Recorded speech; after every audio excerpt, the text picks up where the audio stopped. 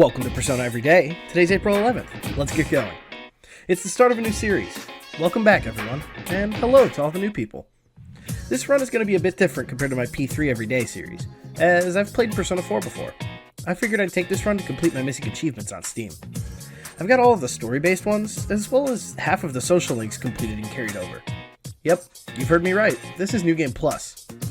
Speaking of New Game, I introduced myself to the Long-Nosed Man, and after having my fortune read, I wake up on a train to the small town of Yasuinaba, where I'm going to be spending the next year of my life with my Uncle Dojima. Him and my cousin Nanako pick me up from the train station, and after being graciously greeted by a local hottie, we make our way back home. We stop for gas, and true to the small town nature, the attendant strikes up a conversation with me, even going so far as to offer me a part-time job.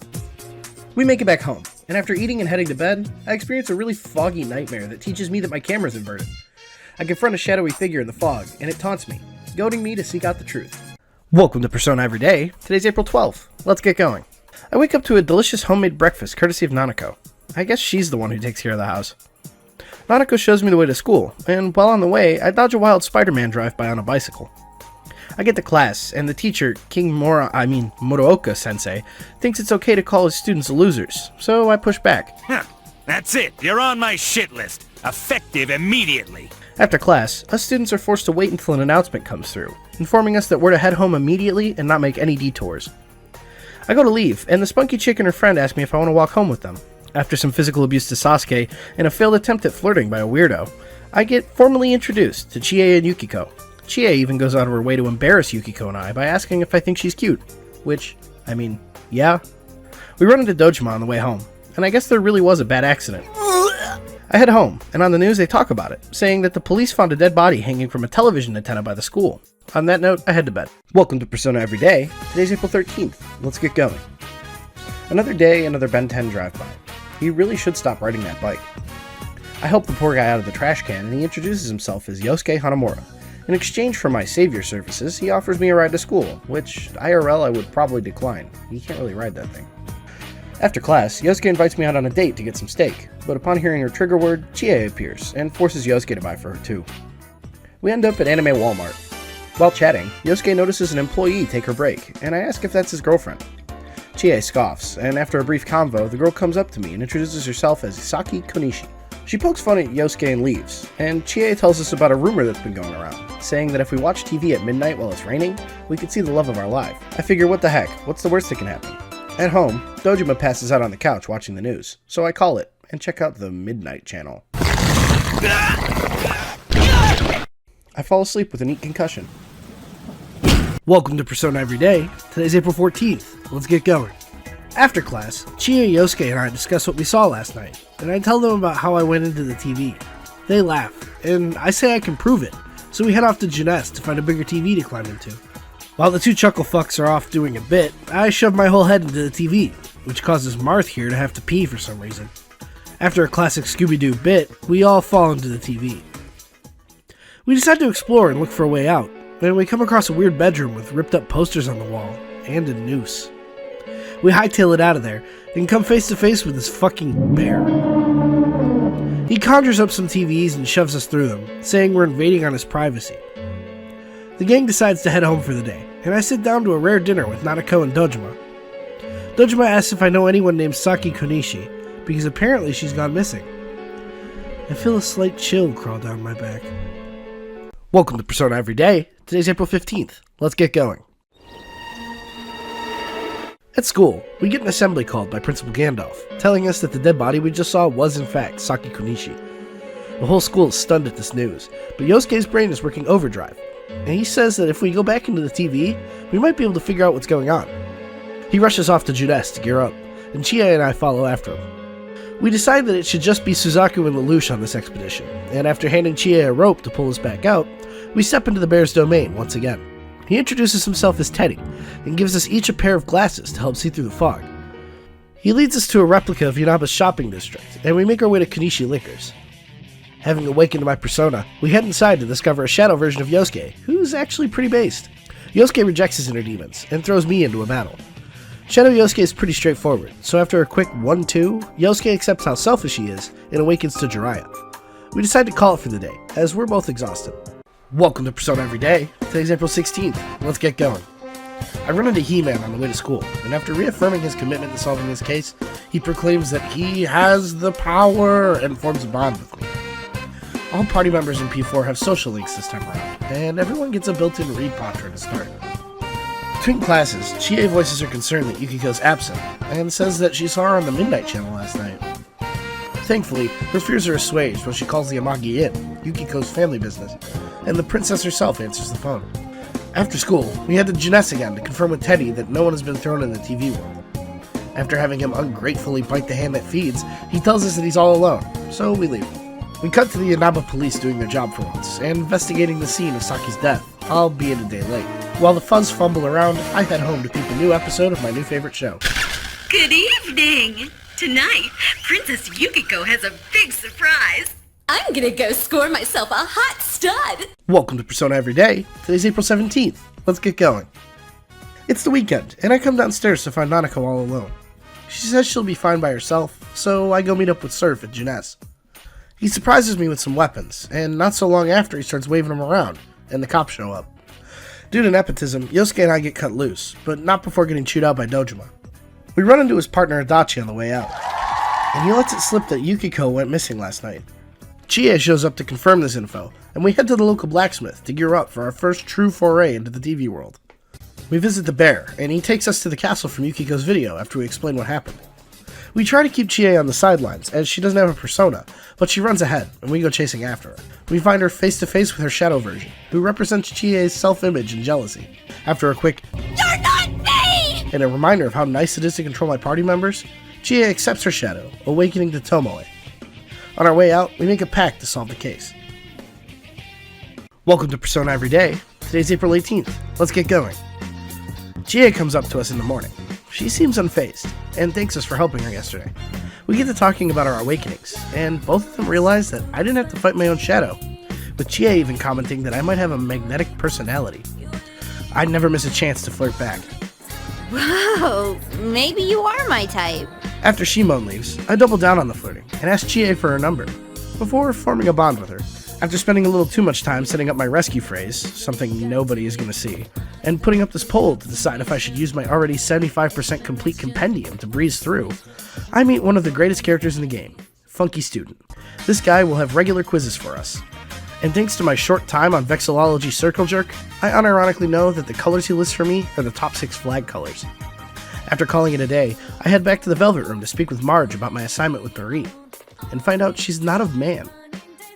So she's single? Welcome to Persona Every Day. Today's April 19th. Let's get going. I wake up to a phone call from Mommy reminding me to make friends at school. And on the way in, I see our 2 next potential friends. This poll that I put up should explain who I'm going to pick. In fact, on my first playthrough, Strength was one of the few SLs that I started but didn't finish. Speaking of Strength, I make my way to the gymnasium, where I'm introduced to the basketball team as the new captain. Realistically speaking, this makes 0 sense, but no one seems to care. The only one that does seem to care introduces himself as Ko Ichijo after practice, and his friend shows up too and introduces himself as Daisuke. I form a bond with the 2 meatheads, and Daisuke asks if Ko got stuck cleaning the equipment, to which he responds with the single greatest image this game has to offer.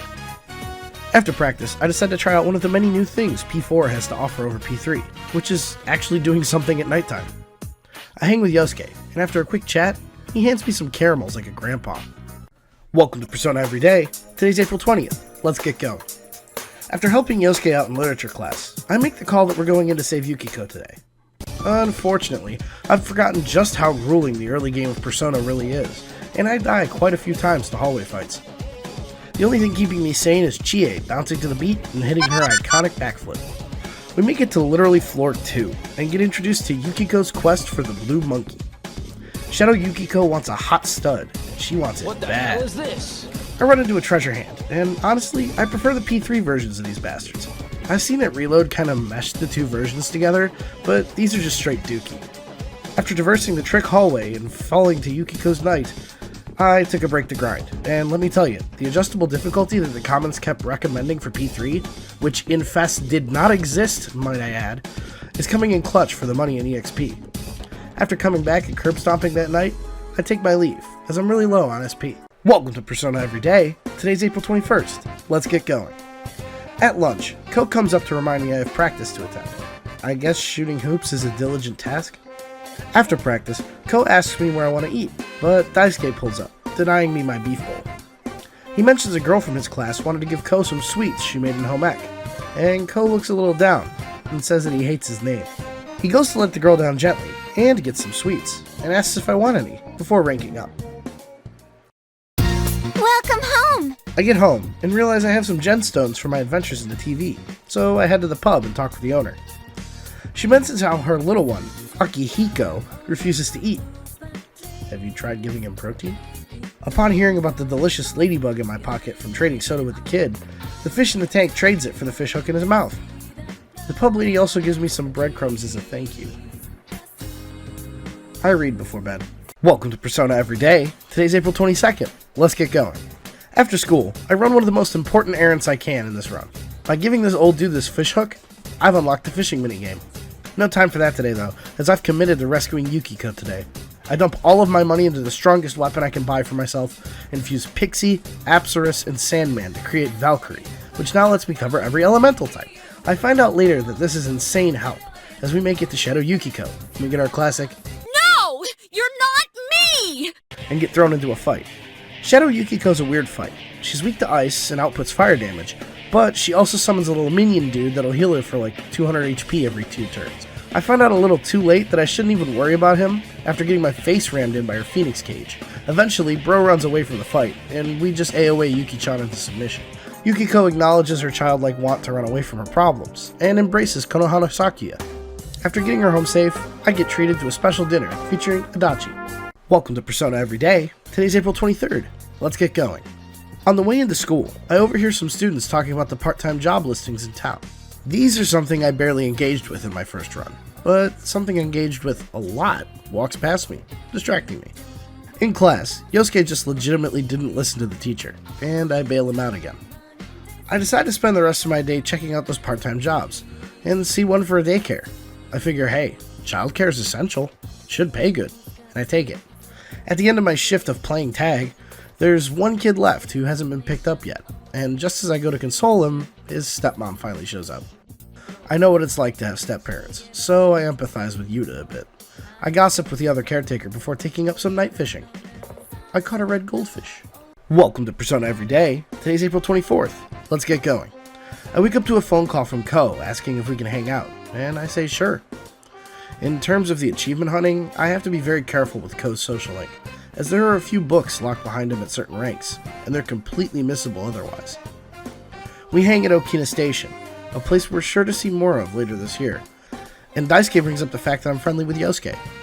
We set up our next Bros Day, Brosuke included, and then part ways. I come across this creepy chick at the shrine that wants my goldfish, so I kinda just hand it over. I end the night by running into Chie outside of Aya. She said she ran out to grab a bite to eat, and lists the pros and cons of a small town. I do my best to embarrass her, but she brushes right past it to keep talking about food. Classic Chie. She gives me some chocolate for my troubles, though. Welcome to Persona Everyday. Today's April 25th. Let's get going. On the way to school, I overhear some kids talking about the culture clubs. I'm still not sure which one to pick, so after a quick trip through my high school physical education, I go work at the daycare. It's literally free money, as I spend the whole day playing hide and seek. On my way home, I notice Yuta's stepmother at the weird pagoda in the middle of the field. I go up to her to see if she's alright, and I guess she just sat here for a few hours after hurting her leg. She tells me her troubles, and how she's only been married to Yuta's dad for 6 months, and how he's always out of the house. It's that kind of stepmother, I see. I form a bond with the stepmom, and read about fishing before bed. Welcome to Persona Everyday. Today's April 26th. Let's get going. In class, Mrs. Nakayama gives me night terrors before calling on Chie and asking her about numbers. The only thing in Chie's brain are kung fu and fistake, so I lend her a helping hand. She meets me during lunch and wants to thank me for saving her keister, so we both head to the riverbank to hang out. Chie says we're actually here for training, and awkwardly asks if that's okay. I say I'm cool with it. I'm vibing with the energy. Upon ranking up, Chie learns Rebellion, and we head home after some frog leaps. At home, I take a look in the fridge and find some expired miso. To be honest, I'm super hungry, so I eat it. but I end up going to bed with an upset stomach. Welcome to Persona Everyday. Today's April 27th. Let's get going. The rain is really coming down today. When there are long spans of rain, that's usually the game telling you to go save whoever's trapped in the TV. Since we saved Yukiko already, we're fine. So after hunting around for any of my friends to hang out with, I noticed the capsule machine by the Shiroku store. On rainy days, the dial is loose, so I take my chance with it. Unfortunately, the prize gets stuck, so I run inside and ask the owner for help. She works her Shiroku magic and reveals the prize I won to be an ice cube. She also gives me some extra keys as an apology, and I realize that using the capsule machine takes up an entire time slot, something I will definitely not be doing ever again. After walking home in shame, I head up to my room to finish my book about fishing. Welcome to Persona Everyday. Today's April 28th. Let's get going. I run into Chie on the way into school, and she says that Yukiko should be feeling better in about 2 days. Weird that she gave us a specific timeline that coincides with the deadline for saving her, but whatever. After taking a quick look at my achievement list, I noticed that I never finished Aya's Beef Bowl Challenge. Since it's raining and there's no friends to hang out with, I figured now is as good a time as any. With my impeccable social stats, I easily survived my trip to the meat dimension and received the first trophy of the year, Food Fighter. After receiving a helpful tip about fishing during the rain, I decide why not take up the rod. Unfortunately, I forgot how to fish, so I flubbed the first cast, but I end the night by catching an Amber Seema. Welcome to Persona Everyday. Today's April 29th. Let's get going. It's still raining, and it's a holiday, so there definitely isn't anyone to hang out with. I do a bit of resupplying from the Shadow Yukiko fight, and I run into the Velvet Room and realize there is someone I can hang out with today. Huh? Even though it's raining, I decide to hang out with Marie, and would you look at that, the rain cleared up for our date. While walking around the shopping district, Marie catches a whiff of the grilled steak at Sozai Daigaku, and like every woman in this game, she wants the schmeat. I have to buy her some, since she doesn't have any money, and she basks in the marvels of capitalism, before Luca shows up to interrupt my date. He tries to slide in and steal my girl, but all he ends up doing is cucking himself into buying us all steak. Marie asks why steak is called steak, and we get a neat little fan reference, courtesy of Atlas West. We head to the big hill, and after Marie writes a little poetry about nature, I form a bond with her. While watching TV at home, Nanako mentions that Golden Week's coming up, and asks if we can go on a family trip to Walmart to celebrate. Welcome to Persona Everyday. Today's April 30th. Let's get going. I run into Yukiko outside the school gate, and she seems like she's feeling better. She apologizes for making us worry, and runs off to chat with Chie. After school, we meet up on the roof, and the girls made a little snack. We interrupt our hangout time to interrogate Yukiko about the night she got kidnapped. Unfortunately, she doesn't remember anything, save for the fact that the kidnapper rang the doorbell to get her attention. After Yukiko decides to join the team, Mighty Number 9 over here decides to run through all the clues we have. But after a small mishap regarding their instant noodles, we head to Junes to buy the girls' steak. While there, who else but Adachi would show up, and give us some hints about possible connections between the victims, before scurrying off to give Dojima some coffee. We decide to head into the TV to formally introduce Yukiko to Teddy. He gives her a pair of glasses, but accidentally drops one of the worst gags in the game. At least he gets a laugh out of Yukiko.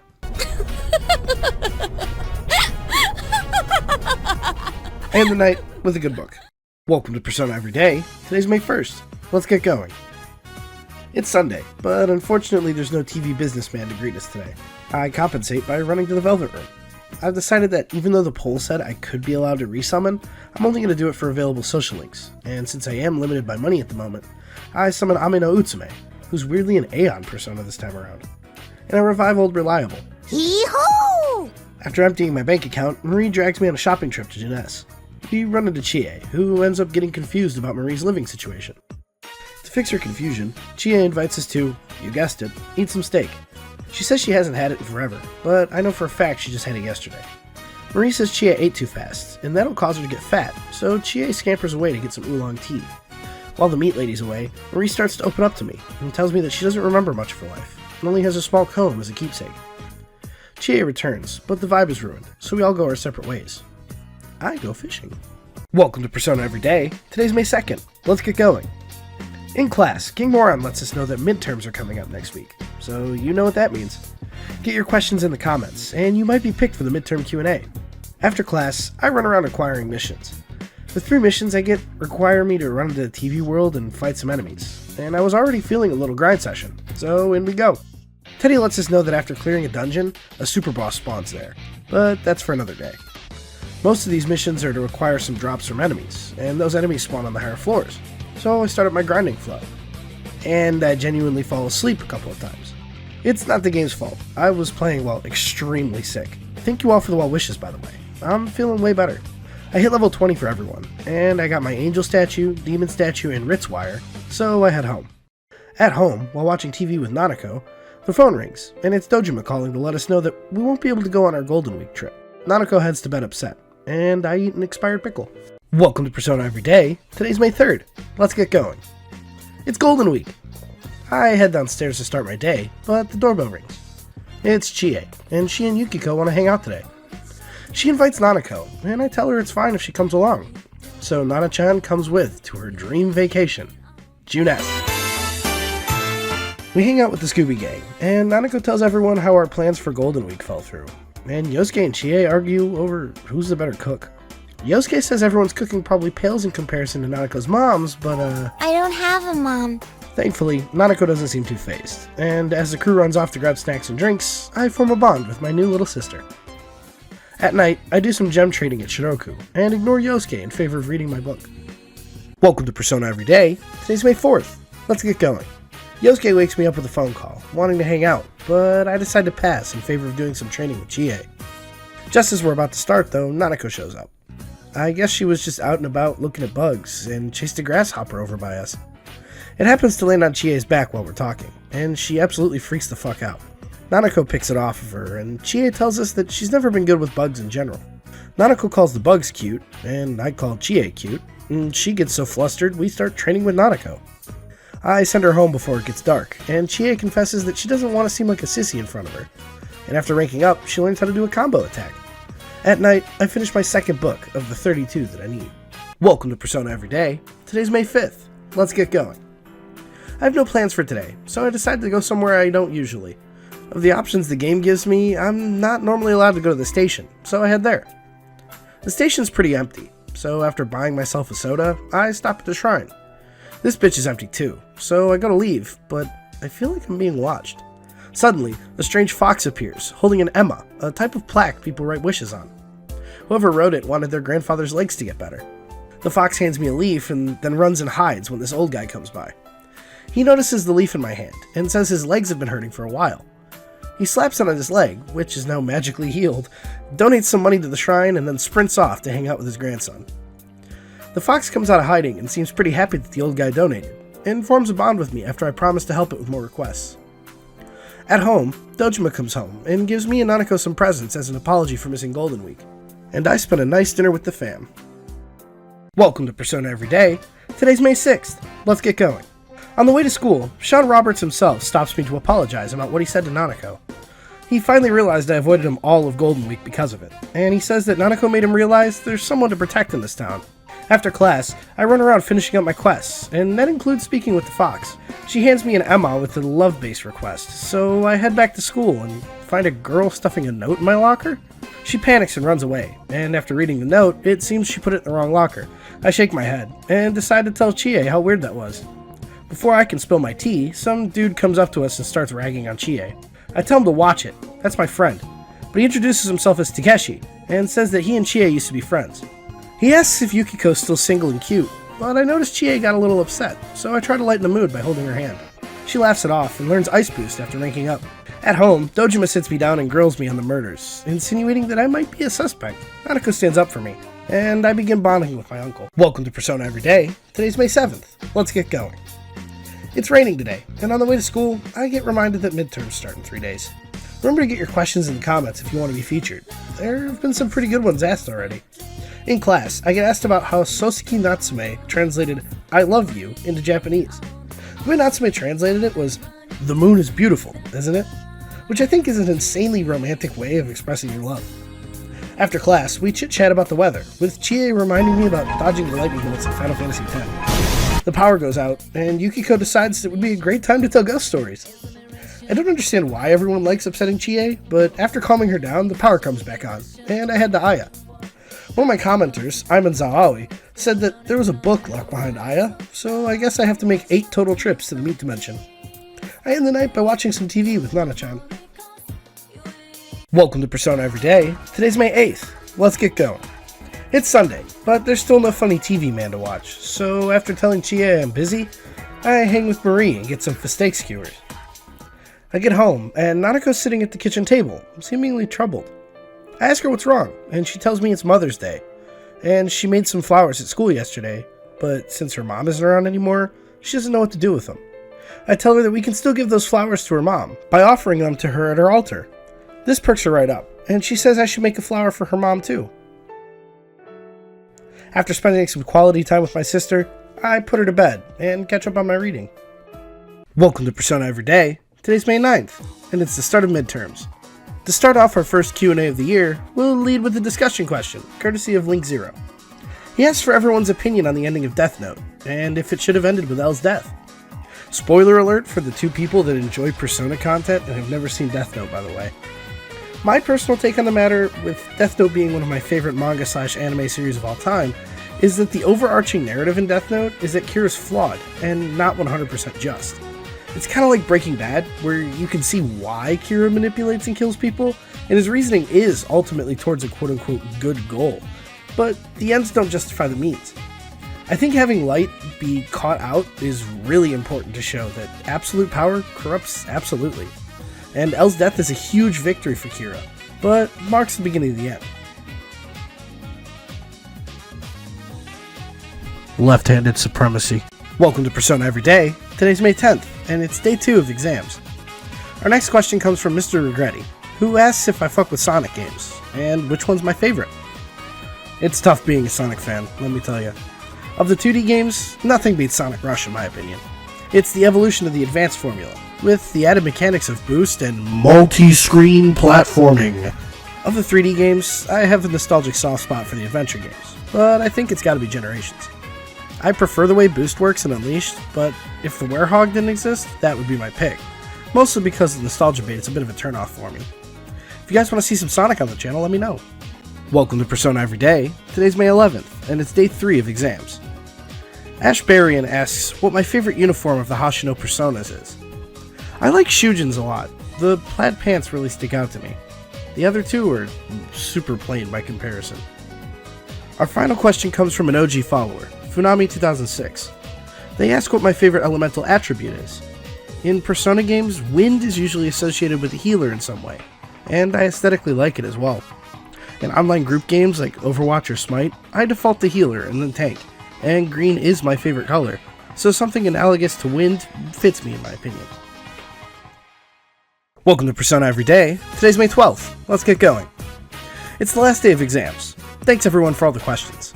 There were so many good ones that I couldn't get to. After class, we all compare answers, and hear a rumor about a TV station filming a special on some bikers in town. I decided to celebrate the end of exams by joining a culture club, specifically band. I already completed drama in my first run, so I figured I'd learn an instrument this time around. The captain asks if I have any experience, and I tell him I have some, playing piano, guitar, and drums IRL. He introduces me to the baby-faced Ayane Matsunaga, and then calls it a day for practice. I run into Ayane, and she asks if I have any questions for her. I feel grimy for doing this. She looks 12, for God's sake. But the rules of Operation Chad Thundercock dictate that I have to flirt with everyone, man or woman. Thankfully, she only seems mildly taken aback, and we form a bond. At home, I chat with Dojima, but it seems like he's having difficulties connecting with me. He says he views me more as a brother than a son, which is fair, and I lighten the mood with a joke. Welcome to Persona Everyday. Today's May 13th. Let's get going. After school, I decide to help out at the daycare. Yuta comes up to me and wants to arm wrestle, so I have to contain myself and not accidentally suplex this child. I wait around with him until Eri shows up, and once again Yuta huffs and puffs and runs away. She asks me if I like kids, and I'm given war flashbacks of a missing Red Bull and Takoyaki. What surprises me even more is that she apparently likes that I hate children. I'm so confused, but before I can ask her why she has problems with Yuta, some of the other mothers come up and remind her that he's waiting for her. At home, me and the fam watch the news, when Dojima does the Leo DiCaprio finger point thing when he hears Troy Baker on TV. This ain't a show! Get bent! Welcome to Persona Everyday. Today's May 14th. Let's get going. Since it's raining, at school me and the gang promised to watch the Midnight Channel tonight. Upon arriving home, I get a little mad that I lost a whole Saturday to the rain, so I head straight upstairs to watch TV. It looks kinda like a very famous voice actor. Welcome to Persona Everyday. Today's May 15th. Let's get going. We meet up at our hideout, Junes, to discuss what we saw last night. We all agree it kinda looked like a guy, breaking the pattern of women related to the announcer being kidnapped. Thankfully, the image wasn't clear, so the guy is safe for now. Chie acts as a recap machine for the meeting, and after watching Yukiko absolutely lose it, we head home to watch the Midnight Channel again. The image is still fuzzy, but I recognize it as that guy Dojima told me about, Kanji Tatsumi. Yosuke calls me, and I tell him this. But he says, now that we have a lead, we can follow it tomorrow. Before hopping off the call, Yosuke decides to ask which of the girls is more my type, Chie or Yukiko. I don't understand why he asked me such an unimportant it's both. Welcome to Persona Everyday. Today's May 16th. Let's get going. At school, Yosuke and I tell everyone that we think it's Kanji Tatsumi, and Yukiko says she knows him and his family. So after class, we head to his family shop. Upon arriving, we see Mrs. Tatsumi being questioned by a young man in blue. Strangely, this young man has a portrait and is voiced, but I'm sure he's of no importance. He leaves, and after a little snooping around the textile shop, we find out that the shop was actually hired to make scarves for the deceased announcer. With this new lead, we go to discuss outside, when we notice Kanji and that boy from earlier. We overhear them setting up plans for tomorrow, and Kanji wonders why a guy would be interested in him. As he ponders this, he notices our not-so-subtle eavesdropping, and chases us away. We catch our breaths, and make plans to stake out Kanji's house tomorrow, before calling it a night. Welcome to Persona Everyday. Today's May 17th. Let's get going. Our stakeout begins with us waiting outside the school gate for Kanji and his boyfriend. Yosuke says he saw Kanji fixing his hair in the bathroom, so I guess it really is a date. They meet up, and we split up to have one team follow them, and one team stake out Kanji's house. I pair up with Yukiko and send the two dorks on a mission they couldn't possibly screw up. While waiting around, Yukiko and I get to talking, and she gets a little embarrassed when she realizes she's talking to a boy her age. I smooth the convo over, and establish a bond with her. Meanwhile, Tweedledee and Tweedledingus follow Kanji a little too closely, and end up getting caught and chased around. After apologizing for failing their mission, Kanji shows up at his house and chases us all away again. At home, Yukiko calls me to let me know that Kanji's gone missing according to his mom, so I decide to watch the Midnight Channel. Hello, dear viewers. It's time for Bad Bathhouse. Welcome to Persona Everyday. Today's May 18th. Let's get going. We start the day off with a little group pep talk about saving Kanji, mostly because Chie is embarrassed thinking about how people can watch the Midnight Channel and see all of our darkest secrets. We head into the TV, and we find a sulky Teddy. He's sad that his nose doesn't seem to be working right, and says that if we can give him some hints about who Kanji is, he might be able to sniff him out. We head back into town to do some clue hunting and quest gathering, and after asking around, Kanji's mom says we should talk to the boy who we saw on a date with Kanji. While buying my weekly tomatoes from Junes, I run into this lady who says that Blue Boy might come around tomorrow, so I call the hunt quits and head to the shrine to turn in my request. The fox seems super happy, and she even offers me a discount on healing in the TV world. I end the night by hanging with Nanako. She seems a little fidgety, and asks if I'm an only child. IRL, I have a lot of siblings, but in-game, I only have Nana-chan. Welcome to Persona Everyday. Today's May 19th. Let's get going. Test results were posted today. We all head into the hall to witness my greatness, as with my New Game Plus stats, I easily get the top score. I run into Ayane at lunch, more on that later, and head to Junes after school to speak with Kanji's boyfriend. I get his opinion on Kanji, that being that he's a quote, odd person, and the slender young man says Kanji might have a complex about something.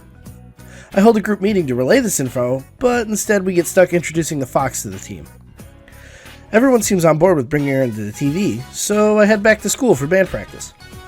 The captain calls out Ayane for being a little flat, and I toot my horn so well that she compliments me on it. Ayane seems to lack self-esteem, saying she has no talent, but I remind her that everybody has something they're good at. Trombone just might not be hers. After helping her clean, I head home, and I'm greeted by Dojima, telling me to watch out for Adachi, before he gives me $370 for getting top marks. I chat with him before bed. Welcome to Persona Everyday. Today's May 20th. Let's get going. After doing some shopping and picking up a new quest from the fox, I take the gang into the TV to rescue Kanji. Teddy realizes exactly where Kanji is when we tell him that he's weird, so he brings us to the sauna. While getting our sweat on, Chie shows us why she's the best party member. We finally reach Kanji's shadow, and he formally introduces us to his men-only Rosy Steam Paradise. He scampers off all goofy, and Teddy comments that the shadow is much worse this time around. So much worse that it might get bare naked. I call it quits after hitting level 25, and discovering a locked room. On the way out, I stop at the Velvet Room, and Marge is there alone. She gives me a task to summon Ippon Datara with Sukukaja, and we form a bond. At home, Nanako's antsy, as Dojima still isn't home. Luckily, he calls to say he's on his way, so she starts dinner only to realize we're out of pickled radish. We both head to Jeunesse to get some, but when we get back, Dojima chews us out for being out after dark. Welcome to Persona Every Day. Today's May 21st. Let's get going. It's Saturday, so I decide to head to the daycare and work a shift. While there, Yuta gets made fun of for not knowing about the greatest Sentai team to ever exist, Phoenix Ranger Featherman R! While waiting for Eri to show up, Akio-kun is picked up by his dad, and Yuta gets upset that his dad isn't around. Eri gets saddened at this, and tells me her husband basically married her for childcare, and even though she thought he was the one at first, her mind is starting to change. I finish up and collect my pay, $100, and head to the shrine. I wanted to check who I could pull fortunes for, and accidentally pull one for Daisuke and Co. We'll start catching up with them soon. We just have to save Kanji first. Welcome to Persona Every Day. Today's May 22nd. Let's get going. I head downstairs to find Nanako pondering over the plants. She tells me they've been growing veggies at school, and she wants to plant some at home. I tell her we can plant them in the yard, and she lights up. I spend my morning helping my little sister build a garden, then head to the Velvet Room to prep for the day. Marie's missing, and she left some poetry on the floor. After snatching it out of my hand and blushing at me, I summon Ippon Datara, who conveniently has Sukukaja, and level up my SL with Peggy. While climbing floors, I witness a rare team attack from Chie and Yukiko. These only happen when an all-out attack doesn't win you the fight, and there's only 3 of them. We reach floor 7, and find Kanji's shadow, only to get jumped by Dwayne the Cock Ronson. After an easy clap of the fight, I might be overleveled. I head home to get verbally bullied by my uncle. Nanako gets mad at him, this time because he doesn't spend a lot of time with her. Dojima tells me that he was a passive parent before his wife died, and I remind him that regardless of how he feels, they're still family. Welcome to Persona Every Day. Today's May 23rd. Let's get going. At lunch, I run into Ayane, who asks if I'm heading to practice today. I have some errands to run beforehand, like grabbing the new books that dropped today at Yomanaido. I also stopped to drop my quests off before heading to practice. I notice Ayane is absent, but she shows up after practice to let the captain know she secured the venues for the next concert. She forgot to ask if there were any songs requested, but the captain seemed relatively forgiving. Everyone leaves, and Ayane and I are left alone in the band room again. She said she's going to practice some more, as she got snubbed for the concerts. I ask if she's truly fine with that, and she says as long as she can be helpful doing stuff like scheduling and accounting, she's happy. I help her clean up, and then head home to get some reading done. Welcome to Persona Every Day. Today's May 24th. Let's get going. I've been paying attention to the comments, and I see the cries for Marie. I head to the Velvet Room to satiate you animals, and find some poetry on the floor again. I actually get to read it this time. It's a very wistful piece, expressing mostly angst and a longing for something more. She snatches it out of my hands, once again blushing, and is too mad at me to hang out for real, so I decide to head to band practice.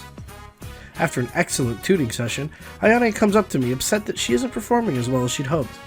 I ask her why she doesn't give up, and thankfully she takes it as light teasing, before saying she wishes she could practice outside. I tell her to follow me, and we both practice our horniness at Samegawa. After constantly hitting the wrong note, Ayane asks if she's being a bother, to which I respond yes she is. Weirdly, she apologizes, and says she appreciates me accompanying her. We both head our separate ways, and I read some more before bed. Welcome to Persona Every Day. Today's May 25th. Let's get going. On the way into school, I hear some students mention that some new jobs were posted. These allow me access to 2 new social links, but I already have plans today. We find Kanji in the deepest part of the sauna, confronting his shadow. Shadow Kanji goes on a misogynistic tirade, calling women self-centered, arrogant, gossipy, and plain old awful. True. But Kanji denies the Shadow's proposition that guys are the way forward. There's no way in hell that you're me! This fight is relatively easy. Again, I feel over-leveled. And after wiping out his 2 sycophants, Kanji comes crashing down. Even after the fight, Kanji refuses to accept his shadow, but thankfully he's lucid enough to give him a good haymaker. We realize Kanji isn't gay, but in fact in search of acceptance. He says himself that he's afraid of rejection, and to avoid it, he tries to be unlikable and abrasive. Kanji comes to terms with his homoeroticism and embraces Takemi Kazuchi. Welcome to Persona Everyday. Today's May 26th. Let's get going. Now that Kanji's been rescued, everyone wants to hang out with me. Chie, Yukiko, and Ayane all come up to me during lunch, and while pondering this Sophie's choice I've been given, I learned that Miss Sofue is actually related to Ono-sensei from Persona 3. Small world. I help Yosuke out with the question, and make my decision to hang with Chie. She actually gives me the quest item I need for the fox, meat gum, before dragging me to Aya to get beef bowls. While there, Chie redefines her resolve to be strong enough to protect the gang, and mentions that she's worried about Yukiko. I tell her I'm more worried about her, and she gets a little flustered. At home, I tell Dojima about my new jobs, finally allowing me to leave the house at night when he's not home. I take this opportunity to head to my tutoring job, where I'm introduced to Shu Nakajima. His mother says he's in need of prep for high school entrance exams, and that he might be a little shy. That one is a blatant lie, as this little prick decides to lay it out on the table. If I'm not up to his standards, he'll send me packing. I guess I was satisfactory though, as he says he hopes I'd come again. Welcome to Persona Everyday. Today's May 27th. Let's get going. I start today with a quick detour to the Velvet Room. See, I need a persona for the social link I plan to hang out with today. I summon Gur, then head to Junes to visit the man, the myth, the legend, Adachi. I catch him slacking in the lobby, but after assuring him that I'm just here to hang out, we strike up a conversation. Adachi says that he doesn't really like how slow Inaba is, and misses the fast-paced nature of the city. I tell him it's not all bad out in the boonies. He says that since the murder case started, work has picked up, and the higher-ups are scrambling. We bond over his complaints of work, and after using me to hide from an old lady, Adachi heads back to work. At home, Nanako and I harvest the veggies, planting more tomatoes in their place. While relaxing from all the hard work, Nana-chan asks me a tough question. Why do people die? I play the parent, and explain life and death to a 6-year-old. She asks more questions, namely where people go when they die and why people commit crimes. I put her to bed after our serious convo. Welcome to Persona Everyday. Today's May 28th. Let's get going. While I wander around town looking for something to do, I see Marie standing outside the Velvet Room. She asks if I can take her to the big city, so we hop on a train to Okina. Marie asks what you're supposed to do in the city, and I tell her we can do some people watching. She gets confused, saying she watches me all the time. Why would she need to watch other people?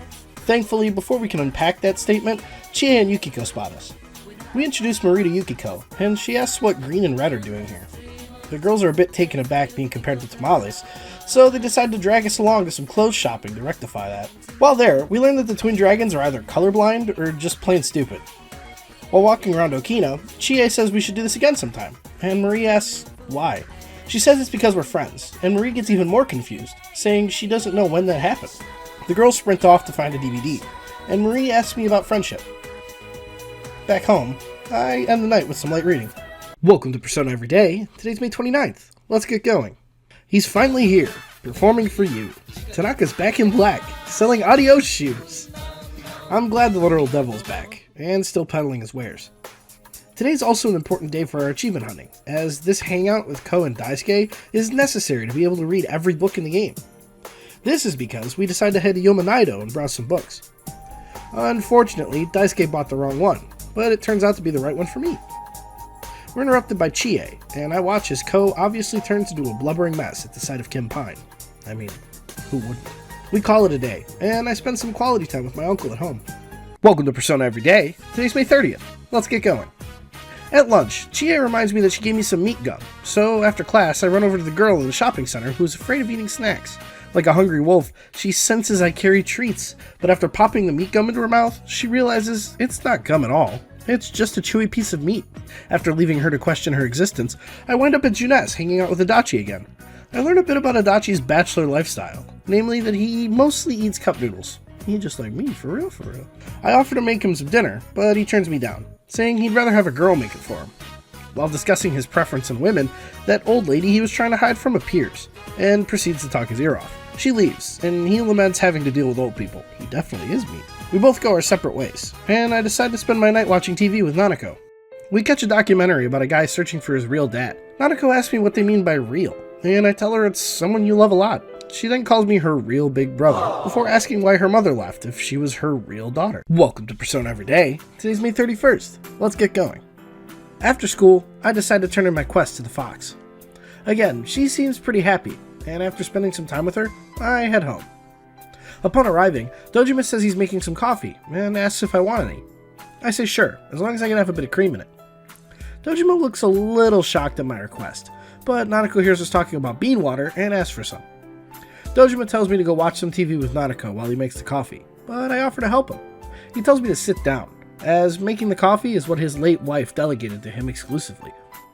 We all sit down to watch the news, when a story about a bad car accident comes on. Dojima immediately tells Nanako to shut off the TV, then leaves. Nanako tells me that outburst was because her mother was killed in a car accident. Man, what a heavy mood shift. Welcome to Persona Everyday. Today's June 1st. Let's get going. I decided to spend some time at basketball practice. We clean up and make sure to polish the balls, and just as we're about to decide where to eat, Daisuke shows up, like the word food is a magnet to him. Ko remembers he has something to do today, so he runs off, leaving me and Daisuke to go on a date at Aya. While there, he strikes up a conversation, asking me if I can help Ko. I ask what he means, and Daisuke tells me about how Ko's family are ultra-traditional, and don't want him to play sports. Ko was actually ready to quit, but since I joined, he's been getting more and more into it. Daisuke wants me to keep coming to practice to support Ko, and I promise him that. At home, I grab the shoes I ordered on Sunday, and harvest the veggies. Great vegetables. Then, we head to Junes with the fam. Every day's great at your Junes. While there, I snag some tea, and while Nanako heads to the bathroom, I notice Verde and Rojo are also here. They're flirting with each other, so I keep to myself and enjoy the scenery. Welcome to Persona Everyday. Today's June 2nd. Let's get going. It's raining today, and I remembered that I need to eat at Aya some more if I'm going to get all the books. After slurping down my beef bowl, I decided to start a new job, cleaning up the spooky hospital at night.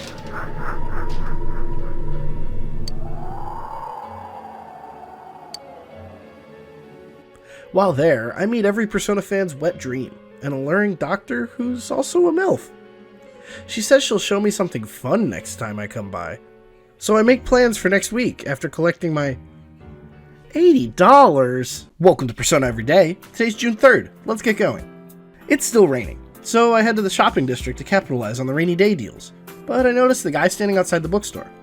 He says he saw a cat down by the river that looked pretty hungry, so he asked me to feed it some fish. I'm getting some weird deja vu. After choking on some meat at Aya, I head back home to discover Dojima thumbing through some old files. I ask if I can help, but he politely declines, saying it's a case that's too important. Nanako comes waddling into the living room, saying her stomach's hurt, something like a sharp pain below it. Dojima springs into action, frantically saying that this has happened before.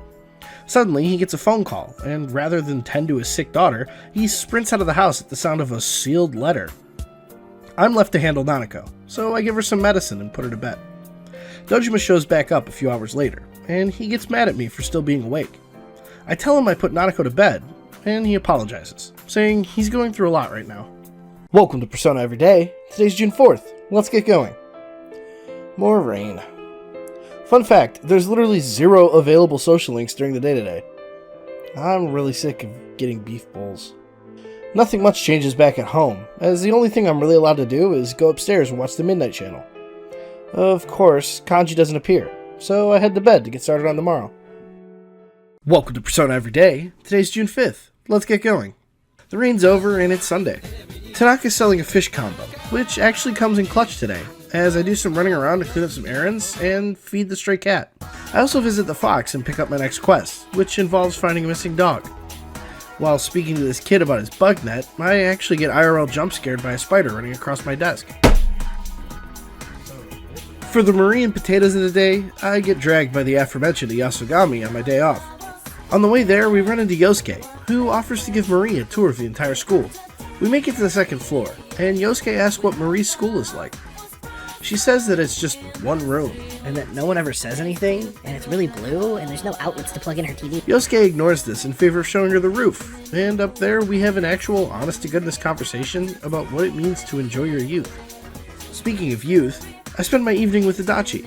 He's trying to dodge that old lady again, and he uses me as a cover story. Welcome to Persona Everyday. Today's June 6th. Let's get going. Kanji's finally back at school. We meet up on the roof after class, and we start our standard questioning.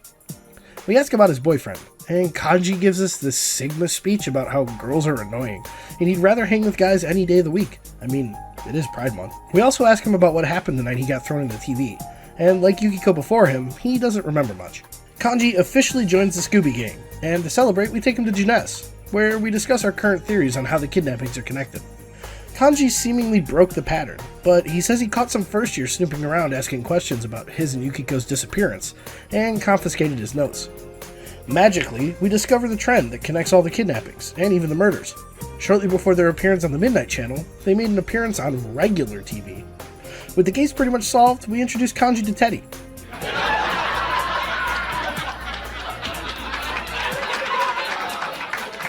And I read in the evening. Welcome to Persona Everyday. Today's June 7th. Let's get going. At lunch, we all eat together as a group and talk about the upcoming school camping trip. Apparently, it's not all fun and games, as most of our time is going to be spent picking up garbage. On the bright side, we might be able to go swimming. Motooka comes up to me after class and tells me to head to the infirmary, as they're short-handed. I begrudgingly head there, and watch over the room while they make their rounds. They come back, and I'm introduced to Naoki, Saki Kanishi's younger brother. He's the reason I'm here today, as he came late. The rest of the medical squad tell him he can clean up if he wants, and they leave. After a few moments, he full-on rages at me, saying he hates me and Yosuke. He tries to get out of the cleaning, but I tell him to get his ass back here and clean. In the evening, I go to my tutoring game. While taking a break, Nakajima's mom and I eat some cheesecake, and she asks if I think Shu can make it to Tokyo U. Shu gets a little upset at his mother's doubts, and after she leaves, he explains that he's looking for his raison d'etre. Whatever that means. Welcome to Persona Everyday. Today's June 8th. Let's get going. If you thought the rain was bad a week ago, think again. Yosuke takes this opportunity after class to come up to me and start talking about baseball. Wait, never mind, that would be cool. Instead, he starts talking about having a girl push her boobies against your back. Ew. He suggests we get motorcycle licenses specifically for this, but I'd rather get one to head to new areas and cruise around. Kanji comes up and asks what the dealio is, and Yosuke says that in order to be a man, you need a motorcycle and a girlfriend. I push back, asking if he's finally gotten over Saki-senpai, but rather than let the conversation become serious and interesting, Yosuke tells me to ask Dojima about getting my license tonight. I grab some new quests and eat a beef bowl before heading home to find Adachi and Dojima eating dinner. Nanako already went to bed, so I come straight out and ask my uncle if I can get a motorcycle license. Base Adachi even backs me up, reminding Dojima that things are different in the city. Uncle caves, and says I'll need to pass the exam before he gives me an answer. Welcome to Persona Everyday. Today's June 9th. Let's get going. On the way to school, Yosuke says he signed us up for the motorcycle license test, so after class, we head to the testing facility. We both passed with flying colors. We arrive back at the shopping center, and notice Dojima at the gas station. I show him my new motorcycle license, which shocks him, as he didn't expect me to get it so fast. Yosuke runs home to go look at a scooter catalog, and Adachi and Dojima surprise me with an old scooter. Dojima reminisces about being beaten by his dad for driving it around town, then says it's mine to use, as long as I practice the rules of the road. I run around to see what I missed today, and accidentally trigger Naoki into ranting about how he's being treated since his sister died. I head back to the house to practice riding my scooter, but I learn that not only can you pet the neighborhood cats, you can spend time with them. After chilling with the kittens, I head back to my hospital job to see what that nurse had for me.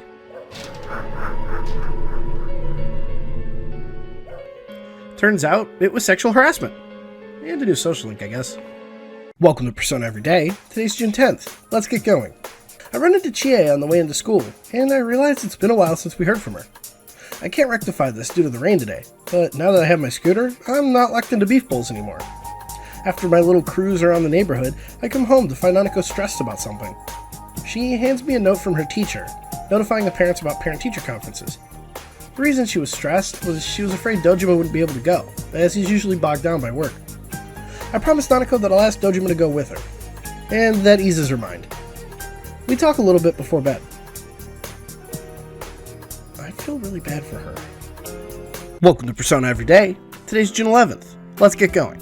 I decide that I'm going to head to basketball practice today, but before that, I run some errands, like feeding the cat, buying some new books, and trying my damnedest to get this dog go back home to his family. After shooting some hoops and polishing some balls, I end the night by maintaining the veggie garden with Nanako. While weeding, Nana-chan and I talk about how, even though the rain makes it hard to hang with friends or do laundry, she likes it because the cute little snails appear in the garden. Welcome to Persona Everyday. Today's June 12th. Let's get going. Hello, this is Yukiko. I wake up to a phone call from Yukiko asking if we can hang out. We meet up at the bookstore, where Yukiko shows me that she bought a book about job certifications. She tells me she's been thinking about her future since we rescued her from the TV, and she realized that she doesn't want to run the family in when she graduates. She says she wants to go into something like interior design, and I tell her to pursue her dreams. After pondering about how she can get a part-time job, we go our separate ways, and after harvesting the veggies, Great vegetables. catching some bugs, and ordering from Tanaka, I spent some time with Dojima. I asked him about that newspaper article he was looking for, and he opens up to me, telling me it was an article about his late wife Chisato. He stops himself, saying we can't have this conversation in the house, so I tell him to head outside. This lightens the mood enough to get him to tell me about the accident, and how he blames himself for Nanako being left alone. I call him out on his martyr act, and he thanks me for holding him accountable. Welcome to Persona Every Day. Today's June 13th. Let's get going. It's the first day we can wear our summer uniforms. It feels nice to let the guns out every once in a while. After a weird lesson about lactic acid, I head to band practice with Ayane. We have a meeting where we get some bad news. The main boner in the band was in an accident. Apparently he fell off his scooter and hurt his arm, so the captain's moving Ayane to first boner. The rest of the band is afraid that Ayane is going to flub it, but thankfully the captain has some confidence in her. After practice I try to talk to her, but she's too engrossed in practice to notice. I startle her out of her trance, and Ayane confides in me that she's doubting herself. She tells me the only reason she even plays the trombone is because the flute was too expensive, and her family already had a trombone. I ease her mind with some words from the great Hannah Montana. Everybody makes mistakes. Everybody has those days. I cheer Ayane up, and then head home to do some light reading. Welcome to Persona Every Day. Today's June 14th. Let's get going. Today, I'm going to spend a little time with the easiest social link to complete, Margaret. In my first playthrough, I fully completed her. And I made sure to save the required personas in the compendium, so all I have to do is resummon them and it's done, right? My main issue is that I don't want to feel over-leveled in this playthrough, as I would still like to enjoy my grinding sessions. I decide on a happy medium, which is summoning till just above my level after each dungeon. I do want to note for the record that even though I am on New Game Plus, P4G is significantly easier than P3 FES, as I have full control over my party, skill cards to fill gaps in my coverage, no tiredness mechanic, and way less bosses to fight. I end up summoning Matador and Gadon and then fusing them away. Before I go, I listen to some poetry from Marie. After taking a short ride on my scooter, I head home to perform some magic tricks for Nanako. Welcome to Persona Every Day. Today's June 15th. Let's get going. On the way to school, Yosuke suggests we take our scooters to Okina City today. In class, he's so distracted by the thoughts of picking up chicks in the city that I have to help him answer Moroka. We make our way to Okina City on our scooters, followed closely by Kanji on a bicycle. After a bit of people watching, Kanji says he wants to hit up the craft store, so he leaves me and Yosuke to continue standing around by the bikes. After waiting a bit, Kanji and I get a little competitive, and decide to have our own little Operation Babe Hunt. The goal is to be the first to get a phone number, and after striking out with a Christian chick and some snooty girls, I finally catch some luck with a sexy older lady. We meet up to see who won, and after finding out Kanji got solicited by a prostitute, Yosuke calls the number he got, and finds out he got handed a fake number, which makes him call Hanako. Oh god! She appears behind us, and hands us arguably the best punishment Yosuke deserves. Wait!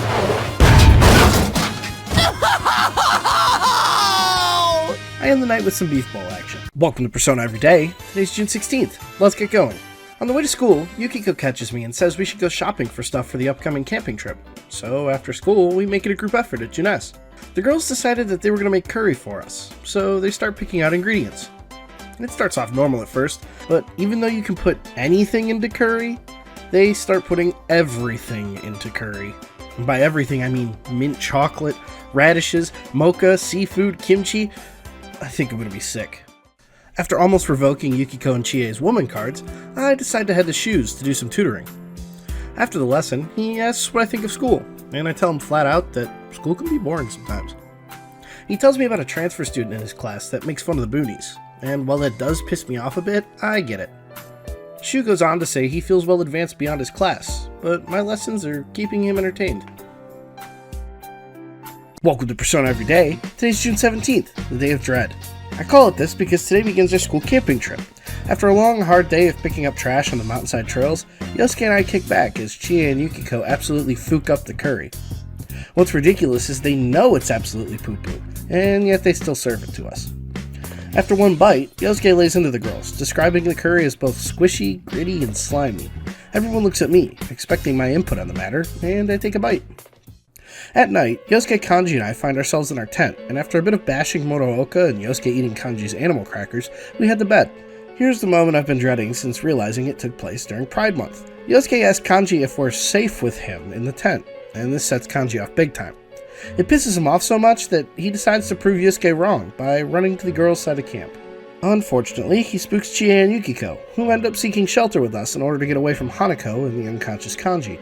All in all, not as bad as I remember, and definitely not as bad as people make it out to be. Welcome to Persona Everyday. Today's June 18th. Please kill me now. The gang comes to the waterfall on the mountainside after being dismissed for the day. After gaslighting Kanji into believing Yosuke doesn't hate the gays, Yosuke suggests we all go swimming. Fortunately, the girls didn't bring swimsuits, so Chie tries to play it cool. Unfortunately, Yosuke is a bona fide perv, and bought swimsuits for the girls while we were picking up curry ingredients. And he even had their sizes correct too. Yosuke basically blackmails the girls into putting on his creeper swimsuits, and I change into my trunks that Dojima gave me. The girls come by, and after watching Yosuke ogle them for a bit and harass them, they push Yosuke and I into the freezing cold water. Chie basically says, "Serves you right," and then realizes Kanji's acting weird. What?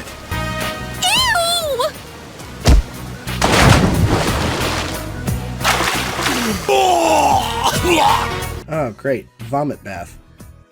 At least I get to end the night picking veggies with my little sister. Welcome to Persona Everyday. Today's June 19th. Let's get going. I start the day off by buying a 1-pound fish from Tanaka, then heading out to run my errands. After encountering that stray dog again and gifting this lady some cabbages, I catch some bugs at the shrine, then take a ride on my scooter. I accidentally find myself at Okina City.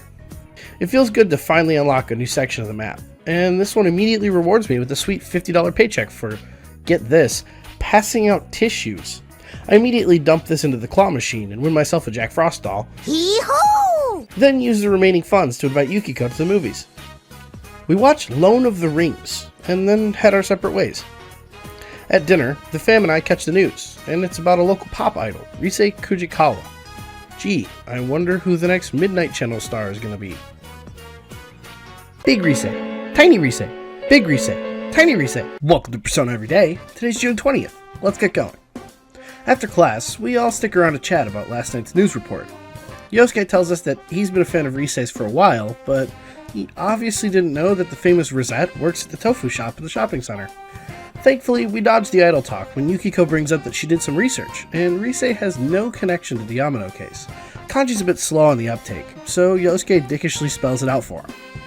After our riveting reminder of the TV shenanigans, I run into Naoki Konishi on the first floor of the school. Before we can start our conversation, however, the health committee gets called to the infirmary for work. He tells me to leave, but I say I'm going with him, only to find out that that decision wasn't voluntary. While waiting around, the other health committee members start to shit-talk Naoki, so I call him out, just before he walks into the room. I catch him on the way out, and he notices my sleeves are dirty, so he hands me a cute handkerchief. I end my evening with a chat with my uncle. Welcome to Persona Everyday. Today's June 21st. Let's get going. Since it's raining, I decided to head to band practice with Ayane. She's actually sounding pretty good. After practice, she says she's heading to the river, because even though it's raining, there's a small roof there to practice under. Apparently she's been going every day to practice, and she says it's because I supported her and gave her that Hannah Montana advice. Ayane blushes, and says she wants to make this a performance that'll make me smile. I think she's got the hots for me. Since it's raining tonight, it's time to check the Midnight Channel. It seems our theory is correct, as Swimsuit Lucina appears, flaunting the goods. Yosuke calls to confirm that I watched the newest Fae channel, and we make plans to check out the Kujikawa Tofu shop tomorrow. Welcome to Persona Everyday. Today's June 22nd. Let's get going. At school, we hear a bunch of rumors about Rise being in town, and Chie asks if it really was Rise on TV last night. Yosuke knows for a fact it was her, as he spent tons of time examining Rosette's curves, posture, and legs. We find ourselves outside Marugyuku Tofu, and wouldn't you know it, Adachi's here as well. He's running security for the tofu shop, what with all the rumors flying about. Funnily enough, Kanji scares him off, and after a quick conversation with Dojima, we hear some onlookers say Rise isn't anywhere to be found. Not wanting a trip to the shopping center to go to waste, us guys decide to get some tofu. After finding out that Yosuke can't eat tofu, What a weird character trait to discover. We head inside to discover that Rise was here after all. Kanji calls out Yosuke for his brand of foot-in-mouth riz, and we warn her about the potential kidnapping. Unfortunately, word gets back to Dojima that we warned her, and he scolds me at dinner. I end the night by watching the Midnight Channel again, and yep, it for sure is Kid Trunks. Welcome to Persona Every Day. Today's June 23rd. Let's get going. We meet up at Junes again, to basically reiterate what we've talked about for the last 2 days. After confirming our theory is correct, Yukiko starts to question why victims appear on TV before they're inside it, and we realize we know the how, but not the why. Yosuke suggests we stake out Rise's house to try and catch the killer, so we wake Kanji up from his nap and head out to buy supplies. While at Shiroku, we spot Adachi seemingly babysitting us, most likely on orders from Dojima. We end up wrangling him into our plans when we catch a creepy guy climbing the telephone pole outside Marukyu. We chase this guy to the road, where he pulls a Seto Kaiba and threatens to kill himself. Luckily, we trick him and pull him to safety, where Adachi cuffs him. Feeling like that was way too easy, we go back to check on Rise, but surprise surprise, she's nowhere to be found. After searching for Rise with no success, we all call it and head home to watch the Midnight Channel. This spring, one young girl levels up to become a high school idol! Yay! Welcome to Persona Every Day. Today's June 24th. Let's get going. After class, we head into the TV to see if Teddy has smelt Rise yet. The bear seems even more depressed than last time, but thankfully the girls cheer him right up by promising to let him score. With his, renewed vigor, Teddy gives the same story as last time. We need some info on Rise so he can sniff her out. He promises me that he'll do his best from here on out, and I form a bond with the bear. I spend the rest of the day running errands while searching for info on Rise.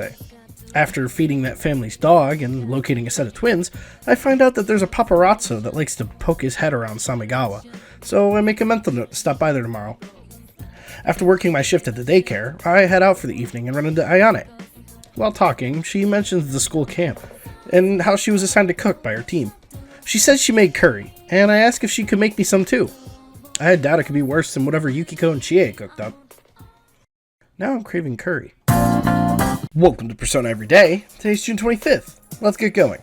I start my day by wading through the thunderstorms to Samigawa, where I trade some info with the photographer.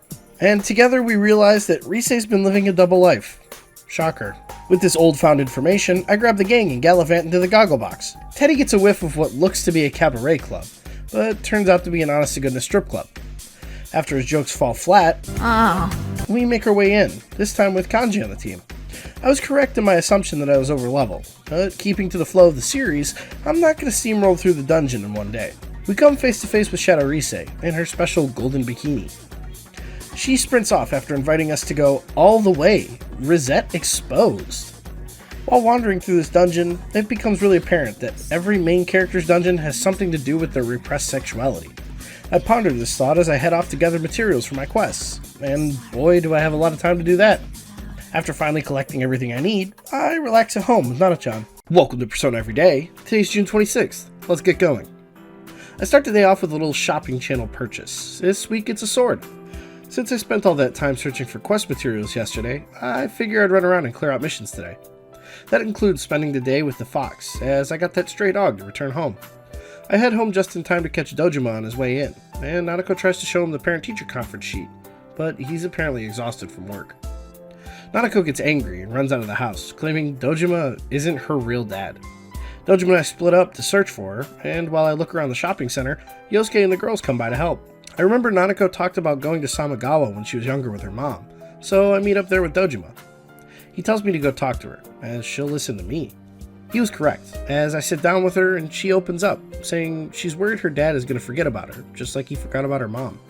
I highly doubt he forgot about her mom. Welcome to Persona Every Day. Today's June 27th. Let's get going. After class, I round up the remaining quests I gathered stuff for, and visit the fox for the next quest, which is to get this kid some friends. He tells me that in order for him to make some friends, I have to give him some stickers, which I guess that's what kids are into these days. I head back to go to the band practice, but I run into Naoki in the hall, and I figure I should give him his handkerchief back. He says it was his sister's, so no one was using it, and I should have just thrown it away. He apologizes for saying he hated me, and I tell him it's water under the bridge. I form a bond with the guy, and he tells me he was fired from the health committee, so he has some free time early in the week. In the evening, I decide to head to Aya, as I still need that book. Well, would you look at that? I definitely won't need to come back here ever again, even for story reasons. Welcome to Persona Every Day. Today's June 28th. Let's get going. At lunch, Ko catches me at the stairs and says I should head to practice today, as the new team manager's coming today. Ooh. After visiting that kid and finding out he needs another sticker, I make my way to the court and shoot some hoops. After our drills, the coach introduces us to Ai Ebihara, the new manager, and the Gyaro of my dreams. She tells us that she's only being the manager to get out of trouble with the guidance counselor, and she leaves faster than Ko can say beef bowl. We stop at Aya and talk about Ko's family outing, and he explains that his family's very high society, and that they didn't have an heir to establish lineage, so they adopted him. After adopting him, though, they actually had a baby girl, so now he feels like some of the pressure's been lifted off of him. After chilling with the boys for a bit, I head home and ask Nanako about stickers for that kid, and then we do some gardening.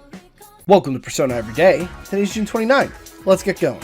After class, I catch Ai Ebihara at the lockers on the way out. I flat out ask her out, and she laughs and says she'll think about it. After giving that pesky little kid his rare children's sticker, I decide to head with Yukiko to Jeunesse to do some grocery shopping. She says we're here to pick up ingredients so she can practice her cooking, seeing as she wants to be more independent. She asks if I'd be willing to help taste test, and even knowing her track record, I can't resist a cute girl offering me her cooking. Wait, is this just Fuka reincarnated? At home, I harvest the veggies with Nanako, then head to my night job of being harassed by older women. I can tell Sayoko likes the cat and mouse games, and I play along, feigning disinterest harder than Cloud on his date with Aerith. Sayoko winks at me, calls me irresistible, and walks away before I can even react. Welcome to Persona Every Day. Today's June 30th. Let's get going. Between classes, Ai comes to me and says we should skip our afternoon ones, and I figure, why not? We take my scooter over to Okina City and putz around there for a bit. I'm delegated as Ai's pack mule, as she has a gold credit card that she used to buy what seems to be the whole city. She says we should start heading back, as the guidance counselor is totally up her ass about our attendance. She says we should do this again though, and I form a bond with the babe. After stopping by the sticker kid and finding out he made some friends, I head to band practice. Today's the day of the big performance, and everyone including Ayane is nervous. The captain comes in and says he has a surprise guest, the first trombone, Takeru. He says his arm is all better, and he wants to play tonight. The rest of the band immediately wants to snub Ayane, and I do my best to stick up for her, but she eventually relents. The band leaves, and I try to comfort Ayane as she cries to me. I relax in the evening with some reading. Welcome to Persona Every Day. Today's July 1st. Let's get going.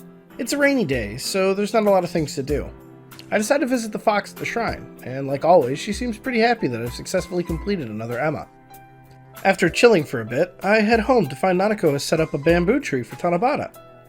You're supposed to write your wish down and tie it to the tree, so I wish to have more time with Nanako.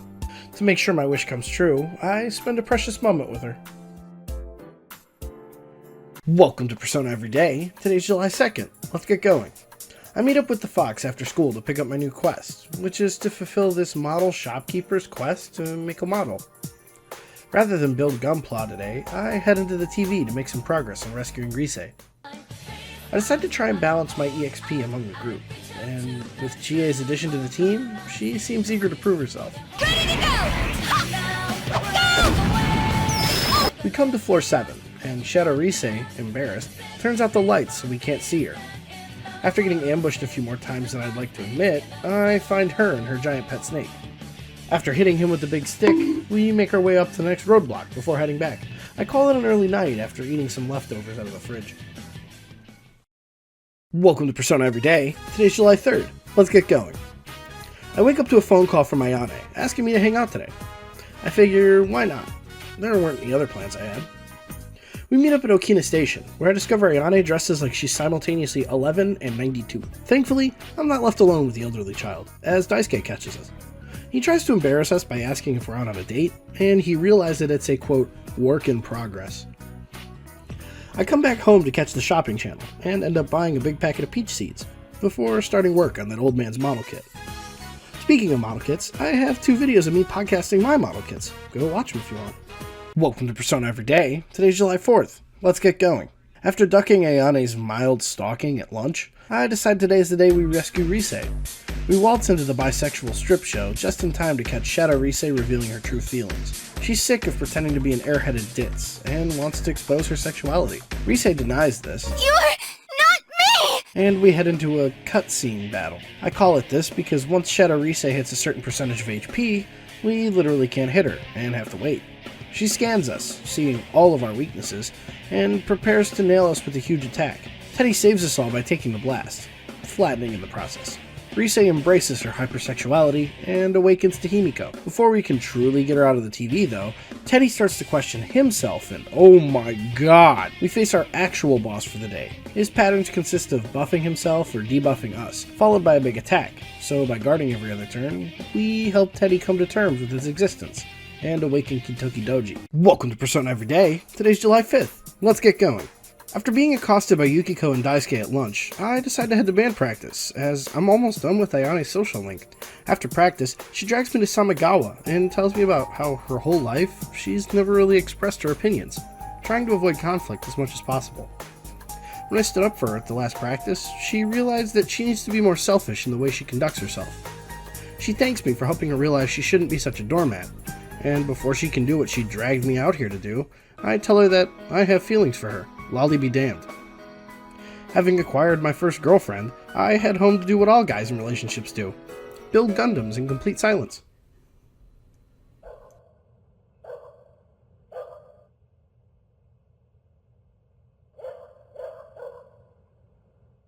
Welcome to Persona Everyday. Today's July 6th. Let's get going. At lunch, Ai tries to get me to skip class again, but I tell her I'd think about it, as I've got some errands to run today. After trading some boots for a book and buying some new gear to keep us on par, I wind up heading to the movies with Yosuke. I forgot to mention that he called me last night, whining about how badly he wanted to see Dominator 2, and I get rewarded for bringing him with a level up. At home, I talk with Dojima, but Nanako interrupts us to say Dojima promised to read her a bedtime story. Like every hangout with him prior, he receives a phone call before he can successfully be a good dad, but this time he listens to me when I call him out on it. After Nanako falls asleep, he and I have a conversation about that phone call. It was an old coworker of his that he asked to run some tests regarding Chisato's accident, but it seems like nothing new was found. He says he feels immensely guilty that he'll never be able to find the killer, and while I'm still here, he says he needs to face himself. Welcome to Persona Everyday. Today's July 7th. Let's get going. At lunch, my girlfriend comes up to me and asks if I'm heading to band practice, and like the simp I am, I head there immediately. After tooting with the lolly, I can tell she wants to hang out more, so I suggest we head back to my place. Ooh. We awkwardly sit in silence, and Ayane tries to cut the tension by mentioning that my room smells like me. What are you, a dog? After a while, Ayane leaves, and I head downstairs to harvest the veggies. Great vegetables. I work on my gunpla more in the evening, and actually complete the model. Too bad the weather's going to be terrible for the next few days. Welcome to Persona Everyday. Today's July 8th. Let's get going. It's supposed to rain all day today and tomorrow, so I decide to get some fishing in while the fish are biting. After catching my 6 fish, I head back home to spend some time with Nanako. She tells me she lost the paper she needs for parent-teacher conferences, so I help her look for it so she doesn't get into trouble. I find it in the stack of papers that Dojima's usually going through, and it's filled out with the word anytime. I also find a photo right underneath it, so I show both of these things to Nanako. She giggles at her father's attempt at being available, and stops when she notices that the photos of her mother, father, and her while she was still small. In a moment of maturity, Nanako asks why her father stopped smiling, and I tell her it's because he's lonely too. She realizes that her mother's death didn't just affect her, and apologizes for being selfish in her grief. This kid's more emotionally mature than some adults I know. Welcome to Persona Everyday. Today's July 9th. Let's get going. It's raining again, and this time I decide to take my scooter for a long ride. Eventually, I'll work up the courage to get to the beach. At night, I catch the weather with Nanako, and see that the fog's setting in, so I catch the Midnight Channel. As expected, Rise's nowhere to be found, so I head to bed and sleep nice and soundly. No one got murdered this time. Welcome to Persona Everyday. Today's July 10th. Let's get going. Well, I'll be damned. I wake up to the sound of sirens and a phone call from Chie telling me they found a dead body, so we gather at Junes to discuss this new development. Yosuke shows up with news of who it was. Our homeroom teacher, King Moron. Kanji freaks out, saying this doesn't fit any of the patterns so far, and a despondent Yosuke asks if we're in over our heads. I suggest that maybe the killer did this as a way of throwing us off, and we decide to ask Teddy about the situation. We find Teddy out and about in our world, and he says he didn't feel anyone get thrown in last night. Rather than waste time asking him the same thing over and over, we decide to go, Whoa! What the? Much better. Oh no, he's hot! visit Risei. While the rest of the crew eat Topsicles, Yukiko and I run into Kanji's boyfriend, who turns out to be a detective named Naoto. Naoto asks us a few questions, then runs off at the sight of Risei. She pulls us to the shrine, and tells us all she wants to join the cause. Welcome to Persona Every Day. Today's July 11th. Let's get going. In contrast to our extremely busy day yesterday, today's a lot less eventful. At school, rumors are afoot, and we get introduced to our new homeroom teacher, Miss Kashiwagi. I'll be taking good care of you instead. She says that exams are starting next week as planned, and she rants about how Risei will eventually lose her looks. I'm already over Kashiwagi. After school, we meet up at Junes to do some theory crafting on why and how Morooko was murdered. While discussing, we rule out the possibility of it being a personal attack, as Risei says that if the murderer is targeting people because they're on TV, there's no way they could have a personal connection with them all. We get a visit from the Truth Fairy when Naoto shows up again. He tells us to stop wasting our time investigating, as they've already found a suspect. Satisfied that the case is finally closed, I spend the evening with Nana-chan. Welcome to Persona Every Day. Today's July 12th. Let's get going. In class, Kashiwagi gives us a lesson on the sex of cats, namely that most calico cats are female. She says this will be on the exams next week. And speaking of those, make sure to get your questions in the comments for the Q&A. After collecting a few new quests, I decide to do some fishing since it's raining. In the evening, though, Adachi makes a surprise visit to the house to have dinner with me and Nanako. We're having stew. While talking, Adachi brings up how I'm going to be moving back to the city next spring, and Nanako gets visibly upset. To rectify this, Adachi does my tried and true method of doing a magic trick. He magically teleports a 500 yen coin into my pocket from across the table. This perks Nanako right up. Welcome to Persona Every Day. Today's July 13th. Let's get going. On the way to school, Yukiko ducks under my umbrella and explains that Chie probably forgot to give hers back. She gets a little nervous, saying people might start spreading rumors, but I tell her I'm fine with that. After class, with the rain now over, I can finally feed the cat and show the shop owner the completed Gundam. The model brings a tear to his eye, and he reminisces about the old days of model building. Before running off to the shrine to thank Kami-sama, he hands me another model to make. Oh boy. I report to the fox immediately, and like always, she's pretty happy. In the evening, I spend some time with Dojima. Welcome to Persona Every Day. Today's July 14th. Let's get going. Since I cleared the Emma's request, I visit the fox after school to get a new one. This one's a bit weird though, as it's a student at my school who wants to learn how to converse with people. I find her on the roof, and like every tsundere bully girl in an anime, I want to date her. She runs off after I try to strike up conversation, so I decide to spend my day with Kanji. We go for a walk, and I bring up the rumors I've been hearing about him bullying people. I honestly don't believe them, but I want to make sure he knows that I trust him. He tells me he wants to confide in me, and I form a bond with Troy Baker. I spend my evening tutoring Nakajima-san. Little brat. Welcome to Persona Every Day. Today's July 15th. Let's get going. After class, I run to the roof to talk to the tsundere, and I offer her speaking lessons. She runs away, leaving me to do something I haven't done in a while. A grind session. This one is a bit of a three-pronged attack. I have some quests that need items, so I hunt those down. While hunting those items down, I can catch everyone up to about level 38, but most importantly, this grind session is going to be one of many to knock out the most annoying achievement in the game. Hardcore Reset Fan. This achievement is going to be the bane of my existence, as it only gets harder to complete the further into the game you go. Risei will eventually lose some lines, she says, and as party members level up, they learn skills that heal ailments and gain resistances to them. After grinding out everything I need, I head home, and while upstairs, I get a call from Ko asking to hang out this Sunday. This hangout's super important, as another book is locked behind it. I say yes, and then harvest the veggies with fam. Great vegetables. And spend the evening with Dojima. Welcome to Persona Every Day. Today's July 16th. Let's get going. In class, I get called on during our lesson on Charlemagne, and how the King of Hearts in a playing card deck is based on him. Miss Sofue asks what distinguishes the King of Hearts from the rest of them, and I revel in my obscure trivia knowledge that The King of Hearts doesn't have a mustache because of an etching error. You'll never know where those margin doodles will take you. After taking a nice long ride in the rain, I head home to spend time with Nanako. She tells me she and Dojima had a bonding moment over the photo, and she learned he hasn't forgotten about those precious moments when she was younger. I'm glad to be Dad's daughter. Welcome to Persona Every Day. Today's July 17th. Let's get going. It's Sunday, and since I've already made plans with Ko and Daisuke for a little study session, we meet up at Junes. Ko asks if I'm okay at math, and in order to get the required book that I need, I have to lie and say I'm absolutely dogshit. After acquiring my book, the girls show up, turning Ko into a blubbering mess. Chie gets angry, thinking he has the hots for Yukiko, but little does she know.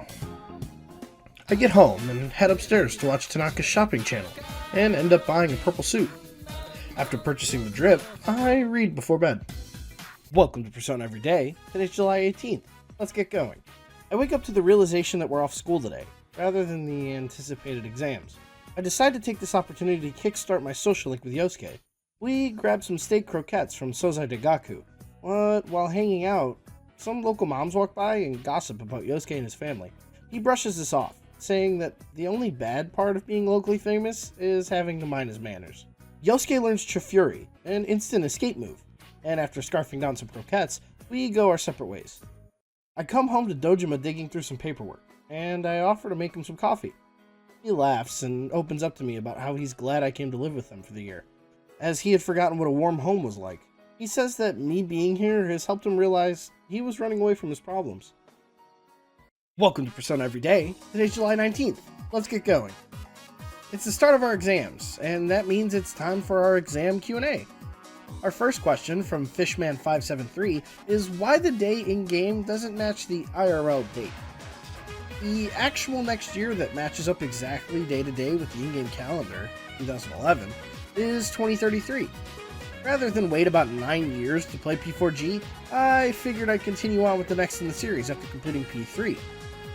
This leads into the next question from Diaboro Devil, who asked for my thoughts on Metaphor ReFantazio. I'm actually fairly excited for Metaphor. It follows a similar structure to Persona in its day-by-day gameplay, but with more classical RPG elements and some light action. I'm actually debating on if this might be the next Everyday series, or if I should just get on with Persona 5 after this, considering we seem to be pretty close to the announcement and release of Persona 6. Let me know what you guys think in the comments. Welcome to Persona Every Day. Today's July 20th. Let's get going. Our next question comes from Pork Champ Bread, and they ask who the best bro is from P3, 4, and 5. If you had asked this question this time last year, my answer would have been Ryuji.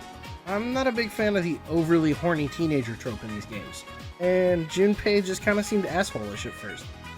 But, having completed Persona 3 Fast in the Answer, I can say without a doubt that Junpei is the best bro. He's really done justice by his growth being tied to the story. He feels super fleshed out and more like a well-written character than insta-killing the homophobe. This leads to our next question from Ginkage, who asks what my favorite story is of the Hashino series. I think the most interesting might be 4. The murder mystery aspect coupled with its themes and overall feel add up to a super investing story. Welcome to Persona Every Day. Today's July 21st. Let's get going. Today's question comes from the Triple Ace, who asked what my favorite subject in school was, and if I speak any other languages. In school, I was actually a pretty big math nerd. I had an individualized education plan that basically told my teachers to give me more work if I was done with the regular stuff. So I constantly had 20 to 30 page packets of math problems.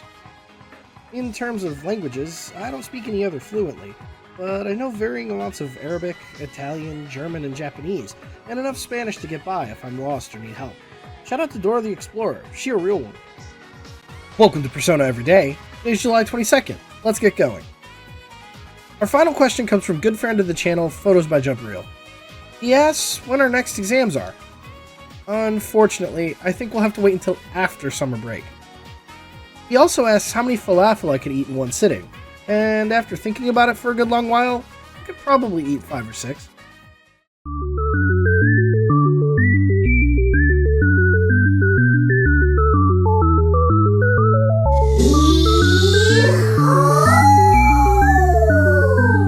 Welcome to Persona Everyday. Today's July 23rd. Let's get going. Exams are finally over. Thank you to everyone who asked a question that I couldn't get to. After comparing answers, we all decided to head to Junes to recap the case, since it's been so long. Now that the police have a suspect, we have to basically sit on our thumbs, as Kanji puts it. Like a bolt from the blue, Adachi rounds the corner and exposits that the police are having trouble locating the suspect. Rather than let the conversation die, Chie changes the subject, asking, "Where's Teddy?" Yosuke reveals that he's been hiding Sam Riegel in his closet and letting him be the local mascot for Junes. Everyone heads off to bully Ted, leaving Rise and I alone. She flirts with me, and after being shown a mirror of my actions of Operation Shad Thundercock, I form a bond with a pop star. At home, I harvest the veggies, and then watch the news with Nanako. Welcome to Persona Everyday. Today's July 24th. Let's get going. It's Sunday, and that means Tanaka time. He's selling a kitchen knife combo and 48 sodas. Say bye-bye to thirst. I head to the shopping center to do some, shopping, and run into none other than Marie.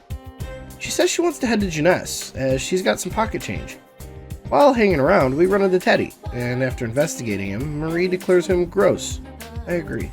Eventually, we find ourselves surrounded by the whole gang, and everyone, really just Yosuke, starts asking Marie a ton of questions.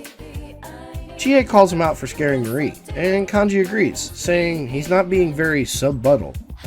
This stuns everyone, and we find out Kanji thinks the word subtle is pronounced subbuttle. After laughing it up, everyone leaves, and I get to see Marie laugh for the first time. In the evening, I share a tender moment with Nanako. Welcome to Persona Everyday. Today's July 25th. Let's get going. The exam results got posted today, and as expected, I got the top score. Kanji and Rise come up to class to congratulate me, and the topic of conversation drifts to the group's summer plans. Yosuke suggests hitting the beach for totally innocent reasons, no ulterior motives whatsoever. Unfortunately, everyone agrees that the beach is a great idea, and Rise not so subtly fishes for a compliment, asking who I want to see in a swimsuit. There's only one correct answer. Mine's nothing special. Crotcherry's thin and built for speed, so... After escaping class, I head up to the roof to give my final lesson to the awkward girl, and head off to work at the daycare. Like normal, Eri comes to pick up Yuta, and he runs off to avoid her. While making small talk, Eri brings up that she believes in determinism, the idea that your life is planned out before you're born. Rather than engage with her on this, I head home, only to be greeted by Nanako, who made me a present for getting top marks. I immediately put it on, then head upstairs to read. Welcome to Persona Everyday. Today's July 26th. Let's get going. At lunch, Ayane comes to me and asks if I'm heading to band practice today. Surprisingly, after practice, Ayane decides to come over to my house. She gives me a gift, a handwritten ticket to her first concert, and says that being with me has shown her that she needs to reach out and grab the things she wants. After proclaiming that she wants to stay with me, I max the first of many social links. Speaking of grabbing things she wants. While Ayane does the walk of shame back to her house, I end up watching the Midnight Channel. You and your friends are dead. Game over. You're fucking dead. And your friends, too. Beautiful. You're dead. Your friends are dead. Your family's dead. Your fucking pets are being skinned alive. Your mom's a fucking whore. You suck at life. The whole world hates you. You're going to hell. Live with it. Game over. Huh. I guess they run episodes of AVGN on TV now. Welcome to Persona Everyday. Today's July 27th. Let's get going. As soon as I wake up, I rush over to the food court to meet up with the gang and discuss last night's Midnight Channel. The girls think he might genuinely be the culprit behind the murders, and Yosuke puts forth a super in-depth hypothesis. Since we've been foiling his plans, he got desperate, murdered Morooka, and is now hiding in the TV. Rise shows up and gives us a mission to find out who the guy is, and we break together clues. While sleuthing, I run into Dojima, who promptly yells at me for digging around. Guess I'll have to get that out of Adachi. I take a long ride on my scooter to collect my thoughts and wind up at Shichiri Beach. I figure that while I'm here, I might as well get a swim in. I head home, and Nanako says Dojima's on his way, so she starts making dinner. She delegates me as the salad maker, and hands me a family photo, saying I'm part of the family too. I love you, big bro. I love you too, Nanako. Welcome to Persona Everyday. Today's July 28th. Let's get going. We're still gathering clues today, and after a quick 3-minute walk to Junes, I encounter the man I'm looking for, Adacho. Like normal, he blabbers and lets slip that the angry video game incel had a job in the shopping district, so I pop over there. This guy in a suit says that Sozai Daigaku might be where he worked, and boy howdy was he right. The lady at the meat shop says that he only worked there for a small while, cutting beef, and that we should talk to his classmate. After hitting another dead end, I decide to report to the Fox that the Emma's wish was granted. In the evening, I head to my hospital janitor job in the hopes that I'll be groomed again, but instead I run into this old lady in funeral garb. She disappears, and I get dragged into a private room by Sayoko. Ooh. She called me cute! Welcome to Persona Everyday. Today's July 29th. Let's get going. Today's the last day of our info hunt, as I catch the suspect's old classmate outside Motoku. He says he's been showing everyone a copy of the kid's yearbook photo, and his name turns out to be Mitsuo Kubo. Rather than head into the TV and go headhunting, I decide to play it cool and work at the daycare. Like clockwork, Yuda's stepmom shows up to pick him up, and he throws a fit, so rather than deal with his shit, Eri just turns around and goes home. I decide to walk him home, and on the way we notice Eri sitting at the gazebo. I tell Yuta to go apologize, and he says that he feels sorry for her. After speaking with Eri, it's clear that these two both pity each other and just don't know how to say it. I leave the pity party to instead head to work at the hospital, and I run into that old lady again. She mentions that she usually hangs out at the river when she has days off, so I make a mental note to head there this weekend. She walks off, and I get told by Sayoko to clean up one of the freshly used rooms. She kinda rambles her thoughts, and lets slip the idea that she has separation anxiety.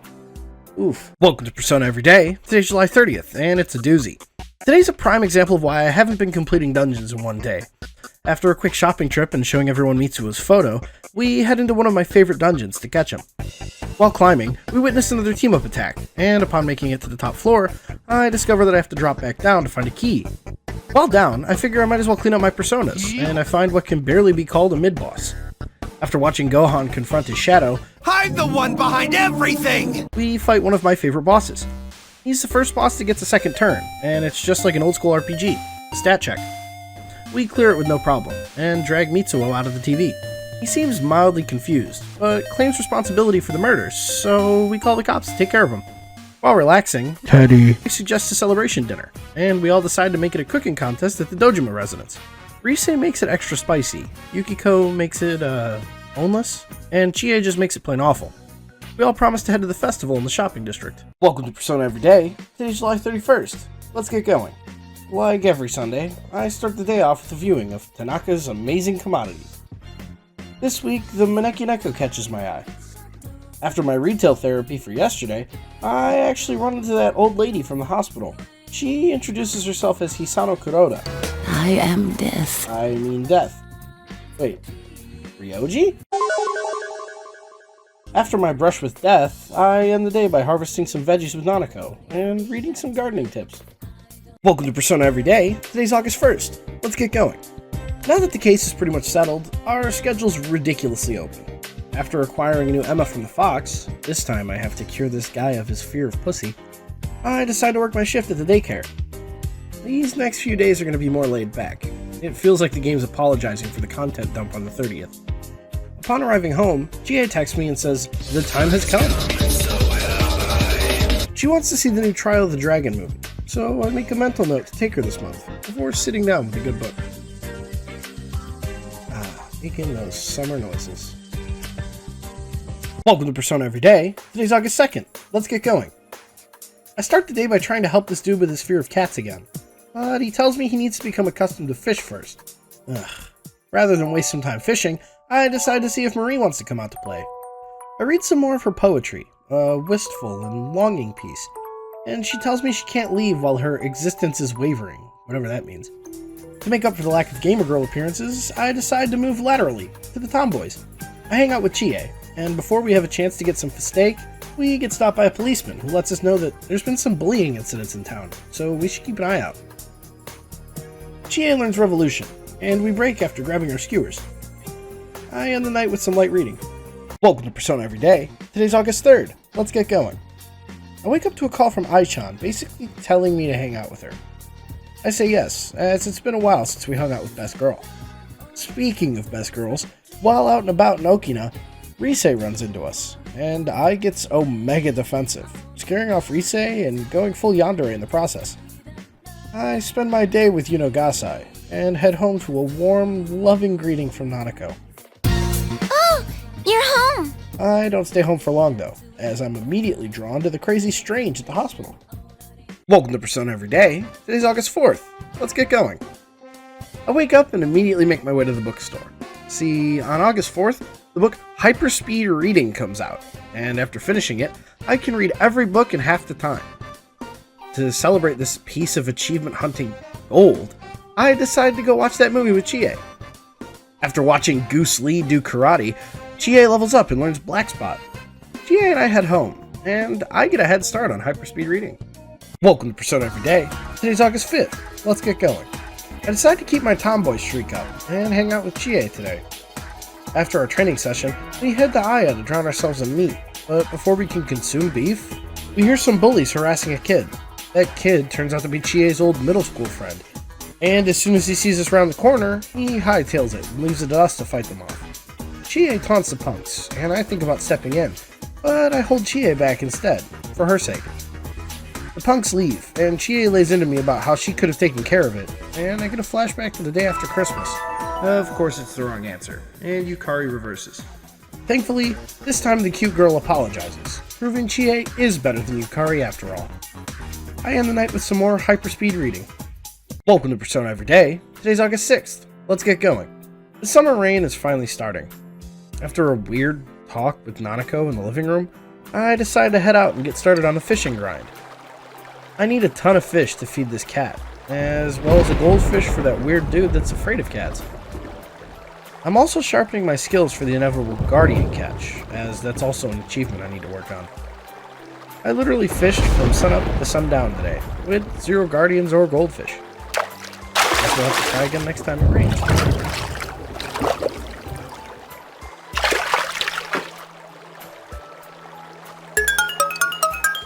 Welcome to Persona Every Day. Today's August 7th. Let's get going.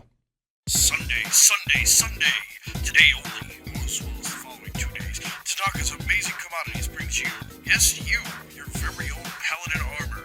Get it before it's gone. Guess that's my purchase for the week. After getting my day started, I make my way to Samigawa to hang with Hisano. We sit by the river, and she comments on how much I look like her husband who recently passed. She asks if I think she looks like death, before cryptically hinting at something sinister and leaving. With nothing else to do, I head back home and finish Hyperspeed Reading. Can't wait to speedrun the literal library in my pockets. Welcome to Persona Every Day. Today's August 8th. Let's get going. I start the day with a phone call from Ai-chan telling me to meet her at Junes. At the food court, she contemplates getting a plate of takoyaki, yakisoba, and okonomiyaki. All excellent choices, mind you. But we get interrupted by the bear. Yosuke soon follows behind, trying to drag Teddy back to work. But they both get distracted by the fact that I'm with Ai. What, is it that unbelievable? I ditch all 3 of them to go harvest some veggies with Nanako. We've got veggies! And then finish my next book. Welcome to Persona Every Day. Today's August 9th. Let's get going. I start my day by feeding the hungry cat at Samigawa, but he literally eats every fish I've caught and still wants more. Rather than waste the beautiful weather by fishing, I decide to get some training in with Chie. After working out my body, I decide to work out my brain, and head to my tutoring job. Shu and I talk about that transfer student from last time, and he sort of implies that he's been indirectly bullying him by simply being better than him. He ends the night by complaining about school, and thankfully I'm there to drill it into his head that school is important and can be fun sometimes. Welcome to Persona Every Day. Today's August 10th. Let's get going. Ko calls me in the morning, and you know what that means. A new book. Ko and Daisuke make their way to my room to hang out, and it gets a little cramped with the 3 of us. Ko presents me with, you guessed it, another book, and I happily add it to my collection. Before I can rush them out of the house, Nanako comes up to see what the commotion is, and Daisuke volunteers Ko to help Nanako with her summer homework. After torturing Ko with first grade math, I make my way to my janitorial job, where again I get sexually harassed. Wait, she's getting yelled at in the hall. Sayoko starts to open up to me, and tells me that at her previous job, one of the doctors was having an affair with her, so his wife came all the way here to complain about it. Women, am I right? She mumbles to herself, asking what she's living for, and I do my best to comfort her. Welcome to Persona Everyday. Today's August 11th. Let's get going. It's raining again today, so without anyone to hang out with, I decided to have another fishing day. Since it's a little boring to just stare at the screen while nothing's happening, I figured I'd talk about some of the stuff I've been up to. Recently, I uploaded my review of the first Persona 3 movie, and I'm planning on reviewing the rest. I also have something special planned for this month. It'll be a full-size video, so be on the lookout for that. I saw Deadpool and Wolverine yesterday. That was sick. What have you guys been up to lately? Leave me a comment. I love hearing updates from y'all.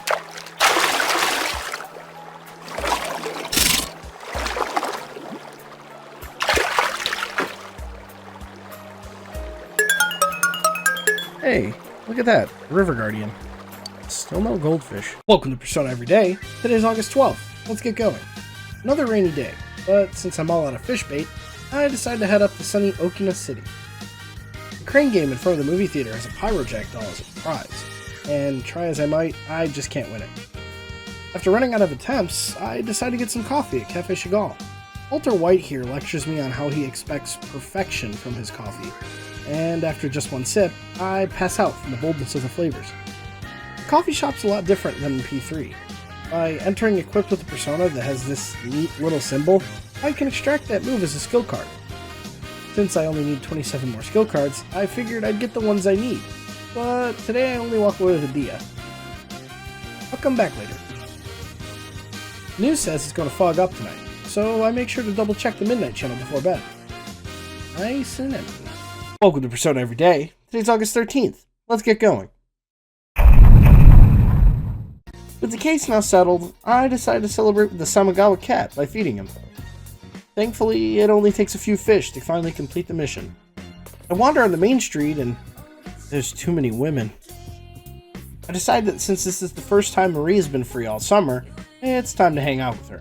We get some steak at Sozai Dagaku, and because we're the most attractive people in Inaba, the crew spots us and changes our date into a group hangout.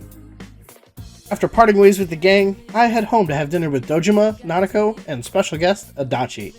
We're celebrating the end of the case, since Mitsuo is accepting full responsibility for all the murders. Wait, what about the kidnappings? Ooh, sushi!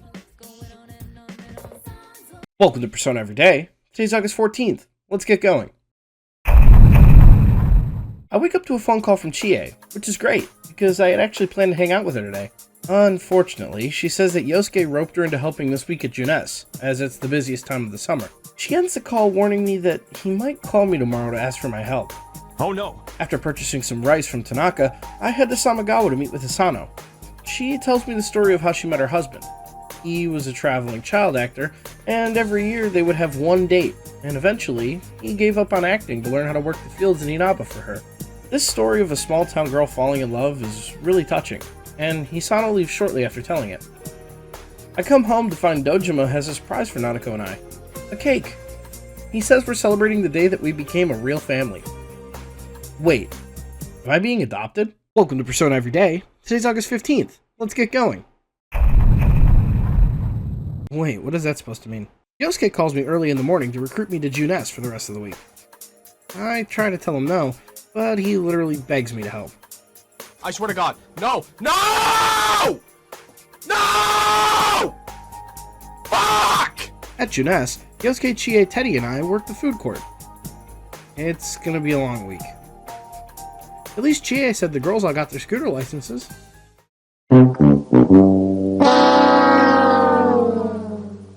Welcome to Persona Everyday. Today's August 19th. Let's get going. Welcome back. I'm glad to have had the break IRL, but I'm also glad to be back to the everyday grind.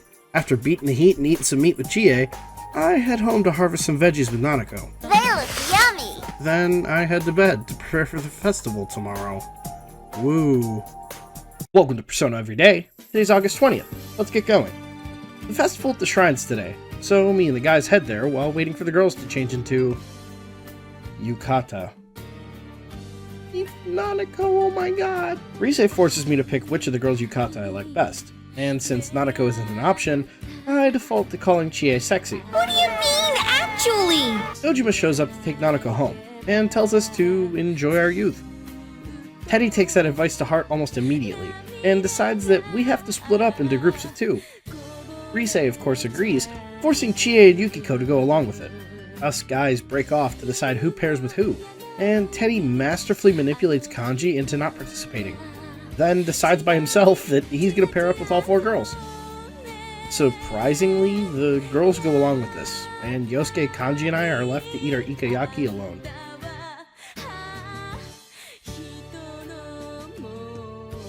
Welcome to Persona Every Day. Today's August 21st. Let's get going. The festival continues today, and in the morning, I get a phone call from Rise, practically begging me to go with her. Sorry, babe, but right now, I only have one girlfriend. Am I bothering you? I am definitely not beating the allegations. While at the festival, Ayane and I pray to the local gods for luck and love, then head off to get some candy apples. The guy at the stall assumes she's in elementary school, on account of her height, and she gets really indignant being treated like a child. The guy panics and hands us free lottery tickets. Sweet! After ordering our candy apples and okonomiyaki, and trying to catch some goldfish, we finish our festival date off by winning, you guessed it, another book at the lottery. The lotteryman implies that I'm her brother, and I may be a degenerate, but that, sir, is too far. I walk Ayane home to end the night. Welcome to Persona Every Day. Today's August 22nd. Let's get going. I start my day off by purchasing some Genji beetles from the shopping channel. I actually need these for a future mission, as well as the Sea Guardian achievement, so thankfully I don't have to rely on RNG catching the bugs.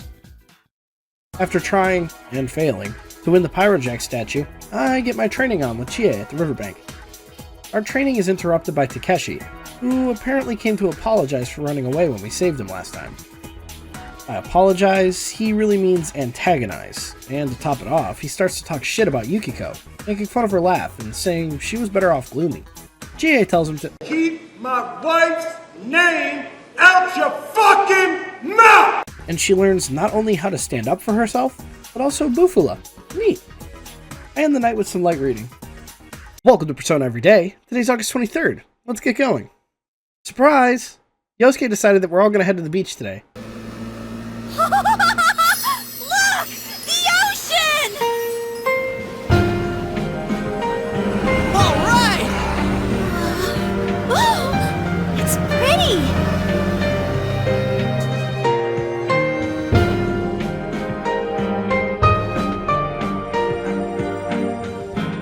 We spend most of our day at the beach, complete with Rise flirting, bathing suit antics, Holy shit, the wardrobe malfunction was mine! and Yosuke unexpectedly spouting some wise words of wisdom.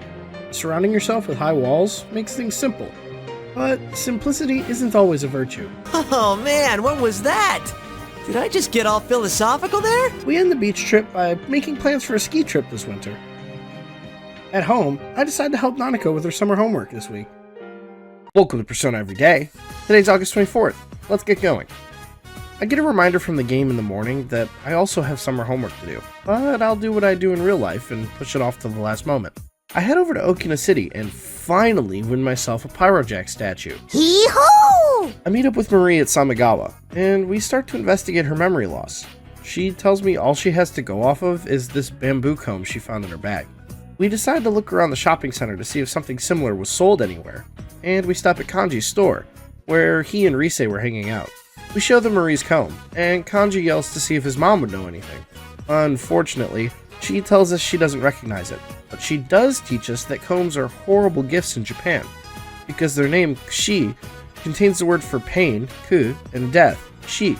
With no more leads to follow, Marie gets frustrated, and leaves before saying goodbye to Rise and Kanji. At home, while helping Nanako with her homework, Yosuke and Teddy show up to hang out. Look, a Persona 3 reference. Welcome to Persona Every Day. Today's August 25th. Let's get going. I start the day by giving JF a friend, then heading downstairs, only to realize it's raining today. I go to fish and use my breadcrumbs up, but unfortunately I don't catch the goldfish I need, so I head back home to help Nanako with her homework. Chie and Yukiko show up to help her with her essay, as Nana-chan doesn't know what to write about. Yukiko suggests writing about the festival, and Nanako excitedly starts scribbling about the ikayaki she ate. Welcome to Persona Everyday. Today's August 26th. Let's get going. Chie calls me in the morning to hang out, and once again, I had already planned to today. We meet at Aya, but once again, we hear some bullying take place. This time, fully voiced. Don't tell me they're at it again! The bullies in the back alley have a plan this time for Chie, though. They had a little chat with Takeshi, and he apparently doxed Chie to avoid being beaten up. He told them all about Yukiko, too, and they threaten to go do some terrible things to her if Chie doesn't leave them alone. Now I'm pissed off, and I square up with Chie to beat their ass. They once again threaten her, and she calls their bluff, telling them, Fine! Then hit me! They get freaked out, and leave. Chie starts to come down from the adrenaline high, and admits that not only does she want to protect Yukiko, she also wants to protect me as well.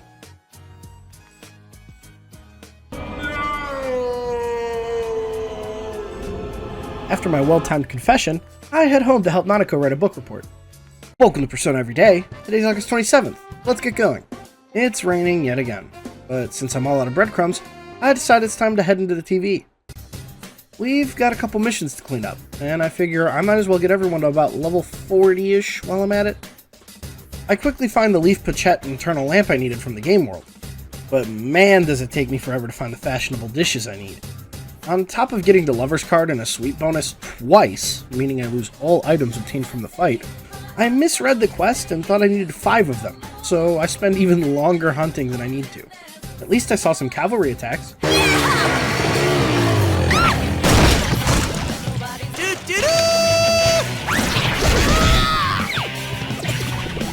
We call it a day, and Kanji, Rise, and I head to my house to help Nanako with her art homework. Way to go, Kanji. Welcome to Persona Everyday. Today's August 28th. Let's get going. Rise calls me, needy as ever, and asks if I can hang with her today. I tell her no, as it's Sunday, which means it's Tanaka time. Unfortunately, my main man doesn't have any good wares this week, which is super out of character, by the way, so I just buy the most expensive thing to flex. The heck was that? While running around clearing quests, I got a book. I run into Yukiko at the gas station, and she suggests a beach date. Just the two of us.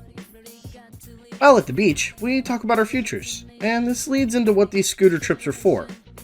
By talking about the future, the team can learn new moves, but by reminiscing on the past, they can relearn stuff that they've forgotten. This time around, Yukiko learns Valiant Dance, a move that enrages all foes, and we both head home. In today's episode of Nanako's homework, we learn her favorite animal is the platypus. Welcome to Persona Everyday. Today's August 29th. Let's get going. In my notes for today, I wrote down, and I quote, Born to shit, forced to do homework, as that's literally what the game makes me do today. Thank God it rained today, or I might have been pissed. To cap off my homework-filled day, Nanako and I complete her homework by drawing a picture diary of her summer vacation.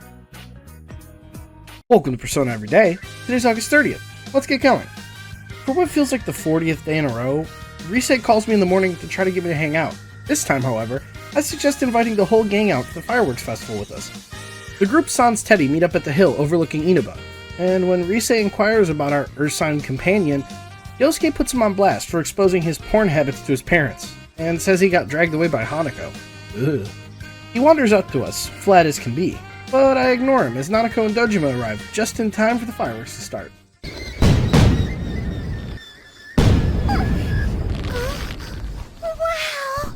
Oh, looks like this one's a doozy! Oh, you're right! Beautiful!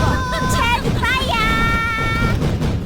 The fireworks end, and Dojima leaves us to enjoy our youth, and take the sleepy Nanako back to bed. We spend the rest of the night chatting about relationships. Yosuke, you really do only think about girls, huh? Welcome to Persona Everyday. Today's August 31st. Let's get going. I come downstairs to find Nanako waiting for me. She says Dojima called, and he's going to be bringing by a watermelon today. In Japan, watermelon's extremely expensive, so Nanako suggests bringing the gang over to partake. Man, the house is pretty packed. Man, a watermelon! We debate on smashing the watermelon open like Gallagher, when Dojima shows up to dash our dreams with a pre-sliced melon. He apologizes, but the gang agrees that we can just do it next time, even though summer's ending soon. Everyone leaves, and Dojima puts Nanako to bed, then sits me down in the living room and thanks me for making this summer unforgettable. Welcome to Persona Everyday. Today's September 1st, and it's my birthday. Unfortunately, it's the first day back to school, and on the way in, we run into none other than Naoto Shirogane. He says that even though the case is solved, he's still skeptical, so he's enrolled as a first year and decided to stick around for a bit. After class, while on our way to hang out at Junes, we notice Naoto being hardcore flirted with by some girls. But before we can rescue him, he Sigma pills them and says he's not interested in hanging out. He reiterates this when we try to invite him to Junes, so we just head out instead. At Junes, Yosuke mentions that next week we're heading on our school trip. Supposedly, it's to some artificial island near the ocean. Rise mentions that she played a show at a club there 3 years ago, but Chie smashes any dreams of relaxation, saying that the plan is to visit the private school there. But thankfully, they're mixing the first and second years for the trip.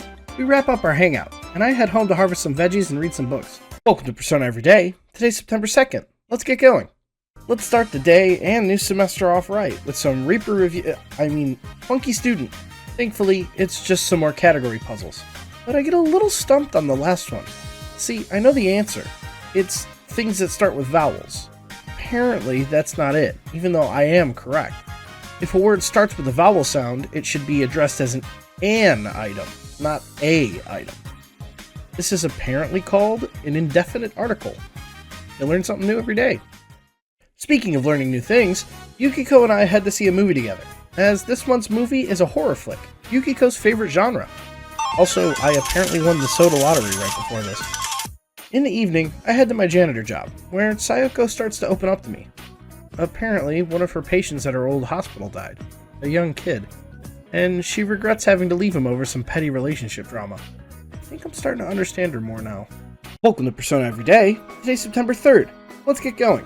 I start the day by checking on Rise and her classic red light. I decide to hang with Marie, and we head to the riverbank for a quiet place to think. She's a bit upset that we've gotten nowhere, and asks why Kanji's mom suggested going to a museum. I have an epiphany, and realize that there is someone in town that would know about works of art, so I drag Marie to Daidara the blacksmith. While poking around, Yukiko and Teddy show up and say they were just out shopping. We tell them we're here to ask Daidara about Marie's comb, and Ted takes it upon himself to begin the interrogation. He immediately gets intimidated, so Marie hands him the comb instead. And he inspects it, and all he can tell us is that it doesn't seem to be of this world, which gives Marie a migraine. Still frustrated, and now with a headache, she storms out.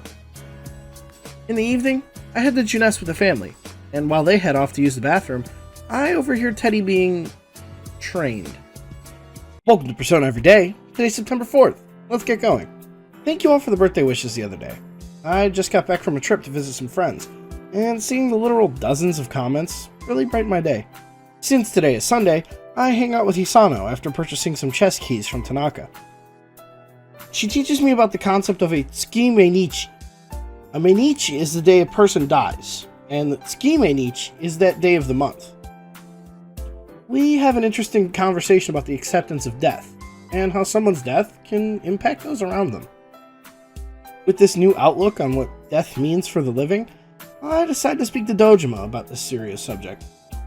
Welcome to Persona Everyday. Today's September 5th. Let's get going.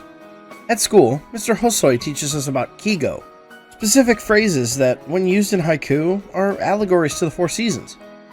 After discovering Teddy has snuck his way into Yasogami, Chie and I spend some time at Samagawa. At home, Dojima invites me out on an evening walk with Nanako, and hands me a coffee mug. He says that this is my personal mug, and that I'll fill yours and Nanako's mugs anytime. Don't forget that. We make our way to Samagawa, where Dojima tells me that he's faced himself, and he's not going to continue his search for Chisato's murderer to run away from his problems, but because it's what he has to do, as a detective.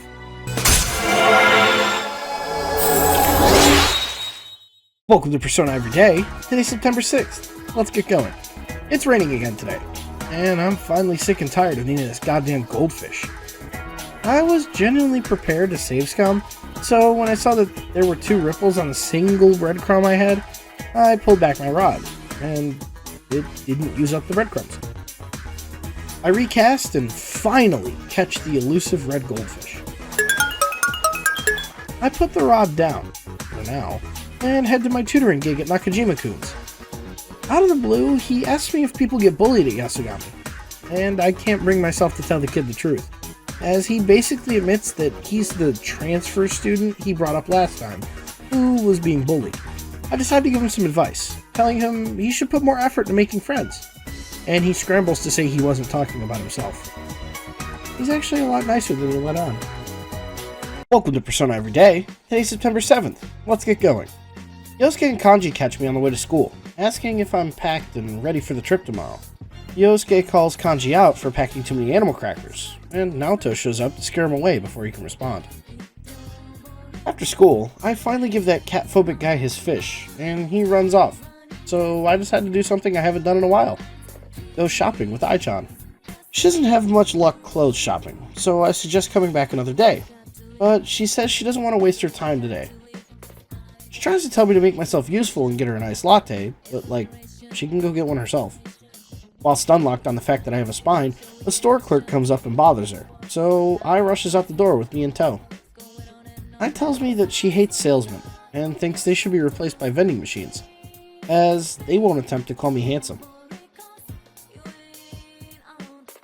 I walk Ai home, then head to bed in preparation for tomorrow. Welcome to Persona Every Day. Today's September 8th. Let's get going. We're finally back. The group shows up at none other than Gekkokan High School, and let me tell you, it is great to be back at Tatsumi Port Island. After a long word from the principal, we're introduced to none other than the student council president, Chihiro Fushimi. Our favorite androphobe stuns the guys with not only her looks, but her amazing speech that Mitsuru helped write. We break off into groups, and Chihiro-senpai comes to me and asks if I can hand out the schedules, saying our group has a special lecture to get to. That special lecture is hosted by none other than Professor Adagawa. He starts to teach us about the Kabbalah, but gets sidetracked and tells us the story of Izanami and Izanagi. Izanami died giving birth to the fire god, but instead of letting his beloved stay dead, Izanagi dove into Yomotsu Hirasaka to save her. Unfortunately, he broke his promise to not look at Izanami, and cursed Japan forever. Kinda sounds like the story of Orpheus. We make it to a familiar-looking hotel and discover that none other than Teddy is here. We end the day by making plans for tomorrow's free time. Welcome to Persona Every Day. Today's September 9th. Let's get going. We finally get some free time to roam the island, and we find ourselves at Paulownia Mall in Club Escapade. We go to head upstairs and run into Naoto, who does his best attempt at a disappearing act. We stop him before he can leave, and head upstairs to Matatsu-san's old stomping grounds. Rise says we got this private room because 2 years ago, she had a secret midnight show where the power went out, so the owner owed her one. Even though we're underage and weren't served alcohol, Teddy and Yukiko are already sloshed. Rise, also drunk off the atmosphere and in a rebellious mood, suggests we play the King's Game. The first round goes swimmingly, knocking the Boys Love contestants out for the count. But things start to heat up during round 2 when I become the king. I'm given the choice between someone resting on my lap, sitting on my lap, hugging me, or me giving someone a piggyback ride. And after giving Yosuke the ride of his life, Yukiko's ploy finally reveals itself. Dragging Naoto up here was a chance to get him to reveal his past to us, which he sort of does, but he gets upset when he asks how we're connected to the cases, and we tell him the truth. Welcome to Persona Every Day. Today's September 10th, and it's the last day of our trip back to Iwatodai. Funnily enough, the Answer DLC for Persona 3 Reload releases today, so at least you all can go back and experience March 31st, 2009 once again. Our investigation team finds itself at Hagakure Ramen, a place I literally wrote in my notes as the Kenji Ramen place. While looking around at the celebrity signatures on the wall, Teddy sneakily steals Yukiko's ramen, and we discover the bear has consumed 11 bowls, and 90% of Yosuke's wallet. I don't know how to count! We finally head back to Yasuo Inaba, and I'm greeted by Nanako, who I hand a souvenir, and promise to take her with me next time. Unk comes home, and when Nanako runs off the bed, he sits down and asks if I can bring Naoto into my group to keep an eye on him. Way ahead of you. Welcome to Persona Every Day. Today's September 11th. Let's get going. Now that we're back from Tatsumi Port Island, I resume my regular Sunday ritual of praying to the capitalist gods. They unfortunately decide not to bless me today. After harvesting my veggies and checking in on the guy who's afraid of cats, I spend the day with Hisano. This time, she asks about me, saying I can talk about anything. I speak to her about the city, as she's told me she's lived here her whole life, and she chuckles before putting on a solemn face. Hisano tells me she doesn't want to see me again, as I remind her too much of her late husband. Did I just get dumped? I cope with this development by reading about gardening. Welcome to Persona Every Day. Today's September 12th. Let's get going. In class, Kashiwagi teaches us about bears, specifically what pandas are called in Japanese. They used to be called Shirokura Kuma, or white and black bears. All this talk about bears makes me wonder where Teddy is. Oh, there he is. I head to my job at the daycare, where Yuta's playing Featherman with some of the kids. Weirdly, he calls out the name of an attack that doesn't exist in Featherman lore, and the kids start to make fun of him. Eri doesn't show up, so I start to walk Yuta home, and he tells me he never gets to watch TV because she's always using it. Suddenly, Eri runs up disheveled, apologizing for being late. Yuta gets pissed and runs off, and Eri questions what kids even want. I tell her to let him watch TV sometimes, and she reacts like I've gifted her the knowledge of the universe. I head home to watch the news with Nanako, and who else appears but Naoto? I guess he's giving an interview about how he believes Mitsuo might not be the culprit.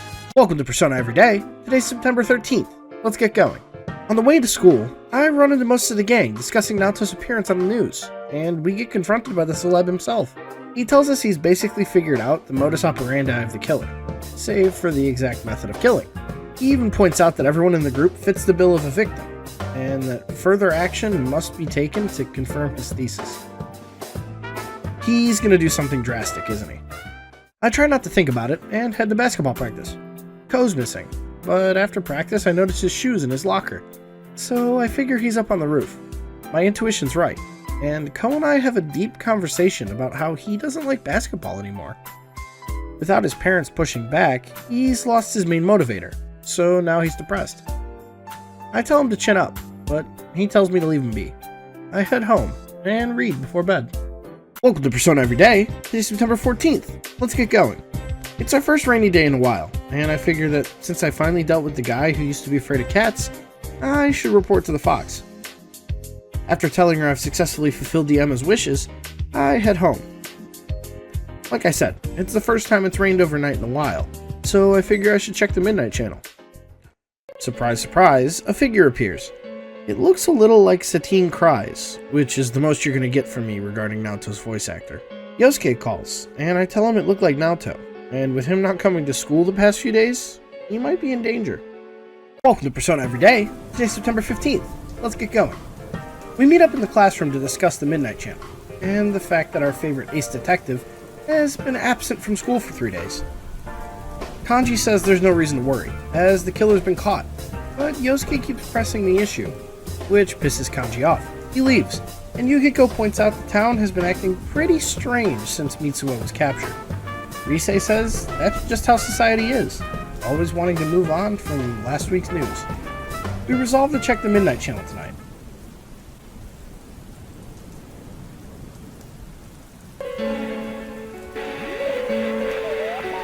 Good evening, everyone. I am the Detective Prince, Naoto Shiragane. Welcome to Experiment of the Century, the Genome Project. Well guys, I think something bad happened to Naoto. Welcome to Persona Everyday. Today's September 16th. Let's get going. The gang meets at Junes to discuss last night's programming. We come to the conclusion that Naoto took the interview the other day to bait the killer into kidnapping him, proving his theory that Mitsuo wasn't the killer. Kanji shoots out of his chair, realizing that the longer we wait around talking, the more danger Naoto gets in. We head into the TV, and like every victim before, our navigator needs some info before we can locate them, so we begin our info hunt.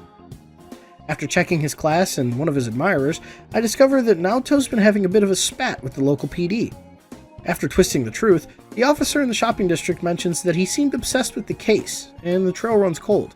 I decide that since I've been doing all my running around today, I should stop by the fox, who gives me a new Emma, this time to find this girl's wallet.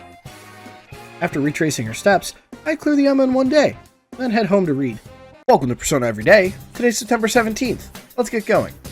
After class, I resume my info hunt for Rise, and after coming across an officer that lets slip that the police department treats Naoto like a kid, we have everything we need to sniff his dungeon out.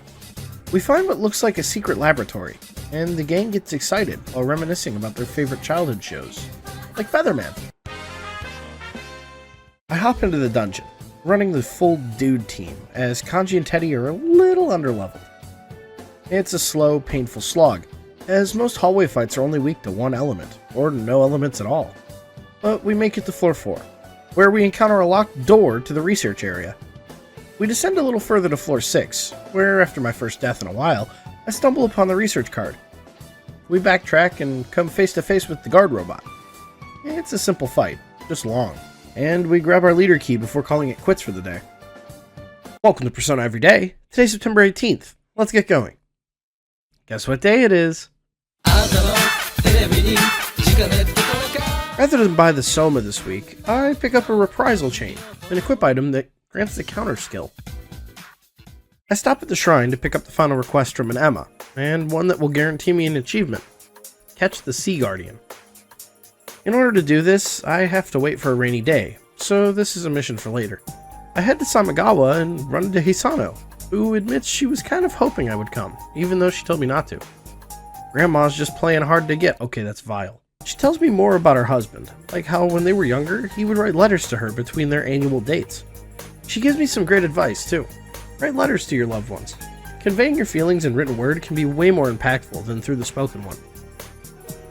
Taking this lesson to heart, I head home to read. Welcome to Persona Every Day. Today's September 19th. Let's get going. While doing some shopping, I run into Marie in front of the Velvet Room, and she seems a little depressed. I decide to try and cheer her up by taking her to relax at the riverfront. She's clearly down in the dumps, as she demands I produce a dolphin from thin air to lighten her mood. When I can't perform a magic trick, she sighs and tells me that she's given up on finding the answer to her lost memories. I get a little irritated at this, as I've been doing my best to help her, and she's ready to just throw all that away. I call her a coward, and she gets mad, telling me to leave her alone. Is this the end of my time with the gamer girl? I guess we'll find out next time. At least I learned some English today. Welcome to Persona Every Day. Today's September 20th. Let's get going. In class, we learn about old people, and after checking my empty shoe locker, I decide it's finally time to hang out with Naoki. We meet up at Aya to eat some beef bowls, and he tells me he hasn't been able to come to Aya much recently. I ask if it's because he's been busy helping out at the liquor store, and he tells me that he's been busy dealing with his neighbors and the media instead. I can't even begin to imagine what it's like to be harassed for 5 months about your sister's death. He asks me what an admirable life is, and honestly, I don't know. I feel like everyone has to find their calling, and I can't tell Naoki what will make him feel fulfilled. After finishing up my bowl, I head home to harvest the veggies with Nanako. Then I head to my tutoring job. Welcome to Persona Every Day. Today's September 21st. Let's get going. During lunch, Ai-chan comes up to me and tells me we're hanging out today. So after class, I take her to Okina on my scooter. She says she doesn't feel like shopping, so I suggest we just relax and enjoy the atmosphere. She smirks and tells me that if she wasn't forced to be the team manager, we probably would have never met, and that even though she's not a big sports person, it's still fun to cheer me on. Like a bolt from the blue, it's time for the creeper that goons. This random guy confesses to Ai in the middle of our date, and she shoots him down in a pretty harsh way. I call her out, and she actually gives me a pretty understandable answer, even if it's shallow. He might be a nice guy, but she doesn't find him attractive, so she wouldn't want to get his hopes up and lead him on. I drop Ai off back at her house, and run into Chie by Aya. We chat for a little about the school trip. A sincerity cookie? Aww. Welcome to Persona Every Day. Today's September 22nd. Let's get going. At lunch, I'm accosted by both Ai-chan and Naoki, but I have to say sorry to both, as I've decided to save Naoto today. I also need to grind up my Makami so I can have access to the Autosuku Kaja card, but thankfully, I encounter a treasure hand that not only gives Makami the experience it needed, it catches the girls up to where the guys were, so I stroll on down to floor 9. Naoto's there, and in a surprising twist of fate, he's the one bullying the Shadow. Oddly enough, Shadow Naoto turns the tables and reveals his big secret. Naoto was never a man. Naoto is a girl. That's not true! The fight with Shadow Naoto is a bit easier than the last boss, as she only gets one move a turn. To compensate, we get hit with party-wide dying skills, but we basically walk through the fight unscathed. Naoto gives us some of her lore, namely that she felt the only way she could succeed as a detective was if she was a man. She accepts her gender, and awakens to Sukuna Hikona. Welcome to Persona Every Day. Today's September 23rd. Let's get going. With Naoto finally safe and sound, there's not much to do until she's back to full health. I check out Okina City and discover the new Crane Game prize is a Neko Shogun, but after dumping some yen into the machine, I just can't seem to grab him. Depressed, I run into Marie, who's also depressed. She tells me she wants to apologize for last time we hung out, and upon reaching the hill overlooking town, she explains that her outburst last time was due to her fear over not remembering anything. She feels like everything she knows is borrowed, and she doesn't have anything uniquely hers. But she turns around to take in the view. It's beautiful. She remembers the last time she was here, and I tell her that she's remembered something. A new memory, made with me. She asks me why I worry about her, and why I take care of her. And this is where I tell everyone watching that Marie is my favorite of the P4 girls. With girlfriend 3 in the bag, I head to my janitor job in the evening. Welcome to Persona Every Day. Today's September 24th. Let's get going. After class, I fail some more at catching Neko Shogun, then decide to head to basketball practice. I come home to find Nanako and Adachi watching the news, when out of the blue, Adachi suggests knocking out some homework. Super out of character. He ignores my homework though, as Nanako says she has a book report to do. She runs and grabs the book, and realizes it wasn't even a report. She just needed to read the book and make sure an adult saw her do it. Man, I miss easy homework. It's Akinari's book. After wiping the tears from my eyes, I zone back into the conversation to find Adachi being slightly misogynistic, saying things like, "Marriage is the place fun goes to die." Thankfully, Nanako just takes this to mean married people bicker. I'm gonna have to have a chat with Adacho about that later. Welcome to Persona Every Day. Today's September 25th. Let's get going. Before I can actually get going, though, Ai-chan calls to tell me we're going shopping in Okina. While out and about, she says she's been looking at a new bangle, and says I should buy it for her. When my only other option is to lie, I say sure, why not? This is the wrong answer, apparently. After being used as a pack mule all day, I come home to a nice cup of coffee from Dojima. Then I head upstairs to buy Kanji a new weapon from the shopping channel, before ending my night with a good book. Welcome to Persona Every Day. Today's September 26th. Let's get going. Rain, rain, go away. I want to see my friends today. With the stormy weather, I'm extremely limited in my options, as usual. But I remember I still need to catch the Sea Guardian for the old fisherman.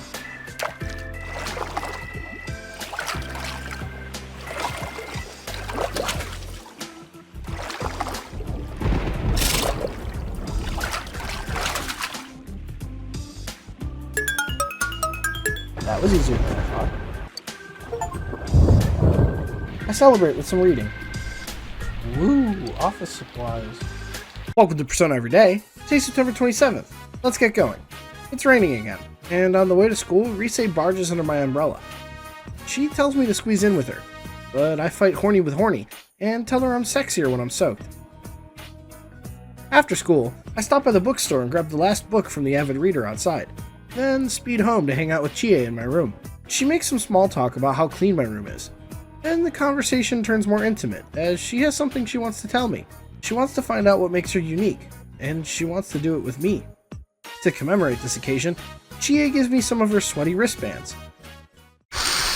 I max my social link with Chie, evolving her persona into Suzuka Gongen, and granting me the ability to fuse Futsunushi.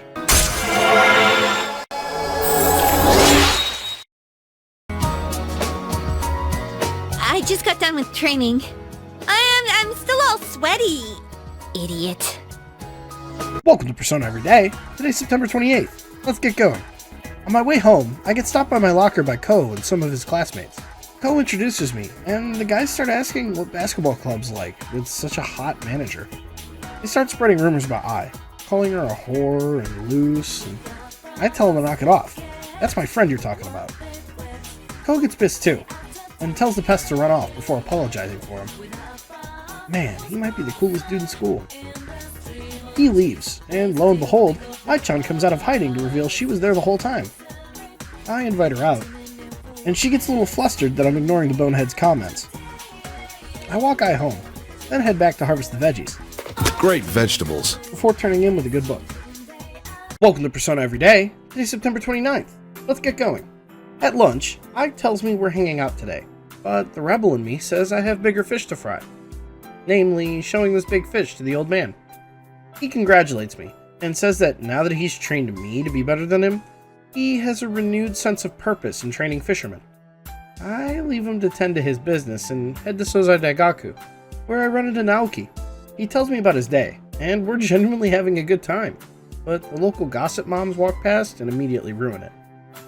They comment on how Naoki looks like he's having fun, when he should be grieving for his sister, and I genuinely get mad. Life doesn't just stop when you lose a loved one. I have half a mind to go tell him off, but Naoki stops me, showing his maturity by saying they aren't worth my time. We break off, and I stop at the shrine on the way home to pull a fortune for Adachi.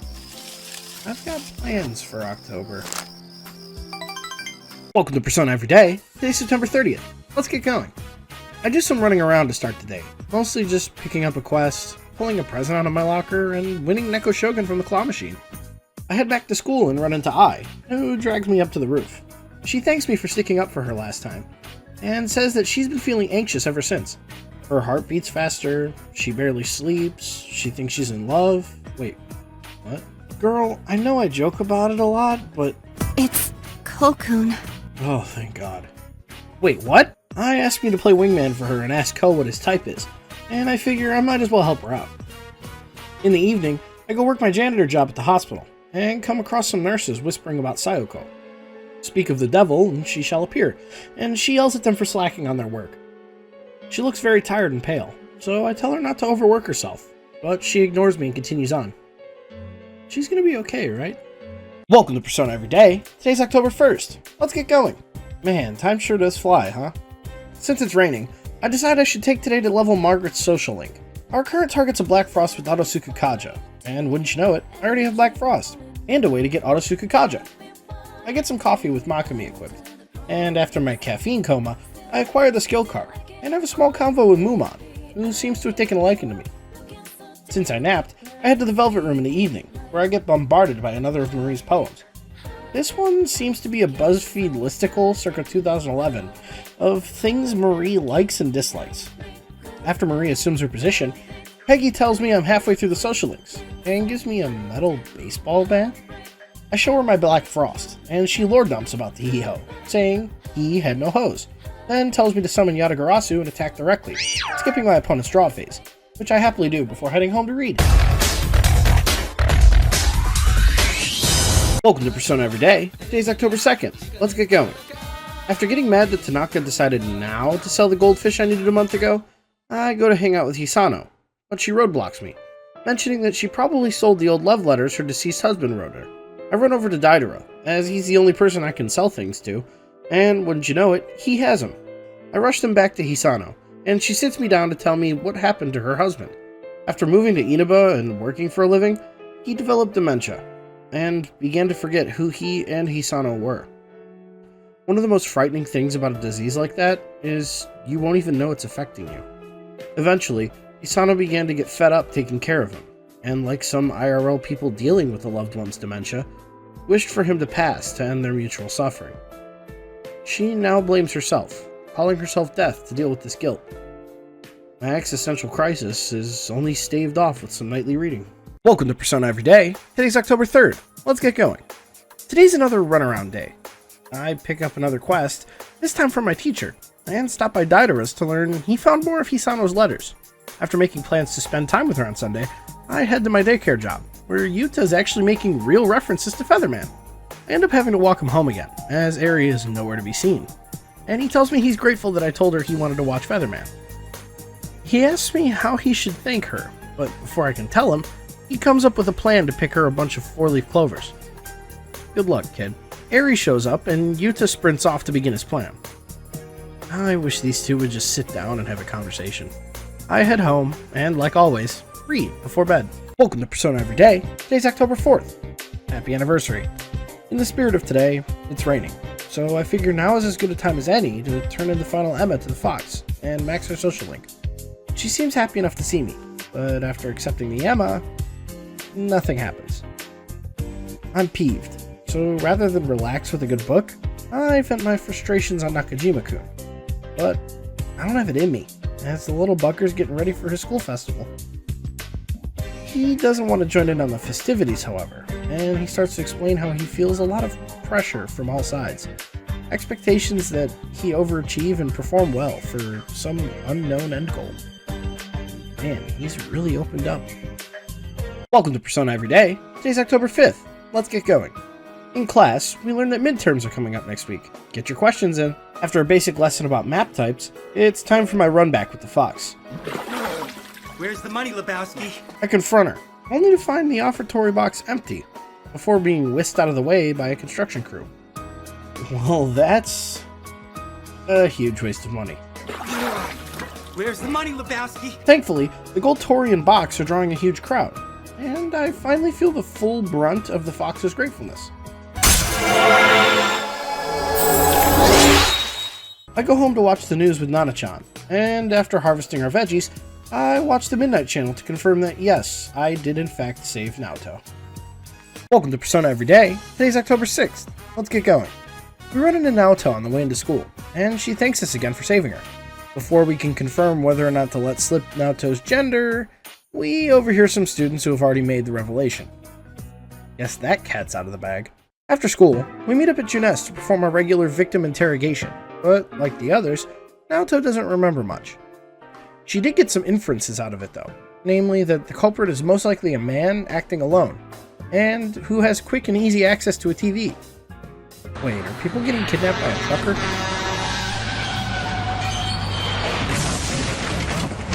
Naoto runs through the most likely scenario of Mitsuo being a copycat killer, and Yosuke gives her a compliment? You got balls. For a girl. After breaking off for the day, I head to the hospital to perform my janitorial duties.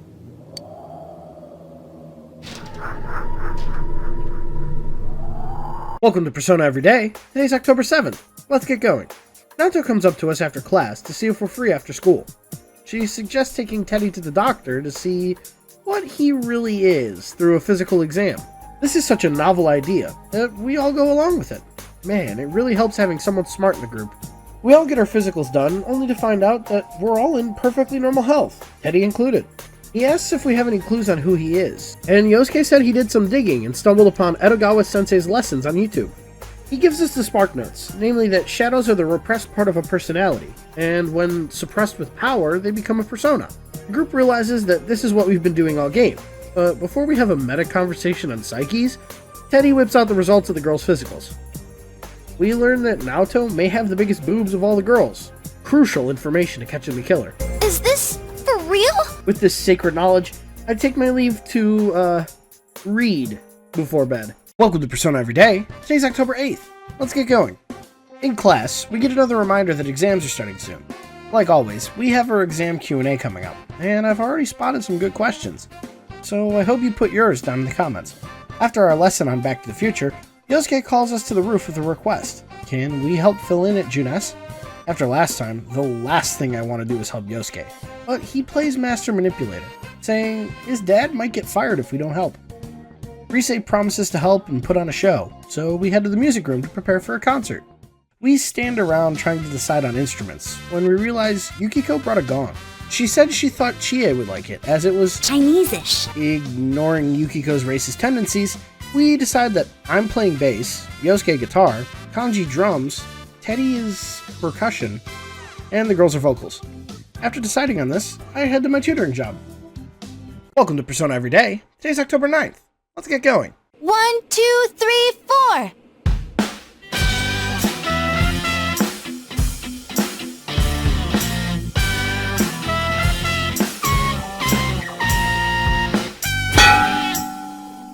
Yeah, we don't sound so good.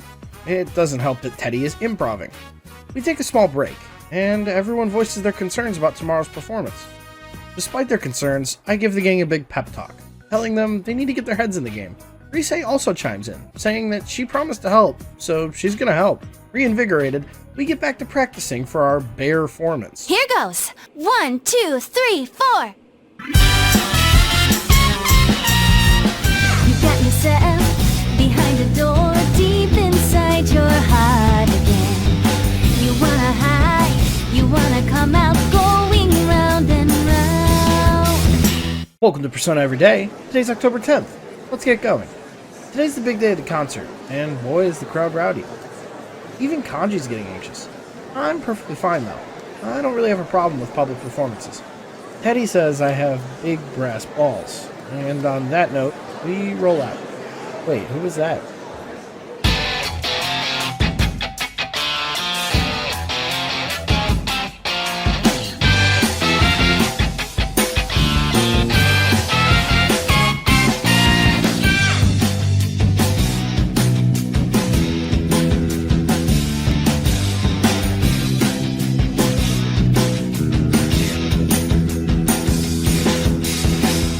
Our performance was a hit. So much so that they're asking for an encore, and we only know one song. Teddy, oblivious to this, does a stage dive, giving us guys an idea. Welcome to Persona Everyday. Today's October 11th. Let's get going. On the way into school, Chie catches me and reminds me that midterms are coming up, and suggests we do a group study session after school. Despite my perfect academic score, I'm forced to head to Junes to study. Hey, at least Nanako's here. We started in on math, and we learned that even though Naoto's extremely intelligent, she doesn't really have book smarts. What's up with that? Useless after all. Don't call me useless. Teddy randomly gives us a theory on what he could be, namely that he's some sort of special being in relation to the shadows, and Nanako, bless her heart, says that Teddy could be a king. We break off before Teddy can reveal what happened last time he was a king, and I take Nana-chan home. I head upstairs to read, but get a call from Naoto asking if we can go to the TV tomorrow, so I make plans for that. Welcome to Persona Everyday. Today's October 12th. Let's get going. Because Naoto asked so nicely last night, I call everyone to Junes to head into the TV.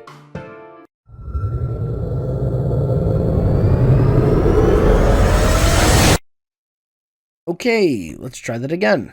Because Naoto asked so nicely last night, I call everyone to Junes to head into the TV.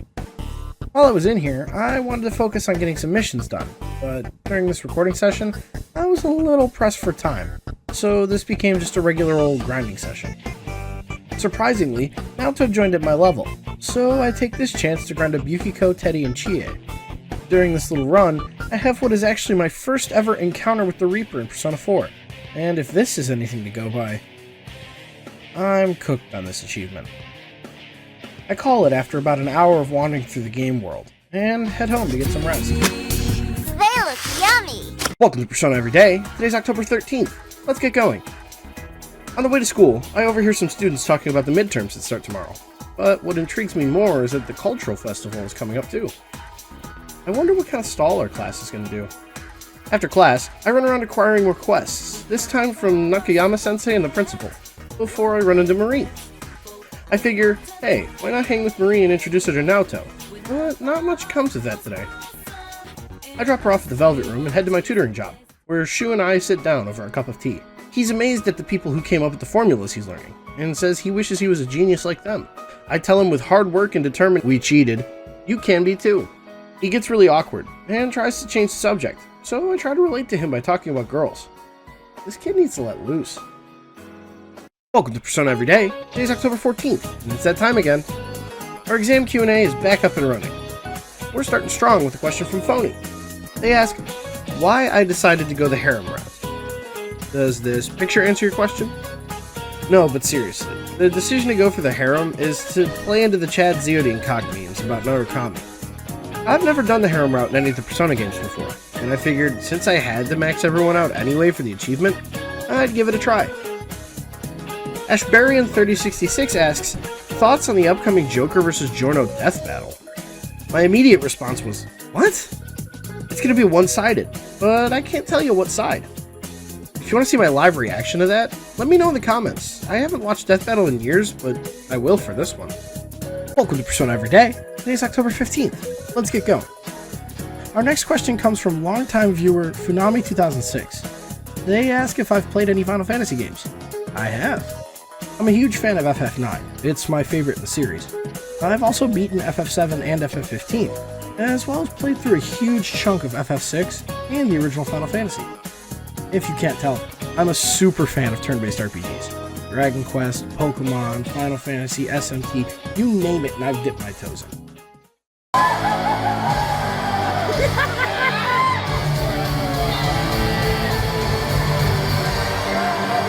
Take off at the speed of sound. Bright lights, colors all around. I'm running wild, living fast and free.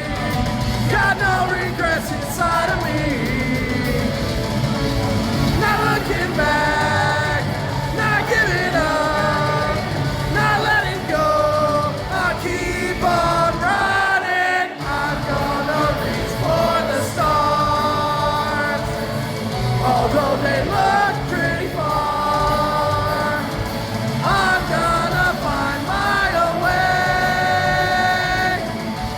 take a chance on today.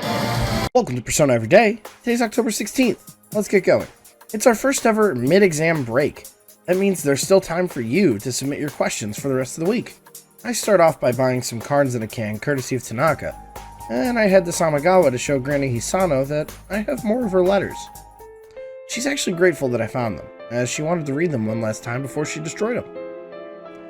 While reading them with me, she remembers how much she loved her husband, and how much of a fool she was for not at least attempting to make it work. Hisano acknowledges that she needs to accept her husband's death, and I tell her that she should take her time with that decision. We separate, and I find myself curled up with a good book, dreading the exams tomorrow. Welcome to Persona Every Day. Today's October 17th. Let's get going.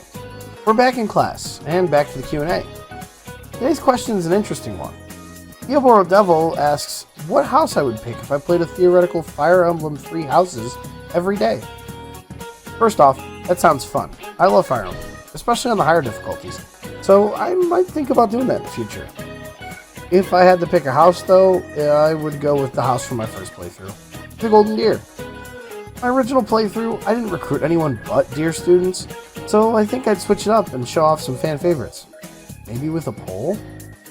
Thanks for the question. Welcome to Persona Every Day. Today's October 18th. Let's get going. Julie-chan asks if I have any role-playing quirks when I play games. It's a little embarrassing to admit, but I'm a huge fan of the RP walk, where you try to walk as if you're the character in the game. The only reason I have like 200 hours in Breath of the Wild is because I loved walking everywhere. It made me feel immersed, and it felt more grandiose. I do try to say hi to Nanako every night, but sometimes I'll forget. I hope she doesn't get upset. Welcome to Persona Every Day. Today's October 19th. Let's get going. Today's question comes from good friend of the channel, Photos by Jabril. And he wants me to do a fried chicken tier list? Alright, so Gabe wanted me to rank fried chicken places. So we'll start with ones I've never had. I have never had this. I can't even read that. I've also never had Pollo Loco. So, okay. And then I think... No, I've never had Zaxby's. Even though there is one in town by me. So, these are the ones I have had. It has been almost 20 years since I've had Church's Chicken. So, just bear with me. First, we're going to start... we're going to go left to right. We're going to go down... We're going to start with Bojangles. Bojangles got me sick last time I had it. Bojangles is not very good. The only redeeming quality for Bojangles is the Bowberry biscuit. Bojangles got me genuinely, like, sick, like I was, very watery. I don't think I need to say anymore. Next, Chick-fil-A. Chick-fil-A's solid. I think my issue with Chick-fil-A is the drive-thru's always busy. If the drive-thru wasn't busy, it'd be an A tier, but I think Chick-fil-A's very good chicken. The fries are the thing I like the most from Chick-fil-A. The fries and Chick-fil-A sauce, a goated combo.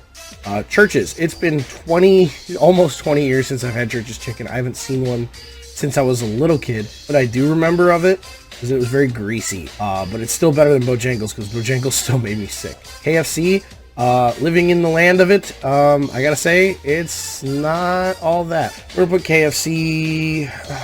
It's hard to rank KFC because, like, I guess, yeah, no, I think this is a good spot for KFC. Lee's, goated. Lee's is absolutely, if you ever see Lee's, goated. Lee's is absolutely amazing. We got Popeyes chicken sandwich. I like everything about Popeyes except their fries, so I think they go above KFC. And finally, Raising Cane's. Raising Cane's is amazing. Raising Cane's is, the only problem with Raising Cane's, you know what, I'll drop it down a bit. The only problem with Raising Cane's, again, price. Raising Cane's is very, very, very expensive for no reason. We'll do one last look. These are ranked in their respective columns. Yeah, I think this is perfect. There you go. Welcome to Persona Every Day. Today's October 20th. Let's get going. Thank you all so much for your questions. After class, the gang is too focused on relaxing after exams to do anything important, so I figure I'll head to basketball practice.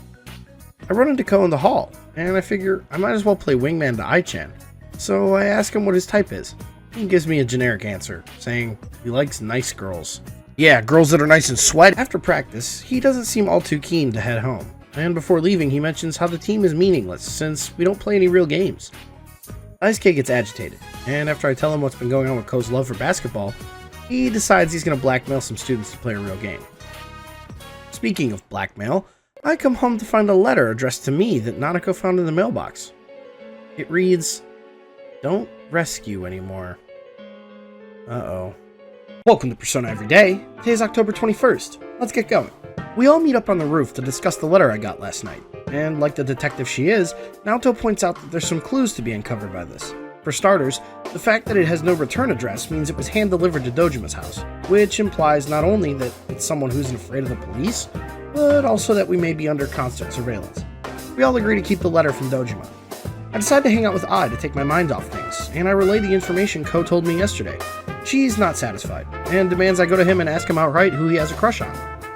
I reluctantly head downstairs and find him, and after a bit of pushing, Ko tells me he has a crush on Chie. "Hey, that's my girlfriend!" I overhears, and I head up to the roof to find... Jesus Christ! I threatens to end it all, saying that she's worked so hard to be pretty and that losing to a frumpy girl like Chie makes her feel worthless.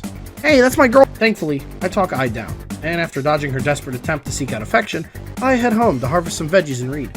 Welcome to Persona Everyday. Today's October 22nd. Let's get going. In class, we're holding a vote to determine what our class is going to do for the Culture Festival. Most of the class is pretty lazy, so they suggest things like break area or a video room. But one suggestion stands above the rest: a group date cafe. Thanks a lot, Yosuke. It wins the election, and the class begins to plan how this is even going to work. After class, it's raining pretty bad, so I figure I should take Kanji to see that cute movie about a dog. He levels up and learns Zeodine for his troubles, and gives me a teary-eyed review. I break off from Kanji to go tutor Shu, who I realize I'm really behind on. Welcome to Persona Everyday. Today's October 23rd. Let's get going. After dodging Risei's request to hang out, I purchase a new weapon for Teddy from Tanaka, and head out to start my day. I run into this weird dude wearing all black who asks me a bajillion questions, then hands me a blank card to give to Naoto. Thanks? I ignore the obvious lead into Naoto's social link for now, and head to Samagawa to spend time with Hisano. She surprises me today, telling me she wasn't actually deaf after all. She says she took up the moniker as a way of ignoring her feelings, and that she realized that she had been wishing death on the one person she loved most. Loving, being loved. All that is what goes into making us human. She promises to try living as the Hisano her husband once knew, and I head home to cherish the ones that I love. Welcome to Persona Everyday. Today's October 24th. Let's get going. Our exam results got posted today, and like always, I'm sitting right at the top. Confident in my intelligence, I head to the only other person in the school that can rival me, Naoto, and hand her the card the guy gave me yesterday. She takes me to the gazebo by the river, and asks me some questions about the guy that gave it to me. And after she walks through the list of people it could be, I tell her I'm concerned for her, and that I should walk her home. She says I shouldn't worry about her. In fact, she's actually concerned for me, and the load on my shoulders, being the leader and all. I'm touched. I form a bond with Nancy Drew, then head home and get welcomed by Nanako, who gives me another gift for getting top score on exams. I thank her, then head to the shrine to pull a fortune for my man Adachi. Lord knows he needs it. Welcome to Persona Everyday. Today's October 25th. Let's get going. On the way to school, Naoto catches me, and tries to discuss how the rain makes her feel anxious about the case. But our conversation is commandeered by Yosuke and Kanji, who argue about who should share an umbrella with Naoto. I quickly end the argument by deciding for them, and we head to school. After school, I meet back up with Naoto to go back over Paul Allen's card. After going over the details, she comes to the conclusion that it was most likely a prank. I tell her I'm still worried about her though, and almost as if God heard me, she gets a call from her grandfather's secretary, who tells Naoto that her room has been burgled. And I point out this might have something to do with that weird guy in sunglasses. It could even be Phantom Thieves. Maybe not. I head home to read after walking the awkward cutie home. Welcome to Persona Everyday. Today's October 26th. Let's get going. On the way into school, Yukiko catches me and reminds me of the impending doom that is the Culture Festival. Rather than worry about the dating game, I head to the only guy I know that doesn't have to deal with it, Adachi. While we're fooling around, Adachi's old lady neighbor shows up, this time with her actual son, Toru. He seems to be almost the exact opposite of Adachi. Successful businessman who cares about his family. He even likes Demono. They walk off, and I ask Adachi if he's sad that the old lady won't bother him anymore. He says, hell no, and that he prefers being alone anyway, because it lets him do what he wants when he wants. Wish I could have that kind of outlook.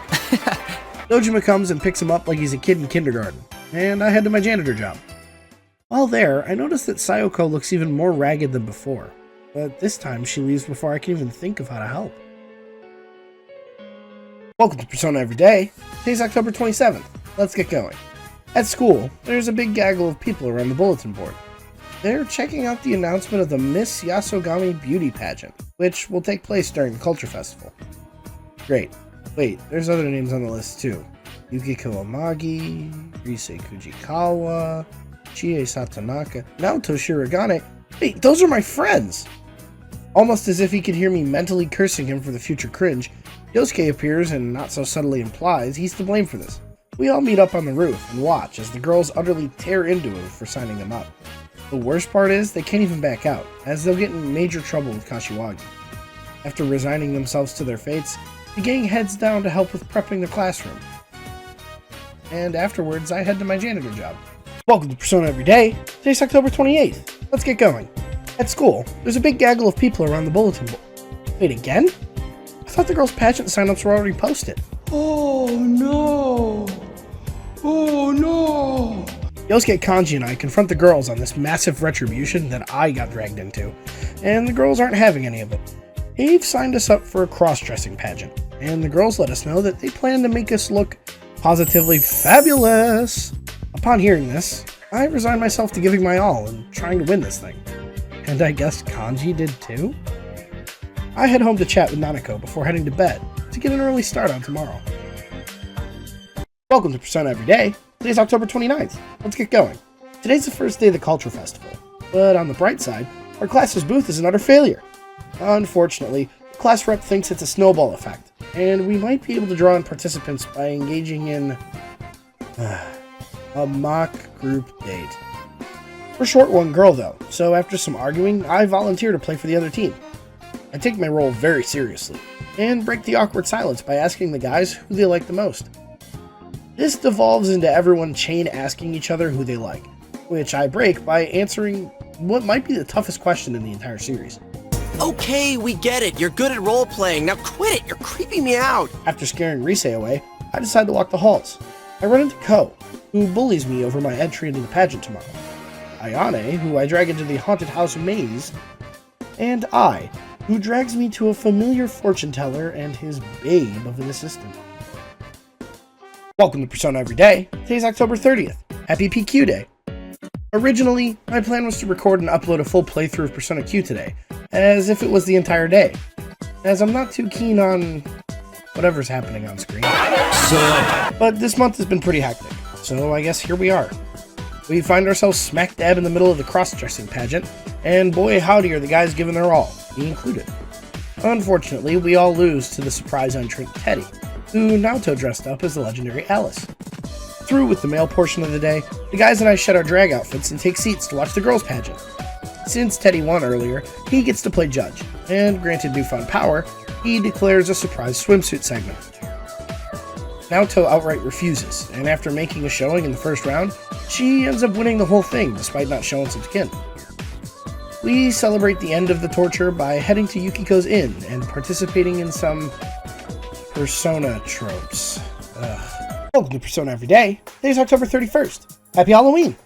Yosuke calls me at the start of the day and literally begs me to go help him with the Juness sale. I remember what happened last time though, and flat out tell him no. Thankfully, he accepts this answer, leaving me free to start my day. Damn, now I feel guilty. I wash my guilt away through some TV shopping, and harvest some veggies alone. I run into Yukiko, who asks if she can have me try her cooking today. I figure, hey, why not?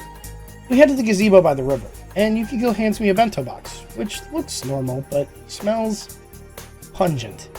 I eat the crunchy omelet, and Yukiko can tell by my face that it wasn't good.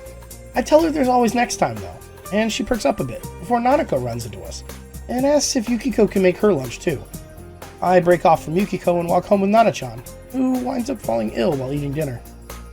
I give her some medicine and then put the bundle of love to bed. Let's play all the time until spring. Welcome to Persona Everyday. Today's November 1st. Let's get going. Today's a big day for the run, as it's the final time we have to purchase books, meaning I now own every book in the game. Now I just have to read them. In Okino City, I run into this lady who says the police are useless. Same, lady. 1312. She tells me her dog is missing, so I decide to help her.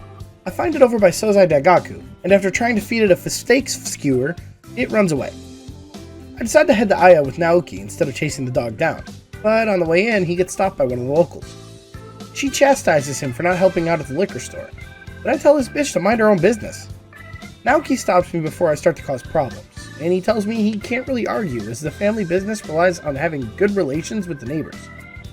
We eat, and I head to my tutoring job, where Shu asks me if it's possible for someone to be smart, attractive, and funny. Not with that haircut, little bro. Welcome to Persona Everyday. Today's November 2nd. Let's get going. After class, I plan to hang out with Naoto, but I forgot to summon a Fortune Arcana persona. I quickly head to the Velvet Room to correct this, and discover another poem by Marie. This one is titled Song of the Fallen Angel, and it really lays out Marie's feelings of despondency. But she very quickly returns and becomes angry at Margie and I summon Fortuna, and before I head back to school, I make sure to feed that dog from yesterday some steak. I return back to walk Naoto home, and while grabbing her things from her locker, she discovers what looks to be a love letter inside. Apparently this one came from a girl, and Naoto dismisses it. But I ask her what she would have done if it was from a guy. She says she's too busy for trivial things like love, and now I have a challenge. I walk her home, and head to my janitorial job. Welcome to Persona Everyday. Today's November 3rd. Let's get going. Today's a school holiday, but it's raining, so with nothing else to do, I figure now's a great time to clear up my quest catalog. I head into the TV with 7 fetch quests to collect items for, with most of them residing in the lab. I head into the game dungeon first to pick up a Culurium from the Megazord. Then I collect 3 Proofs of Passion, a Fine Coal, a Crystal Ball, a Training Shell, a high-speed gear, and a branch headband from the lab dungeon. After about 2 hours of hunting, I make it to level 63, carry everyone else up to the late 50s, and then head back home to sleep. Before I can make it to bed, Rise texts me and asks if we can see a movie tomorrow. Yeah, sure, whatever. Choo, choo. Welcome to Persona Everyday. Today's November 4th. Let's get going. It's raining again today, so I take some time to clear out the quests I finished before heading to the Velvet Room. After handing Marie my new skill cards, I summon Yatsufusa and Ganesha to appease Margaret. Only one left for her, but I'll hold on to that for next month. Oh yeah, I forgot I told Rise I'd go to the movies with her.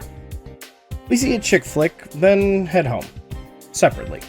While watching the news, Nanako answers the door for the delivery man, and Dojima calls to say he won't be home till tomorrow. Nana-chan says this is fine, since she has her big brother to keep her company. We pull out the Kotatsu, but it turns out to be broken. I promise her that we can head to Junes over the weekend to buy one. Then I take her to bed. Since it's raining, I check the Midnight Channel, and this time a figure appears. Here we go again. Welcome to Persona Everyday. Today's November 5th. Let's get going. The gang meets up at Junes to discuss last night's Midnight Channel, and Teddy brings up the fact that the silhouette that appeared was very small. So small, in fact, that it could have been a child. I swear to God, Teddy, I'm gonna hurt you. With my anxiety through the roof, I head back home to stay close to Nanako, and thankfully, it's a normal night for everybody. Dojima comes home, and he brought me a letter. With no return address. Uh-oh. I open it, and the ominous message catches Dojima's eye, and he asks me flat out what it means. I give him the truth, but it's so unbelievable, he drags me to the police station for more questioning. We tell Nana-chan to head to bed, and that everything will be fine. At the station, I tell them every bit of truth I can think of, but none of it sounds realistic. Dojima says I'm going to be staying the night, and Adachi tries to cheer me up before they both leave. Since it's still raining out, I decide to check the Midnight Channel using the old TV in the holding cell, and the person on TV is Nanako. Fuck. Thankfully, the gang is competent enough on their own that they can piece together what's going on, and while Naoto heads to our house, Yosuke, Teddy, and Kanji show up to inform Dojima that Nanako has been kidnapped. He rightfully panics, and after leaving to get a head start on our potential kidnapper, the girls show up and walk Adachi through the situation. He lets us go, but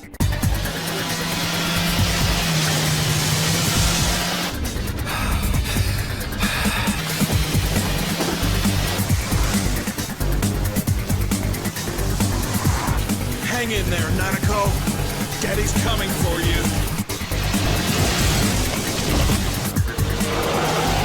Shit!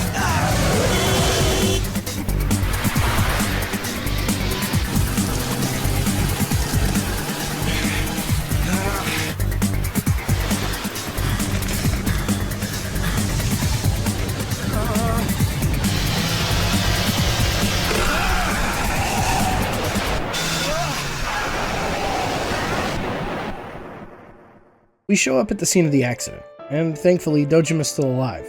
We take him to the hospital, and he makes me promise to get Nanako back from the kidnapper. Welcome to Persona Everyday. Today's November 6th. Let's get going. After the events of yesterday, my blood's boiling to go save Nanako, but I take a moment to prep up and equip Naoto with gear, something I forgot to do the other day. We jump into the TV, and since all of us already know Nanako, Rise finds where she is very quickly. This is where I can firmly say that this is my favorite dungeon in the game, aside from, the whole circumstances of its existence. I fly through the dungeon tearing enemies apart, including the mid-boss on floor 7, and confront Nanako's kidnapper, Taro Namatame. I didn't get to bring it up yesterday, but this guy is the widower of the first victim, and he's been using the delivery truck to kidnap us and throw us into the TV. After breaking his AI with Tetrakarn and forgetting that he can steal the whole party, I AI manip him again and wipe the floor using Floor. We rescue Nanako, who's physically and emotionally scarred, and we carry him back too, just to face justice. I visit Dojima to tell him the news, and Adachi suggests that I go get some rest. Welcome to Persona Everyday. Today's November 7th. Let's get going. It's been a busy weekend at Inaba, let me tell you. The worst part is, I'm back in school just like nothing happened. After a quick Strange Journey reference and clearing the rest of my quests, I figure now is as good a time as any to start working on my party member social links. Yukiko drags me to Junes to shop for some school supplies and, desk? Girl, what do you need furniture for? Apparently, she's starting to take studies seriously, as she wants to apply for as many job licenses as she can. While discussing her future, some weirdos in suits stroll up and start harassing her about the inn and how small towns suck. She holds her ground, and after they leave, she tells me they're tabloid journos who are just trying to smear the Amagi Inn. Hope we don't see them again. I head home to my empty house, and find some solace in a veggie harvest and a small fortune at the shrine.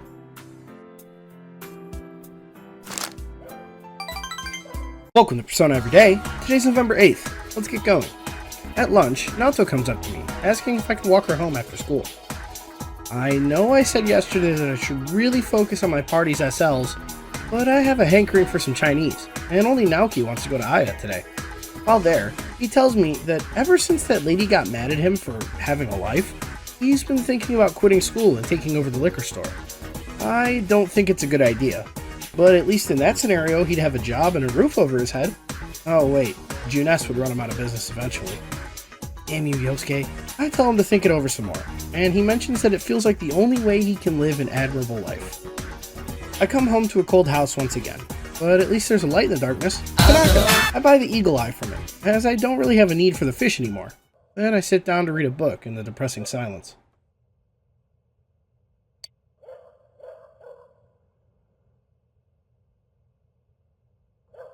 Welcome to Persona Everyday. Today's November 9th. Let's get going. On the way out, I run into Naoto at the lockers, and it looks like she's got another love letter. Surprisingly, it's another one of those blank cards that weird dude made me give her. And I guess there's more to this than we thought.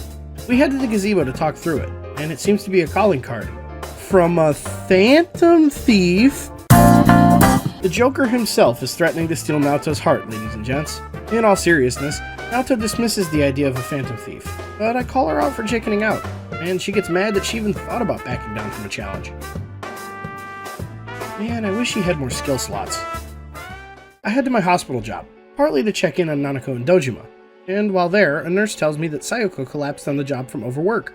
I visit her as well, and she tries to get up and get out there, but I point out she's overworking herself to avoid her problems. She realizes this, and agrees to get more rest. Welcome to Persona Everyday. Today's November 10th. Let's get going. While trying to win the new Crane Game prize, a King Frost plushie, I run into Yosuke in Okina City.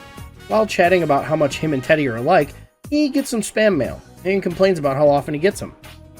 I figure spam's a fact of life, but he says a major reason he gets them is he doesn't want to change his address, just in case some of his old friends ever want to text him. They haven't texted him yet, though, leading me to deduce that bro ain't got no hose. Just like I don't have anyone at home. Damn, I'm lonely. Welcome to Persona Every Day. Today's November 11th. Let's get going. Man, these last few days have been really depressing. I sure hope something fun happens today. On the bright side of today being a rainy day, it gives me an opportunity to head to Cafe Chagall and unlock the Endure skill card off of my Ganesha, which I'll be using on a lot of my endgame personas. After passing out from the strength of the coffee, I get out of the empty house and head to my janitor job. At least there, I can be comforted by the ghosts. Welcome to Persona Every Day. Today's November 12th. Let's get going. Okay, something really special better happen today, or I swear to God... Oh my god, hi funky student! Hey. He tells me he's having trouble studying, so he's using our quiz to pass the time and hopefully ingrain some knowledge into his noggin. After an easy grouping riddle, he hits me with some bullshit about the periodic table, which I amazingly just fucking guess. I don't know that shit. The final one's a freebie too. Need is the only word with a double vowel. I guess it also can't be two different words? What? Riddle Senpai congratulates me and promises to study. I take up my daycare job, and this time Eri picks up Yuta on time. I walk them home part way, but we run into a teacher from Yuta's school, who assumes that I'm Eri's new husband. We correct this assumption, and the teacher basically says that Yuta's a shit student she doesn't want to teach. Sounds like she's a bad teacher. She leaves, and I tell Eri not to worry about it, and she starts to cry. Yuta notices this, and gets angry that I made his mom cry. Aw, see, he does care. Ow, what the fuck, you little shit? Welcome to Persona Every Day. Today's November 13th. Let's get going. Another Sunday, another day to spend shopping. I buy some really nice shoes from Tanaka, and head to Samagawa to say hi to Hisano. She tells me she's moving away from Inaba, as her kids have convinced her to be close to them in her final years. I can't argue with that, and she hands me an old fountain pen. She says this is the pen she used to write to her husband, and that now she wants me to carry on my story in a similar fashion. I tell her I'll treasure it. Live a long and full life. That is the greatest thing you can do for your beloved.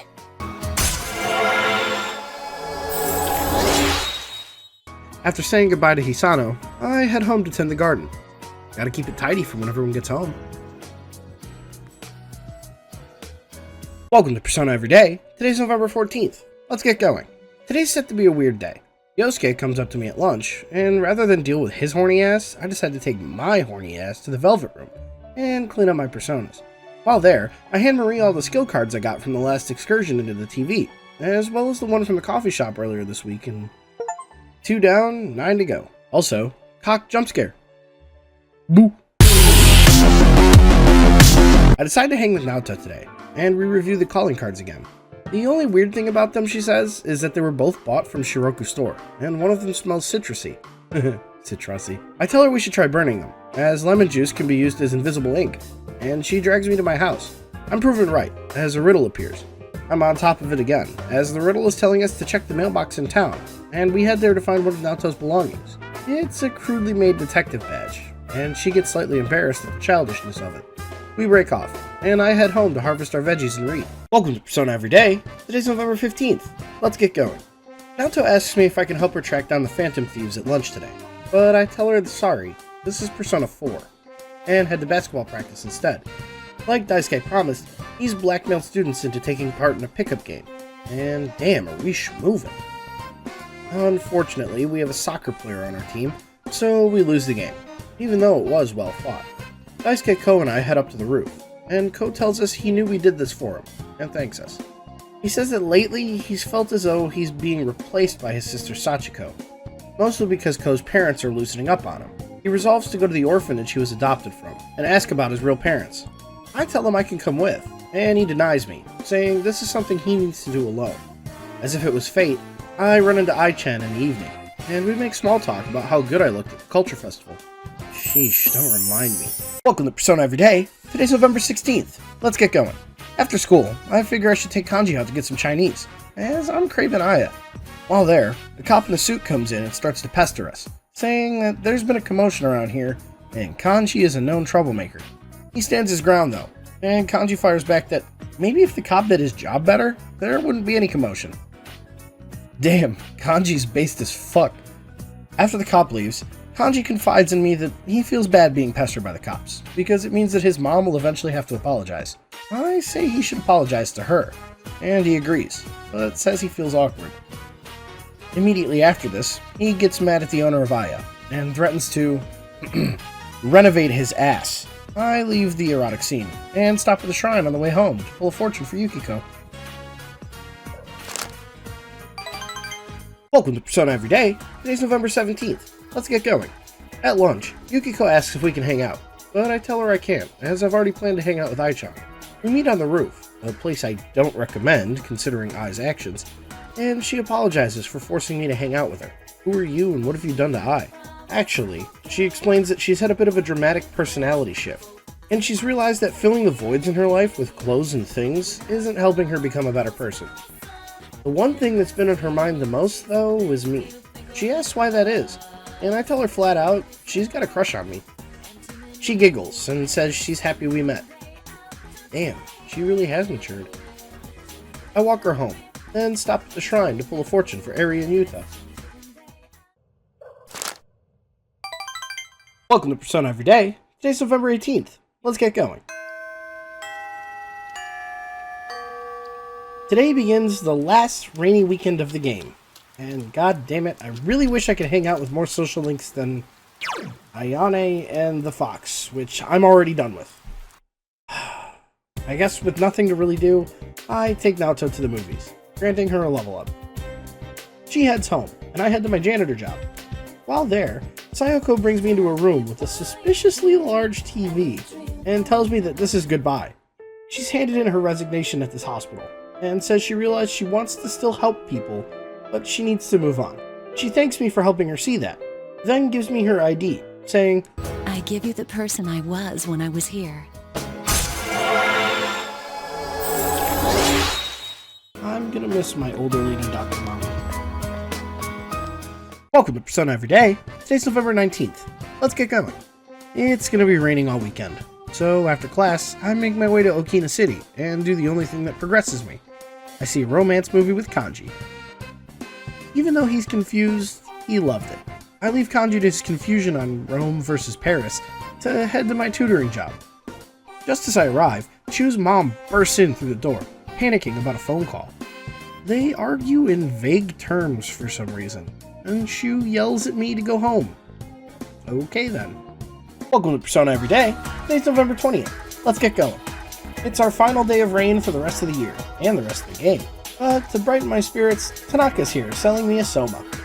I jump at this chance, as I know I'll need it for one of the trophies on the list. Then I kickstart my scooter and head to Okina. Yes, I've watched the same movie 3 days in a row, and yes, I'm mad about it.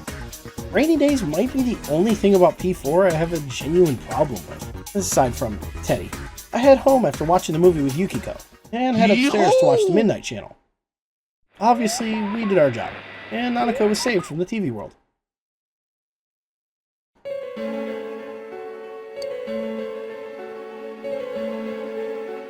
Welcome to Persona Everyday. Today's November 21st. Let's get going.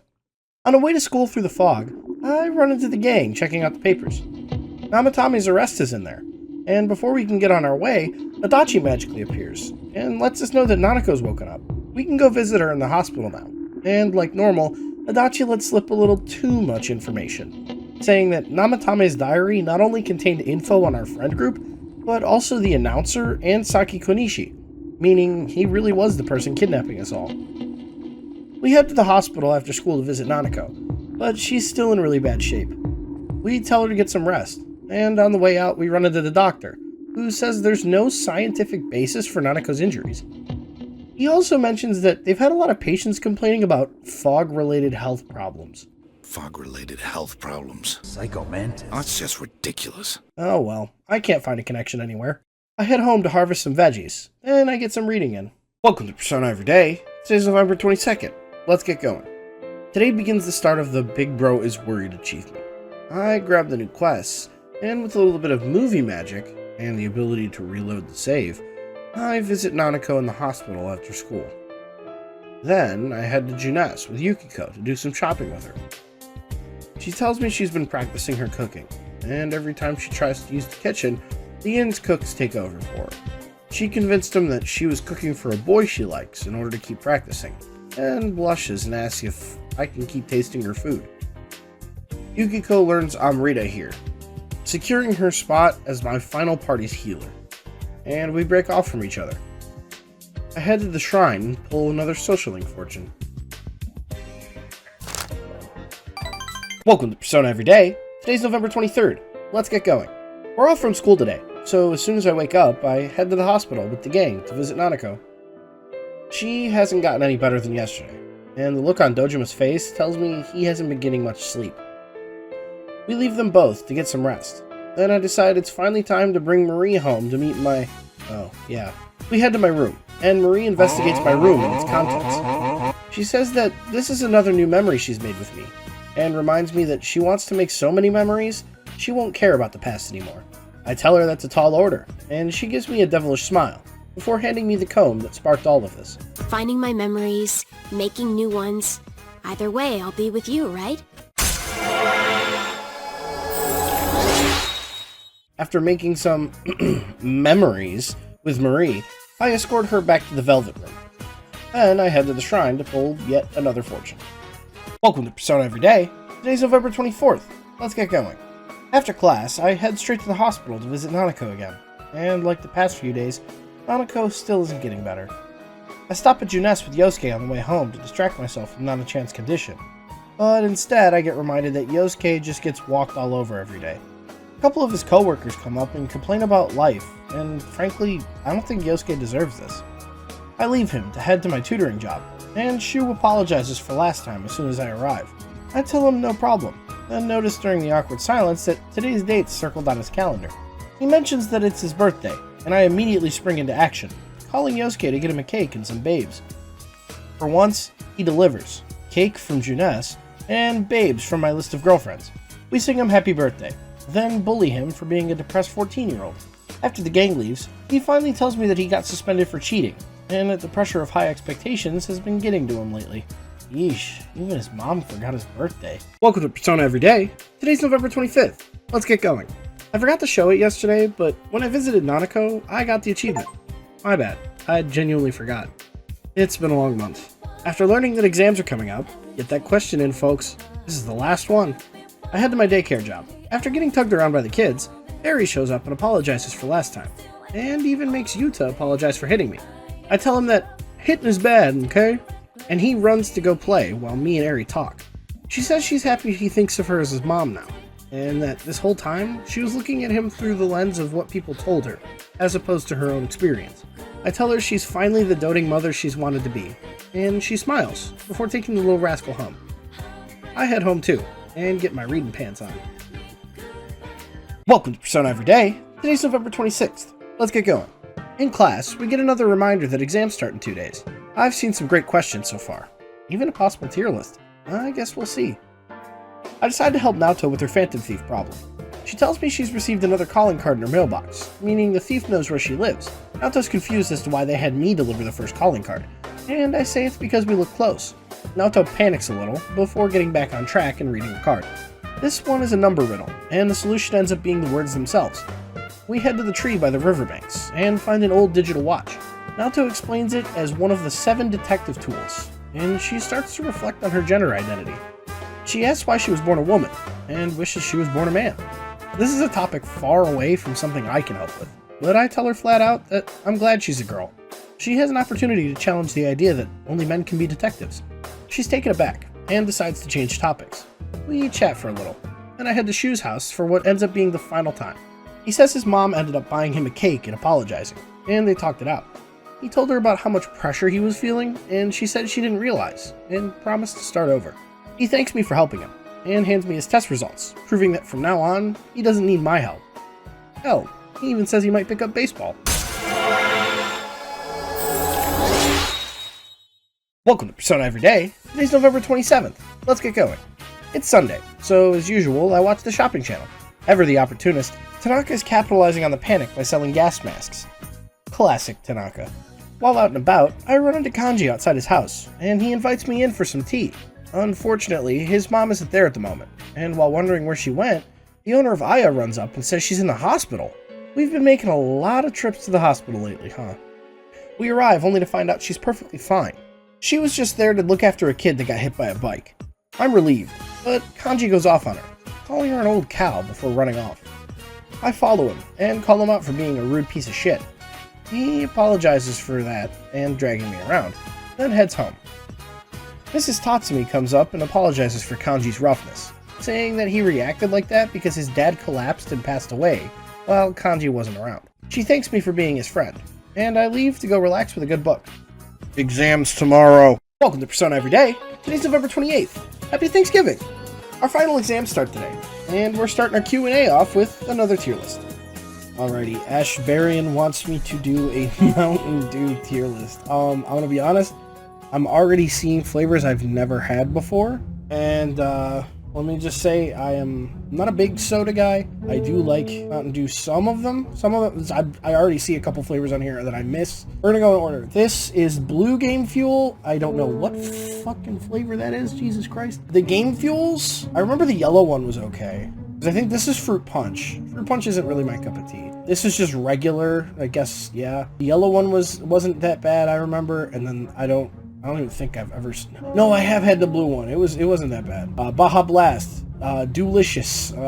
Whoever made this tier list is hilarious. Black Label. This was my favorite Mountain Dew. That's the holy grail for me. Black Label, and I'm just gonna skip ahead and grab my true favorite Mountain Dew of all time, Green Label. I remember these were amazing. I don't even see White Label in here. There it is. White Label was good too. I think Green Label was my favorite for sure, and Black Label, it's literally in this order. This looks like Diet Mountain Dew? I can't tell. Diet Mountain Dew is kind of gross. There's Code Red. Code Red's pretty fucking good.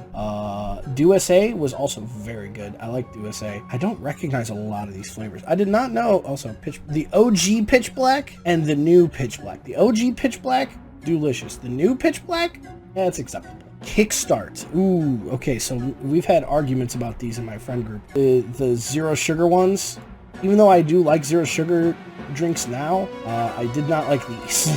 Black Cherry Kickstart is the best, and the rest are kind of like on the ride up. Regular Mountain Dew, not really my cup of tea, but it is acceptable if there's nothing else. Just the holiday one. Man, there's too many flavors of fucking Mountain Dew. Also, I don't drink alcohol. Let's get the spiked in there. Big 440? What the fuck? There's too many Mountain Dews, man. Oh, this is diet. So what is this flavor? Are these diet? These are types of diets? Diet Mountain Dew is just gross. Diet Code Red? Oh my god. Supernova? What the fuck? The KFC one? This is peach. Sweet Lightning. It's peach Mountain Dew. I love me some artificial peach flavor. The Whiteout. Not bad. The Fruit Punch Kickstart. There's too many Mountain Dews, man. I don't even recognize half these. Wait, is this the holiday one or is that the holiday one? No, that one says holiday. I can barely read that shit. Bruh. Electric Apple? What? This was a shit show. Welcome to Persona Everyday. Today's November 29th. Let's get going. Silent Echo Cat asks if I think myself equal to an Yugif? I don't know what that is, but completely unrelated, I've been wanting to play Metaphor ReFantazio since it came out, but I just haven't had the time. I haven't been able to find an exact date for when it starts, so I don't know if I'd be able to do it as an everyday series, but I definitely want to take the little free time I get after Christmas to put together a longer video on it. Welcome to Persona Everyday. Today's November 30th. Let's get going. Joao Vitor Silva asks who my favorite Persona character is. About a year ago, I posted a video where I ranked every Persona character that I had interacted with at the time. And in the top tier were Nanako, Oromaru, and Marie, who should be protected at all times. If you remove those in the protagonist though, surprisingly Yoshida from Persona 5 came out on top. But I think that's actually changed now that I've completed P3. I think this might be the coldest take in the community, but Akinari is 100% my favorite social link, and Junpei is a very close second in terms of character. I still like Makoto. Welcome to Persona Everyday. Today's December 1st. Let's get going. It's been a long year, and I'm glad you all have kept up with me. Speaking of people who have kept up, today's question comes from friend of the channel, Photos by Jabril. He asks what my favorite adaptation of Batman is. A relatively normal question.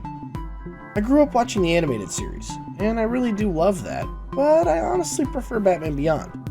I love the cyberpunk aesthetic coupled with the creepy dark backgrounds. Live action wise, I think my favorite of all time is Christian Bale. but if Robert Pattinson's next movie is really good, he might steal that spot. Welcome to Persona Every Day. Today's December 2nd. Let's get going. Louis C. Animates asks, chicken bake or double chunk chocolate cookie? I like both of these, and depending on the time of the day, my answer would change. But right now, chocolate cookie. Our final exam question comes from Jilly-chan. She asks if I could date one Persona girl IRL, who would it be? So first off, let's eliminate all of the underage girls here, as I am an adult and not a pedo. That leaves us with Maya, Ulala, Yuki, Ellie, Elizabeth, Toriumi, Mitsuru, Margaret, Kashiwagi, Eri, Sayoko, Mika, Chihaya, Kawakami, Takemi, Sae, and Oya. For the record, Mitsuru's birthday is May 8th, 1991, putting her at 18 for over 80% of the game. If I had to pick anyone from here, it would probably be Toriumi. She's a true gamer girl, and she'll get drunk and rant at people in online games. That feels like a perfect match to me. Welcome to Persona Every Day. Today's December 3rd. Let's get going. On the way into school, the gang almost literally runs into Yosuke and I, on account of the fog. Rise comments that it's almost exactly like in a TV world, and Kanji puts on his glasses, causing the rest of us to realize that they're working on this side. Does the TV have a leak? After finishing up our exams, we head to Junes to discuss the fog, and Namatame. And when Yosuke brings up Nanako, I remember I promised to buy her a new kotatsu. The gang takes this as an opportunity to lighten the mood, which Teddy immediately kills by reminding us that he's originally from the TV, and he doesn't want to go back. We tell him he doesn't have to if he doesn't want to, and he can even stay at my place if he needs to. After picking out a Hiho plushie for Nanako, Adachi calls, saying we need to get to the hospital immediately. We arrive to find out that Nanako's condition has worsened, and after a nurse escorts Dojima back to his room, Adachi shows up to give us the rundown on Namatame. He says the charges likely won't stick, as his alibi is rock solid, and the whole throwing people into TVs thing sounds like nonsense. Before Kanji can kick his ass for being a bad cop, the nurse calls me into Nanako's room. Nana-chan's in bad shape, and I do my best to comfort her.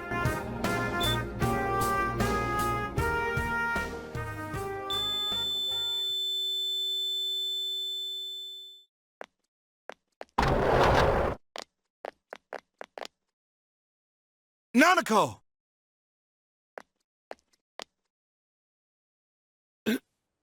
Nanako! I'm sorry, sir.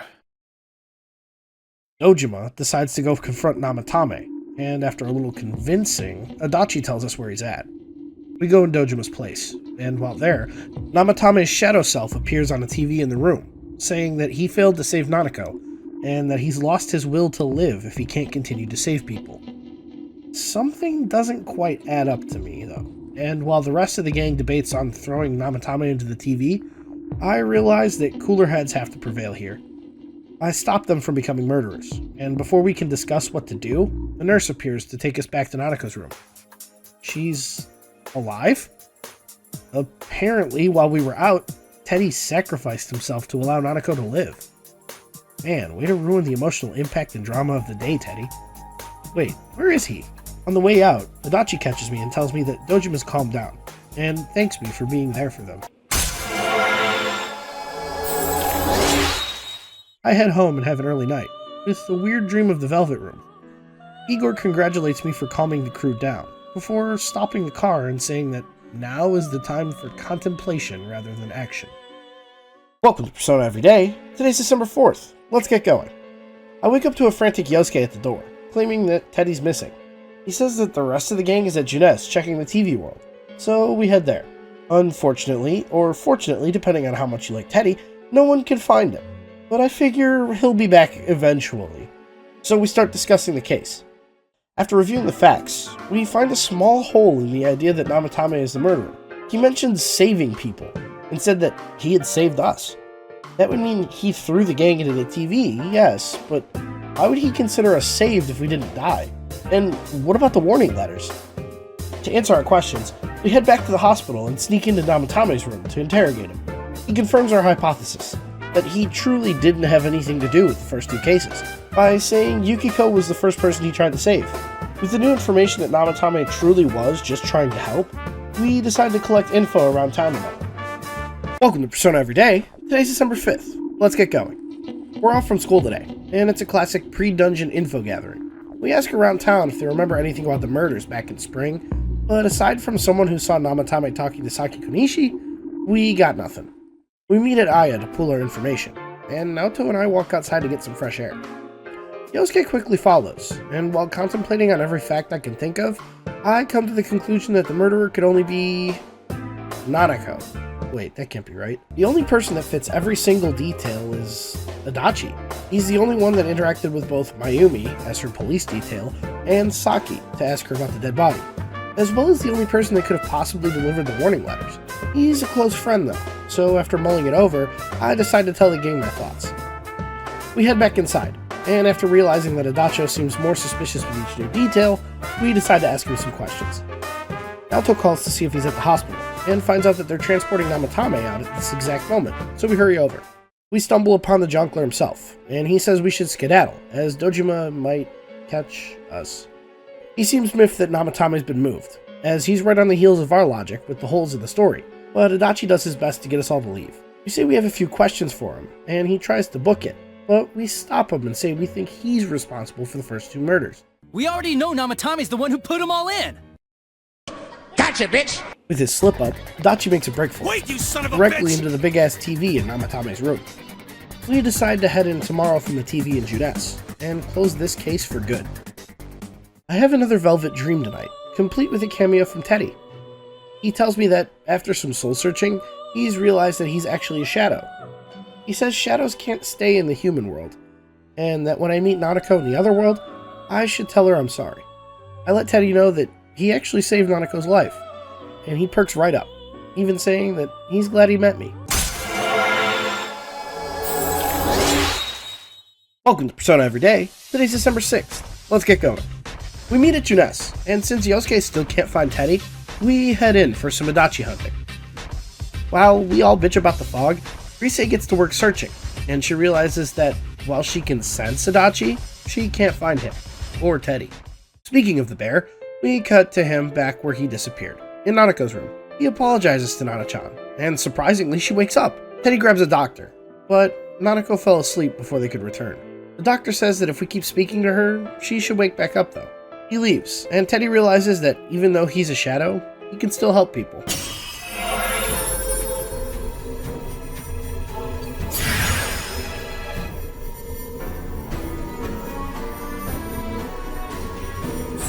Back in the TV, Rise falls to her knees after trying desperately to find Adachi. We call it a day. While relaxing at Junes, Rise notices Teddy creepily staring at us from afar, and the whole gang welcomes him back. He tells us what he's learned about himself, and we inform him of the mission that we're going to take tomorrow. Welcome to Persona Everyday. Today's December 7th. Let's get going. We resume our Adachi hunt with Teddy in tow, and he's more ready than ever to prove himself useful. After going even further beyond, he points us in the direction of that creepy room where Yosuke pissed in the corner. We arrive at the legendary location and confront Adachi there. Who's there? Who surprisingly villain monologues at us. He says that he was the one who pushed Mayumi Yamano into the TV, and he only did it because she was, quote, another worthless bitch. I guess that misogyny from earlier wasn't just a bit. He also says he's the reason Namatame started kidnapping us, as he intercepted his call to the police station. When we ask him why he kept up the game of cat and mouse, he simply says that it was fun, and a decent distraction from the boring boonies. No!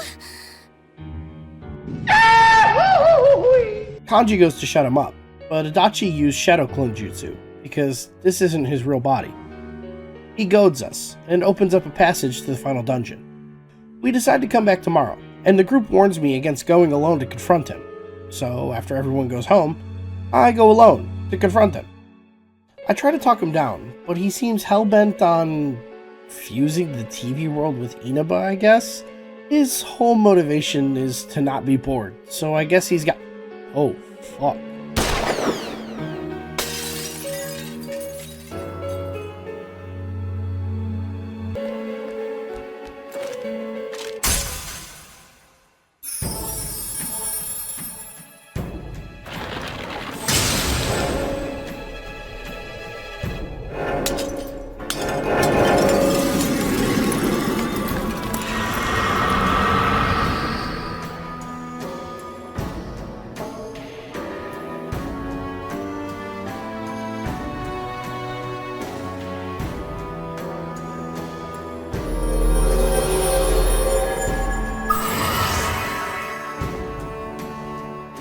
Welcome to Persona Everyday.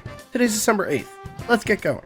Funnily enough, today's our first free day in over a week, and to commemorate this occasion, our test results are posted, and I claim my rightful spot as valedictorian of the year. Maybe I'll join student council next year. Since I now have the ability to hang out with anyone, I decided to meet up with Naoki at Aya. He tells me that since we last hung out, he decided to tell his parents he wants to drop out of school and help with the store. And upon hearing this, they immediately told him no. They want him to find his own way in life. Honestly, that's more admirable than taking over a dying liquor store out of a sense of responsibility, but I can't just come out and say that. He has to figure it out himself. After running through his weekly gripes with the residents of Inaba pitying him, I finish up my soup and head on home to curl up with a good book for the first time in forever. Welcome to Persona Everyday. Today's December 9th. Let's get going. At lunch, Ai-chan finds me and asks if I'm free today. I actually had planned to hang out with her today, so after class we head up to the roof again. Does she have a death wish or something? She tells me she ran into Ko recently, and while talking with him, she realized he's just a normal, everyday guy, not some superhero that makes her heart flutter. I tell her it's normal to be enraptured, especially at her age, and she realizes that maybe she's been wearing her heart on her sleeve. Ai tells me she's been lying to herself about her preferences in order to be liked, but maybe because she wasn't being herself, she subconsciously figured no one liked her. I walk her home, then take up some midnight gardening. Welcome to Persona Everyday. Today's December 10th. Let's get going. After school, I figure now is as good a time as any to finish up my time at the daycare. After telling all the other little rascals goodbye, I notice Eri walking up to say her goodbyes. It actually turns out, today's Yuta's last day as well. It definitely has nothing to do with the impending doom. Eri says she's pulling Yuta out of daycare so she can learn how to be a proper family, thinking that they should spend more time together. She thanks me for showing her that, then hands me a 4-leaf clover she made into a bookmark as a parting gift. I definitely won't miss getting punched by a 9-year-old. I arrive home, and feeling a little lonely, I decide to check the cushion that Nanako always sits on. It turns out, she had left me a present, in case I scored high on the finals. I'm extremely touched, but I can't equip it, as I know my dumbass would break it immediately. I head upstairs, reinvigorated, and set to work on reading. Welcome to Persona Everyday. Today's December 11th. Let's get going. It's been a while, but today I want to hang with Kanji. We meet up at the gazebo on top of the hill overlooking town, and after some small talk, Kanji asks me what his mom said to me at the hospital. I tell him she talked my ear off about everything to do with him, and Kanji gets slightly embarrassed, saying he's now got nothing to hide. He notices the kid that his mom took to the hospital is up on the hill with us, and like the big softie he is, Kanji goes and tries to see what's up. The kid lost a stuffed animal that he had borrowed after being bullied for playing with girly things, and the bullies threw it in the river. Riled up and pissed off, Kanji acts before thinking, and drags us down to Samagawa in the middle of December to wade through the river looking for it. We obviously don't find it, but Kanji promises to make the kid a new stuffed rabbit, though he doesn't explicitly say that. In the evening, I finish Polyland, leaving me just 3 books before the trophy. Welcome to Persona Everyday. Today's December 12th. Let's get going. In keeping with yesterday, and my scheduled notes, I hang out with Naoto after school, and help her on the Phantom Thieves case. She says that since the Shirogane estate was broken into, she hasn't heard much from her grandpa, or butler. Putting that obvious foreshadowing aside, she reveals that there's a new calling card, another number-letter puzzle. By removing the letters in 40 and 4 from the clue, we reveal the location of the next item. The table at Junes. We head to the food court to find yet another one of Naoto's 7 tools of the detective, a ballpoint pen complete with flashlight and telescope. She's surprised that the stolen goods are all hers from her childhood, then mentally heads back to think over the changes she's undergone in her life. We chat about growing up, before I head home to get one step closer to that achievement. Welcome to Persona Everyday. Today's December 13th. Let's get going. I planned on heading to basketball practice today, but only Daisuke is at the usual spot. I head anyway, and just as practice starts, Ko comes in and tells us he's heading to the orphanage to inquire about his birth parents. After practice, Daisuke and I head to the station and wait for him to show up. But when Ko arrives, he tells us the only thing the orphanage did was give him a letter. We sit down and listen to him read it, only to find out that his parents died very soon after he was born, of illness. We try to console him as he becomes despondent, saying stuff like he has no one, and He's glad he at least knows. But I can't really tell what he's feeling after we help. At home, I get to reading yet again. Welcome to Persona Every Day. Today's December 14th. Let's get going. On the way to school, Naoto reminds me that Adachi is just, hiding in the TV. He's just sitting there, waiting for us to delve in. I tell her I understand. I'm just trying to min-max. Speaking of min-maxing, I decide to hang out with Naoki, and like usual, we end up getting Chinese. He apologizes for thinking he should take over the family business as soon as possible, and tells me that he respects me for not being like others and actually taking time to talk to him. Naoki goes quiet for a second, then randomly mentions that he likes cream puffs. I'm confused, and he explains that when Saki was still alive, she would steal his cream puffs out of the fridge, saying that they expired, but now that she's gone, the cream puffs he had in the fridge expired for real. I realize that this is his way of acknowledging Saki's death, coming to grips with it, and when we finish up our food, he asks if I can take him to Junes next time, just to see why Saki was working there. I head home to my small library. Only 2 books to go. Welcome to Persona Every Day. Today's December 15th. Let's get going. On the way out of school, I notice Ai by the shoe lockers, and it looks like she's getting hit on, bullied. Apparently it's someone she used to fool around with, and while talking, he makes fun of her for dating me. Ai shatters my dreams by telling him we're not, in fact, dating, but she stands up for me, before being cut off by the Andrew Tate wannabe, who threatens her to try and get her to go out with him. I jump in as soon as I hear this, and this pisses him off. He goes to hit me, but I jumps in the way, and she takes a hard slap to the face.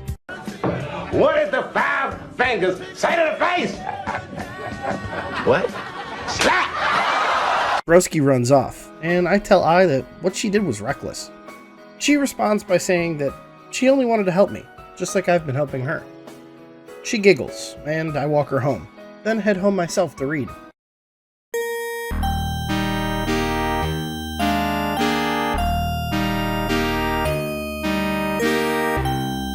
Welcome to Persona Every Day. Today's December 16th. Let's get going. After school, Naoki and I head to Junes for his first ever visit, and after a tour of the building, we sit down in the food court to talk. He realizes why people have been shopping at Junes, saying their prices are way lower than even at his family's store. But since Saki's death, they've had more business due to pity purchases. Suddenly, a wild Yosuke appears, surprised to see Naoki out and about at Junes. He tries to be buddy-buddy, but after noticing it's not working, he runs off to get us all steak skewers. Naoki says Yosuke's pretty nosy, and tries to lump me in with him, but I call him out, and remind him that Yosuke isn't all bad. He returns with the skewers, and after a less than stellar review from Naoki, we all head home. At least the vegetables don't think Yosuke and I are alike. Welcome to Persona Every Day. Today's December 17th. Let's get going. After basketball practice, Ko, Daisuke, and I head to Samagawa to hang out, mostly because Ko wants to be by the river, and he tells us about when he was first adopted, and how he feels now that he's free from the responsibility of being an Ichijo. Ko says he feels empty, knowing that he has no roots, and Daisuke says we should visit his parents' graves, but Ko realizes he wouldn't even know where to look, as all he has is that letter from 10 years ago. Wait, 10 years? 10 years in the joint made you a fucking pussy. Ko realizes that the letter the orphanage gave him is a little too pristine to be 10 years old, and learning this, he figures that maybe he didn't need roots to be happy. Daisuke calls him stupid for not seeing this earlier, and suggests we all take a dip in the river to cool off. In December. After our icy splash pad adventure, I head home, harvest some veggies, and begin the final book of the run. Welcome to Persona Every Day. Today's December 18th. Let's get going. I decided to hang with Kanji today, as it's Sunday, and none of the non-party members are available. We meet up at the hill overlooking town with the little kid who lost his stuffed rabbit, and Kanji surprises him with an elaborate bunny wearing clothes, a ribbon, and carrying an umbrella. The kid is stunned. He's so happy he tells Kanji he wants one too. Kanji planned for this, and made him one too, complete with clothes, shoes, a hat, and a soccer ball. It's very elaborate. The kid asks where he bought it, and I tell Kanji to tell the truth, so he admits that he actually made them. Rather than the kid thinking it's creepy or weird, he actually asks Kanji if he can make more cute stuff for him, and his mom. This shocks Kanji, and after calling him cool, the kid runs off. Kanji, for the first time, doesn't feel looked down on for liking girly things. I head home, and finish the final book of the run, granting me the Reader King accessory and, of course, the Compulsive Reader achievement. Welcome to Persona Everyday. Today's December 19th. Let's get going. After school, Yosuke invites himself to my room, then begins his mandatory hunt for my porn stash. Why would I need porn when I have 7 girlfriends, you may ask? Sometimes a man just wants privacy. Speaking of girls, Yosuke mentions offhandedly that he can't think about relationships at the moment, especially with the whole, Adachi situation. We sit in silence for a moment, before he brings up some event at Junes regarding a pyramid scheme, Young Men's Association. Wanna play Smash Bros? Welcome to Persona Everyday. Today's December 20th. Let's get going. After class, I head to basketball practice for what ends up being my final time for the year. While there, Ko catches me, and says he has something to give Daisuke and I after practice. We finish up, and follow Ko to the roof, where he tells us that his insecurities came to a head recently, when he confronted his family and asked them outright if they still want him. They absolutely lost it, resulting in his mom crying and calling him stupid for even questioning his place in the house.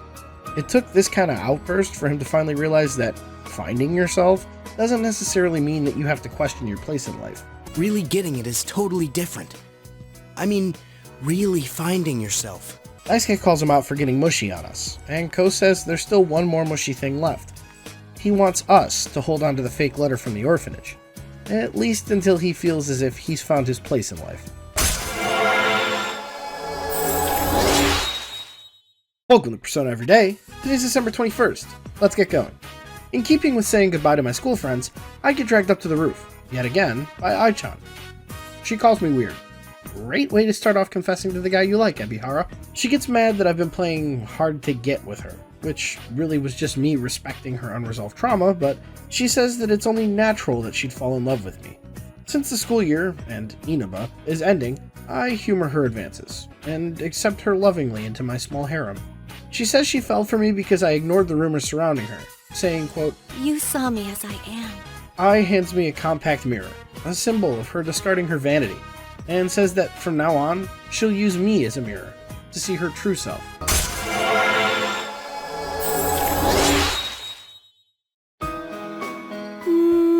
Well, I can. More, right? Turns out, she's actually pretty timid. Welcome to Persona Everyday. Today's December 22nd, and it's a doozy. For starters, today's the last day I can hang with anybody, but it's also the last day to beat Adachi and still get the Christmas events. I decide that with the power of editing, I can do both. Yes, this means I have to beat Adachi twice, and yes, this makes today's video extra long, but whatever. In Universe 1, I hang out with Naoki. He takes me to the spot where his sister's body was found, and tells me that initially he felt as if he wasn't grieving properly. Naoki's idea of grieving is like what they show on TV, but I tell him that everyone grieves differently. He thinks about this for a second, and then asks me the toughest question in the world. She must have wanted to live more, huh? Naoki breaks down crying, and I tell him from personal experience to let it all out. A good ugly cry does a lot of good once in a while. With renewed anger at all the lives that Adachi's ruined, I head into the TV in Universe 2. After maxing Margaret in a quick jaunt through all the past dungeons to defeat the boss shadows, we delve into Magatsu Inaba. This dark, fucked up version of Inaba is Adachi's hidey hole, and he taunts us the whole time we're there. We reach a tape line that we can't open, and Adachi laughs, saying that we're now trapped in the TV world. Luckily, I'm suicidal, and I decide to jump down a hole in the floor, leading us to another part of the dungeon, where we hunt down the shadow that's keeping the door locked. We finally confront Adachi, and after confirming himself as a true agent of chaos and a nihilist, we jump his ass, courtesy of my freshly crafted Yoshitsune.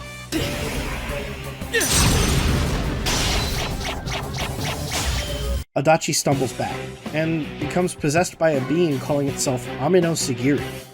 This floating eyeball says that it's the true source of the fog, and the reason we're able to enter the TV. It rambles about mankind for like 12 minutes. Then Yoshitsune pops his goofy eyeball with Hasotobi. Persona!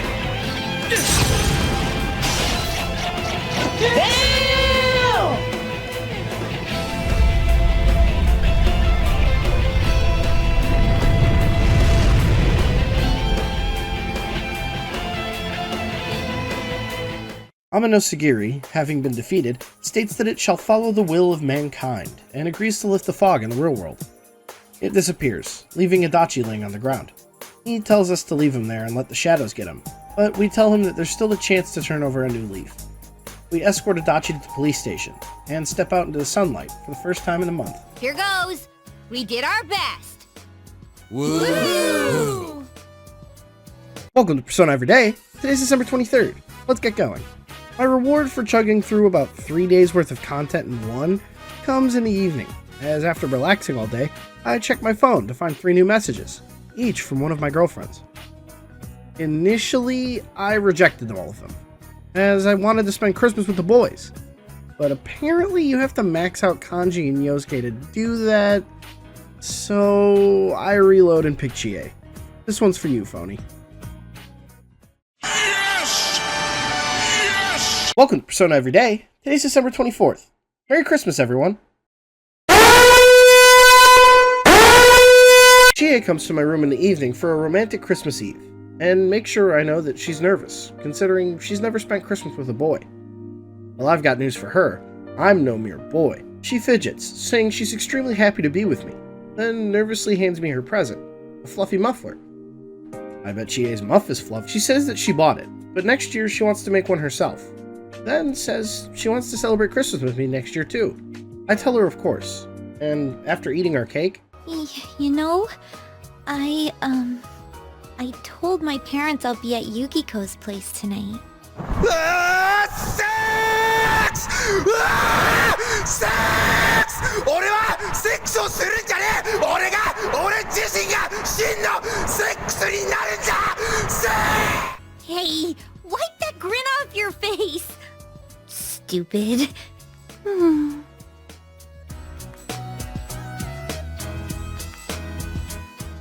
Welcome to Persona Everyday. Today's December 25th. Happy Ho Holidays! That sounded pretty cringe, not gonna lie. The gang meets up at Junes for our final recap. After going over the fact that Adachi confessed and confirming that Teddy's gonna stay on our side for the foreseeable future, I get a phone call from Dojima of all people. He says that the doctors are letting Nanako come home for a bit. He's also been feeling on the up and up, so they're both coming home for Christmas. I relay this to the group, causing the 2 dweebs across from me to break down crying. Where are you touching? Chie suggests throwing a Christmas party for Nanako, complete with a homemade cake. Oh no. We head back to my house after the impromptu shopping trip, and we get to show Nanako the brand new Kotatsu we bought. I miss this little ball of sunshine. Unfortunately, the girls are about to subject her to a fate worse than death. Well, wait, Nanako-chan! I'll be the first one to... No! It's delicious! Wait, it's actually good? It tastes really good! It's a Christmas miracle! I guess Naoto's help was the secret ingredient. Welcome to Persona Everyday. Today's December 26th. Let's get going. On the way to our last day of school, Yosuke catches me and lets me know that it's supposed to rain tonight, so we should check the Midnight Channel, just in case.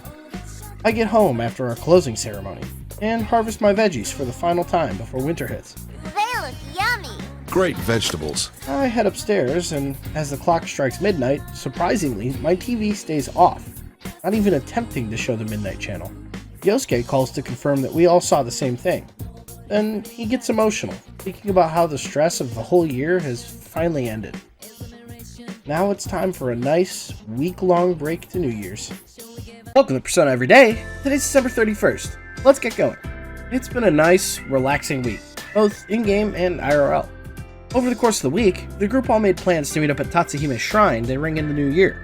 But even though everyone lives within 5 minutes of the place, they're all late. Even Kanji, who sprints out of his house apologizing, saying he fell asleep watching Toshikoshi Kurotoshi. Soon, Yosuke and Teddy show up and apologize for keeping me waiting, and even they're surprised the girls are late. Kanji wonders if they're coming in kimono, and the rest of the guys get excited imagining it. Little do they know indeed. Just as Yosuke begins to fantasize about Naoto and kimono, the girls show up, saying that they were buying heat packs to prevent the cold. Then where are Chie's pants? Staying still makes me cold. They're handing out Amazaki over there. Not till New Year's. Hey, how long till next year? Oh, it's almost time. Okay! 5, 4, 3, 2, 1! Happy New Year! New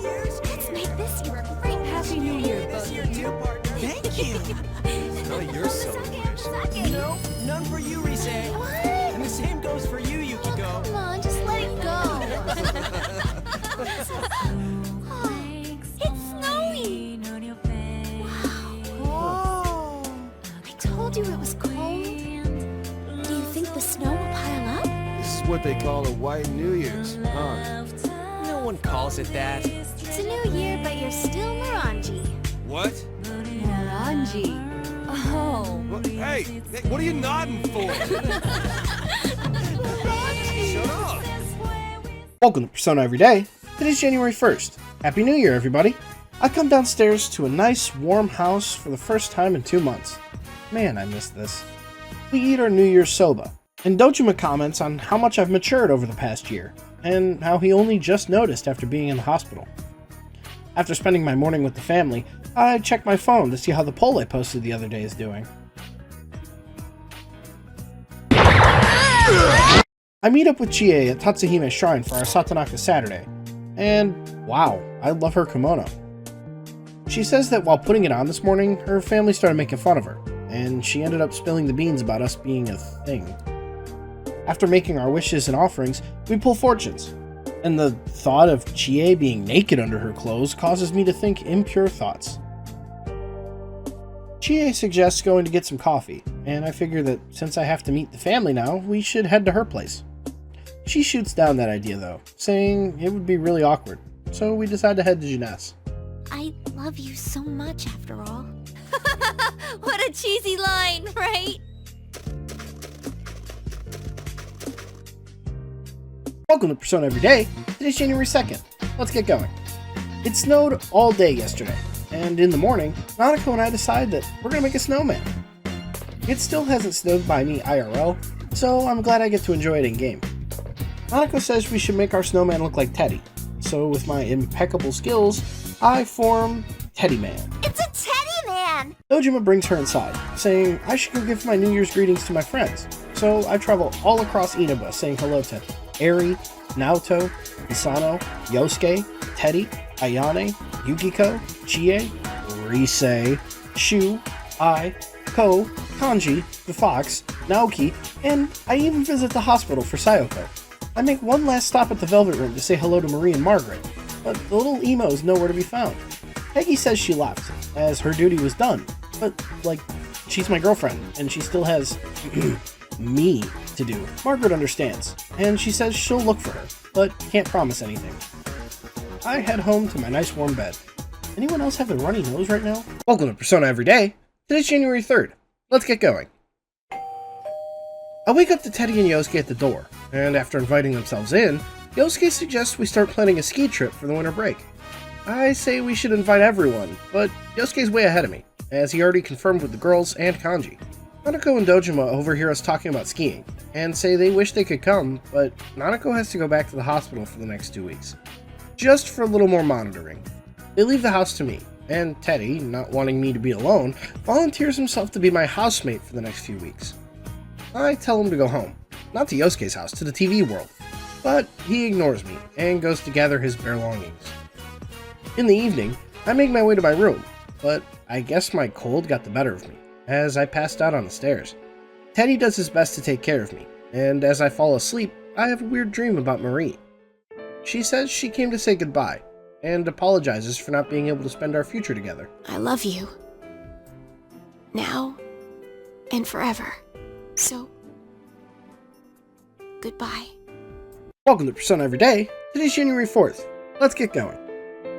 This week, I'm gonna be in and out of consciousness, as I'm still sick.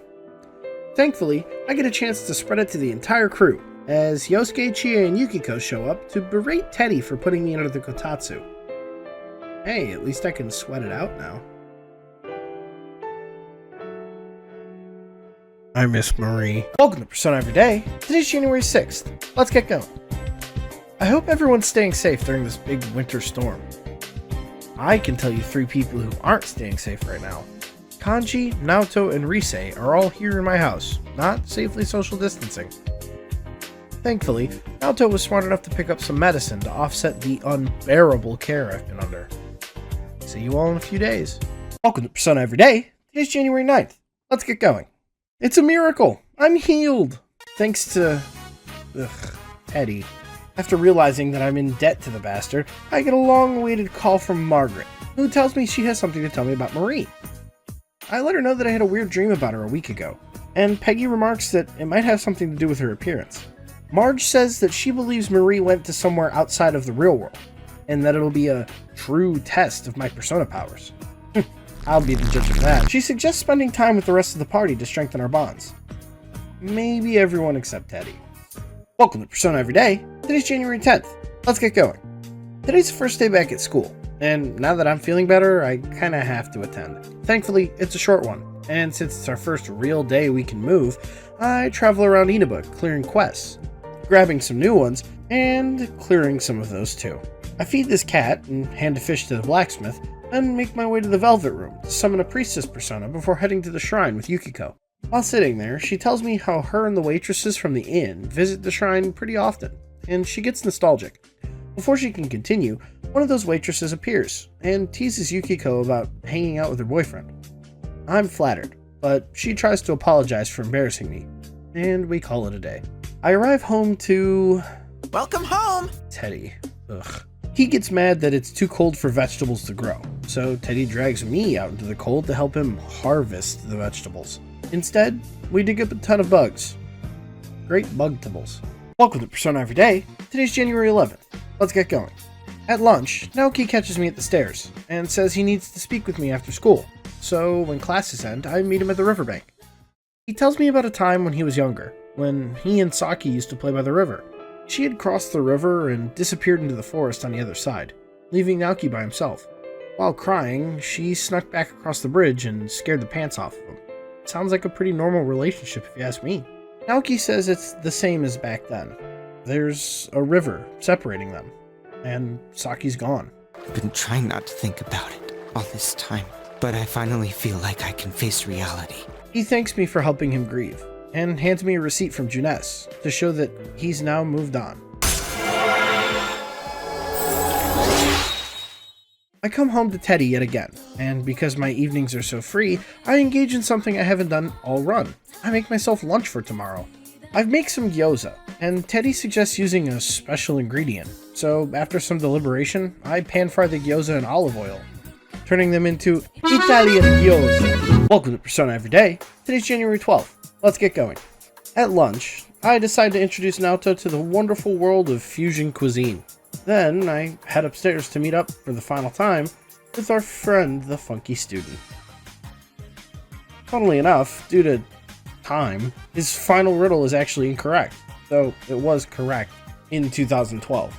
He lists the World Cup winners, and because I'm a silly American, I have to look up the answer. Good job, Uruguay. I feed the cat and run into Kanji over at the river, who tells me that he's still watching for that stuffed rabbit, just in case. Weirdly enough, the kid shows up to ask Kanji if he can make more stuffed animals for him, even saying that he'd get paid for it.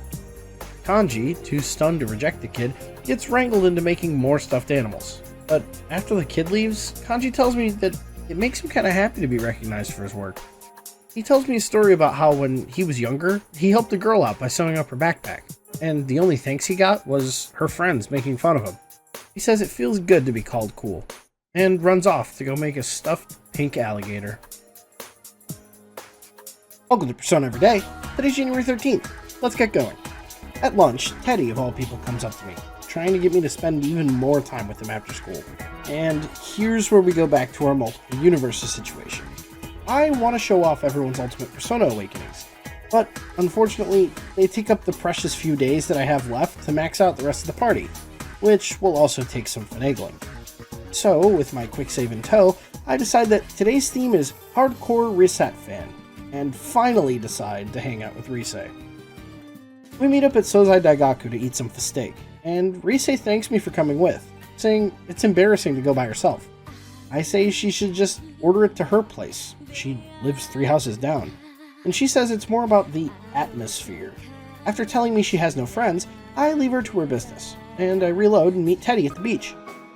He asks me why the sea is so huge, and after telling him that the world is a lot bigger than Inaba, he thinks for a moment, before bursting into tears, saying he doesn't want me to leave. I tell him that that's still a long ways off, and the bear promises to be more independent going forward.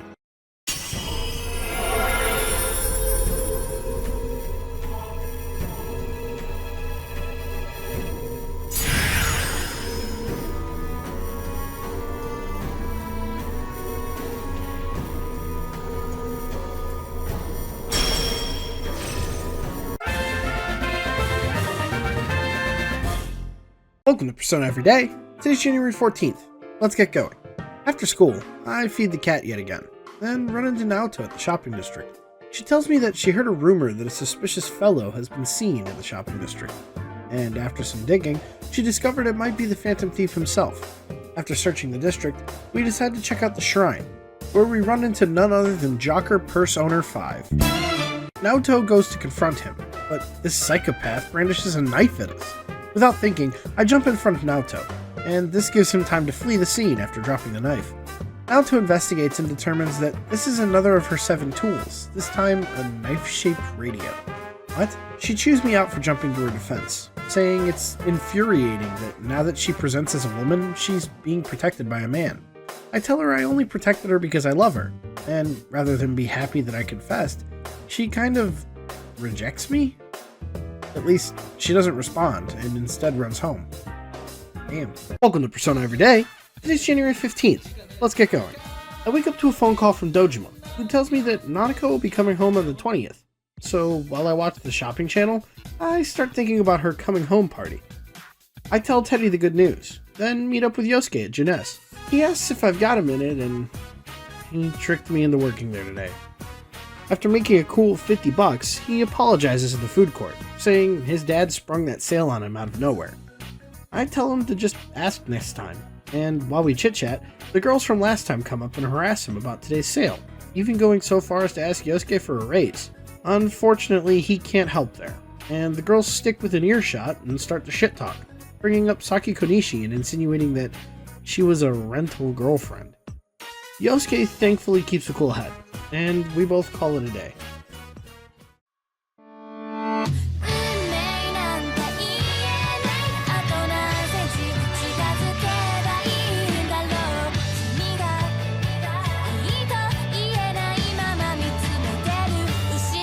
Welcome to Persona Every Day. Today's January 16th. Let's get going.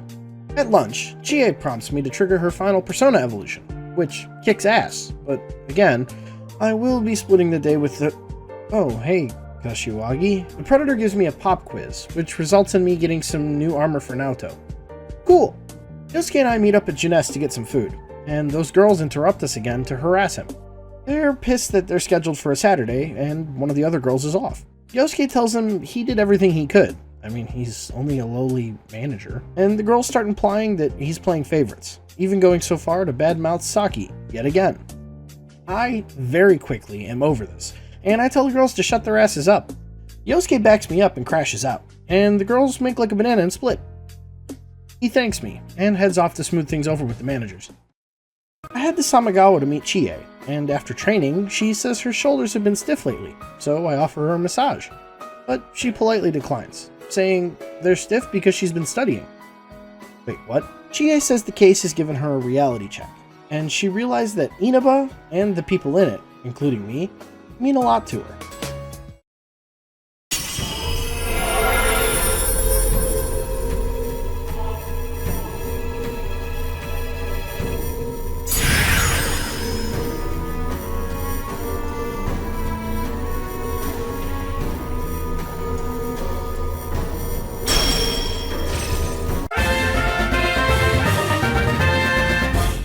Welcome to Persona Every Day. Today's January 17th. Let's get going.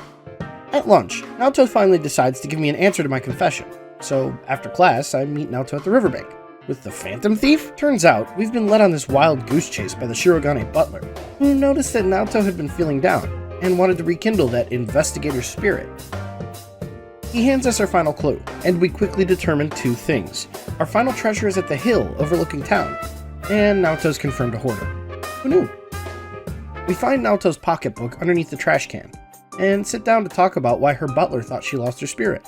She says she put herself under a lot of pressure to solve the case, as she felt she wasn't being recognized for her detective skills. After talking herself through it, Naoto remembers that the original reason she became a detective is she wanted to help people. I finally think I can accept myself. I am a woman. And a detective. Wait, it's not maxed? I love you. This is acceptable.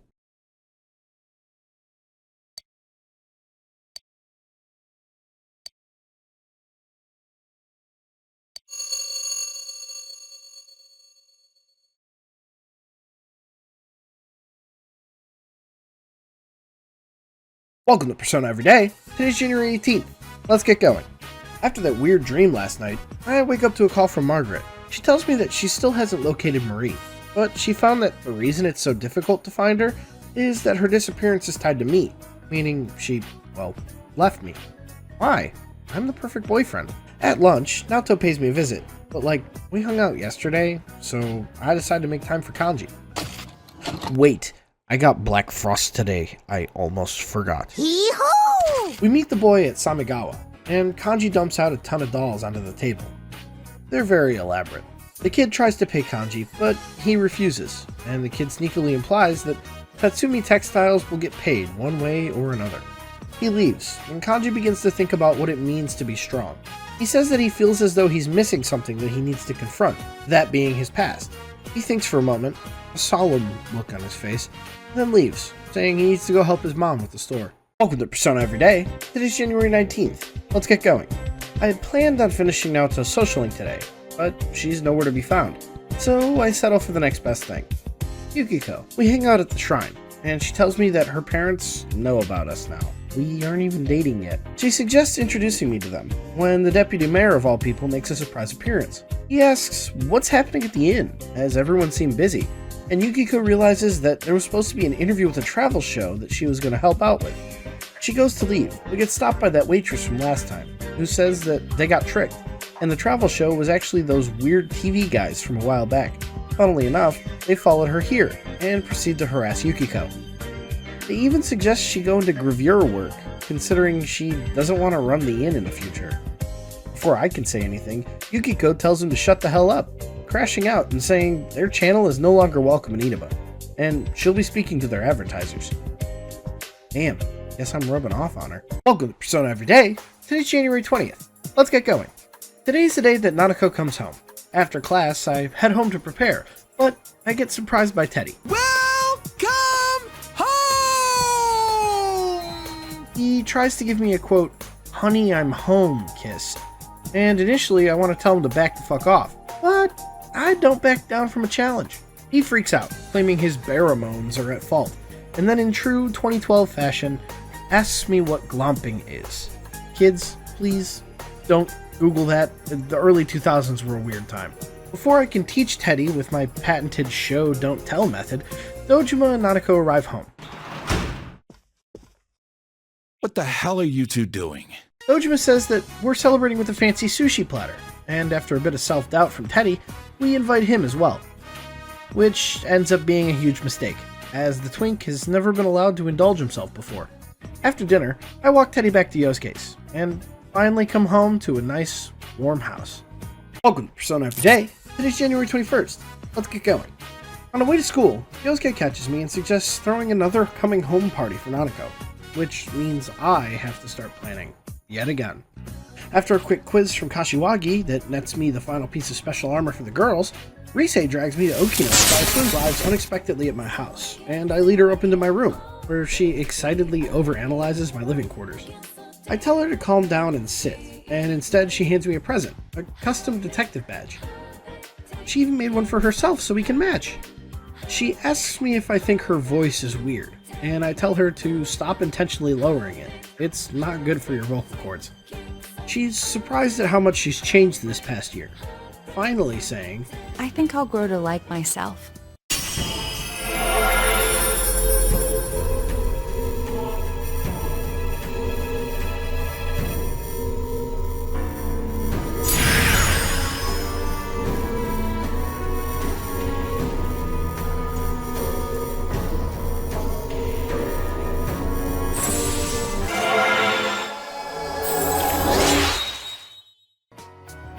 I love you.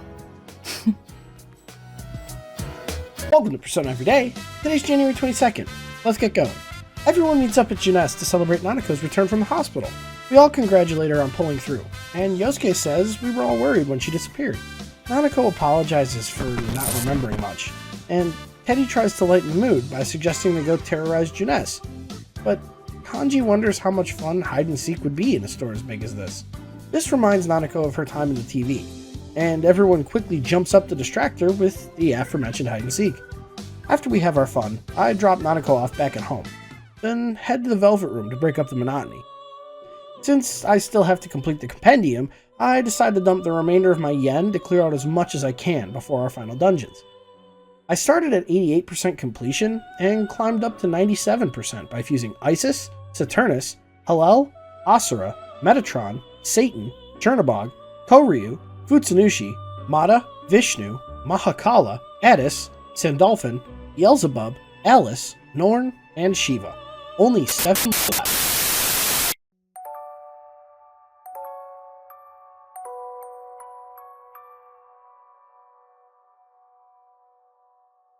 Welcome to Persona Everyday. Today's January 23rd. Let's get going. At lunch, Naoto comes up to me asking if she can evolve her persona today. So it's another one of those days. After class, Yosuke and I wander over to Samagawa. Man, everything seems to go down here. And he shows me a print club sticker that he took with Saki Konishi. He tells me about when he first moved to Inaba, and how he thought he was above everyone, before Saki showed him compassion, and didn't immediately judge him for being the heir to Junes. Yosuke says that this is what made him realize Inaba had something more to it. He questions why she had to die, and honestly, I let him cry it out. I run into Naoto at, you guessed it, Samagawa, and she kind of reminisces on the last year, saying that the town is now moving on from the murders, and bringing back some old festivals. Naoto comments on the human condition, namely how we can forget our pain, but because we forget, we repeat the same mistakes that caused that pain in the first place. And as long as you have that precious someone, no matter how much you forget, you can strive for a better future.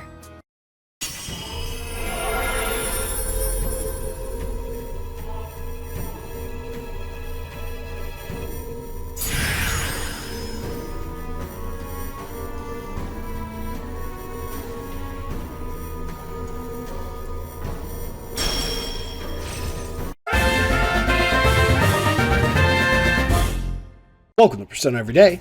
Today's January 24th. Let's get going. After class, I head to the shrine with Yukiko to pay some respects, and she asked me who I'll be making a wish for. I play it corny, give her the answer women want to hear, and tell her I'm wishing for her. She replies by saying she'll be wishing for everyone's health, a selfless wish, and follows it up with a selfish wish by saying she wants to be a woman worthy of me. Girl, I don't even think you have to be a woman for me at this point. After our prayer, she tells me she's realized she doesn't want to give up on the inn just yet. Our run-in with the fake news taught Yukiko that she needs to be around to protect the inn, and she thanks me for helping show her that. She asks why I spend so much time with her, and I tell her I really like her, almost as much as the other girls. And I guess this satisfies her enough to officially join the harem. There's only one more.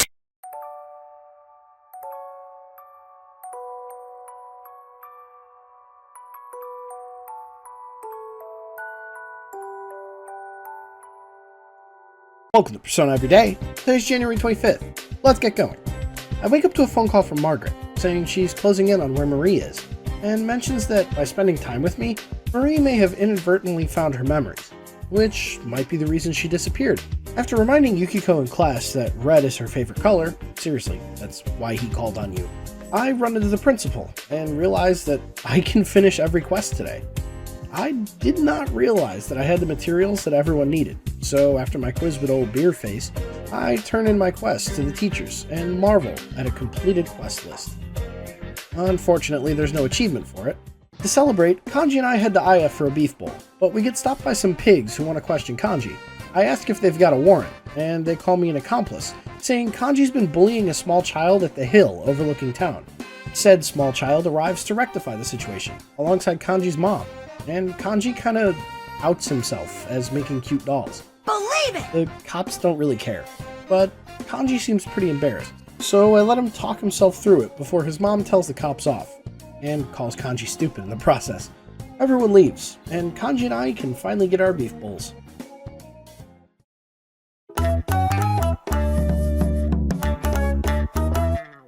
Welcome to Persona Everyday.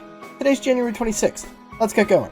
At lunch, Kanji comes up and lets me know that he wants to hang out again, but I figure I should split my time evenly among the remaining crew.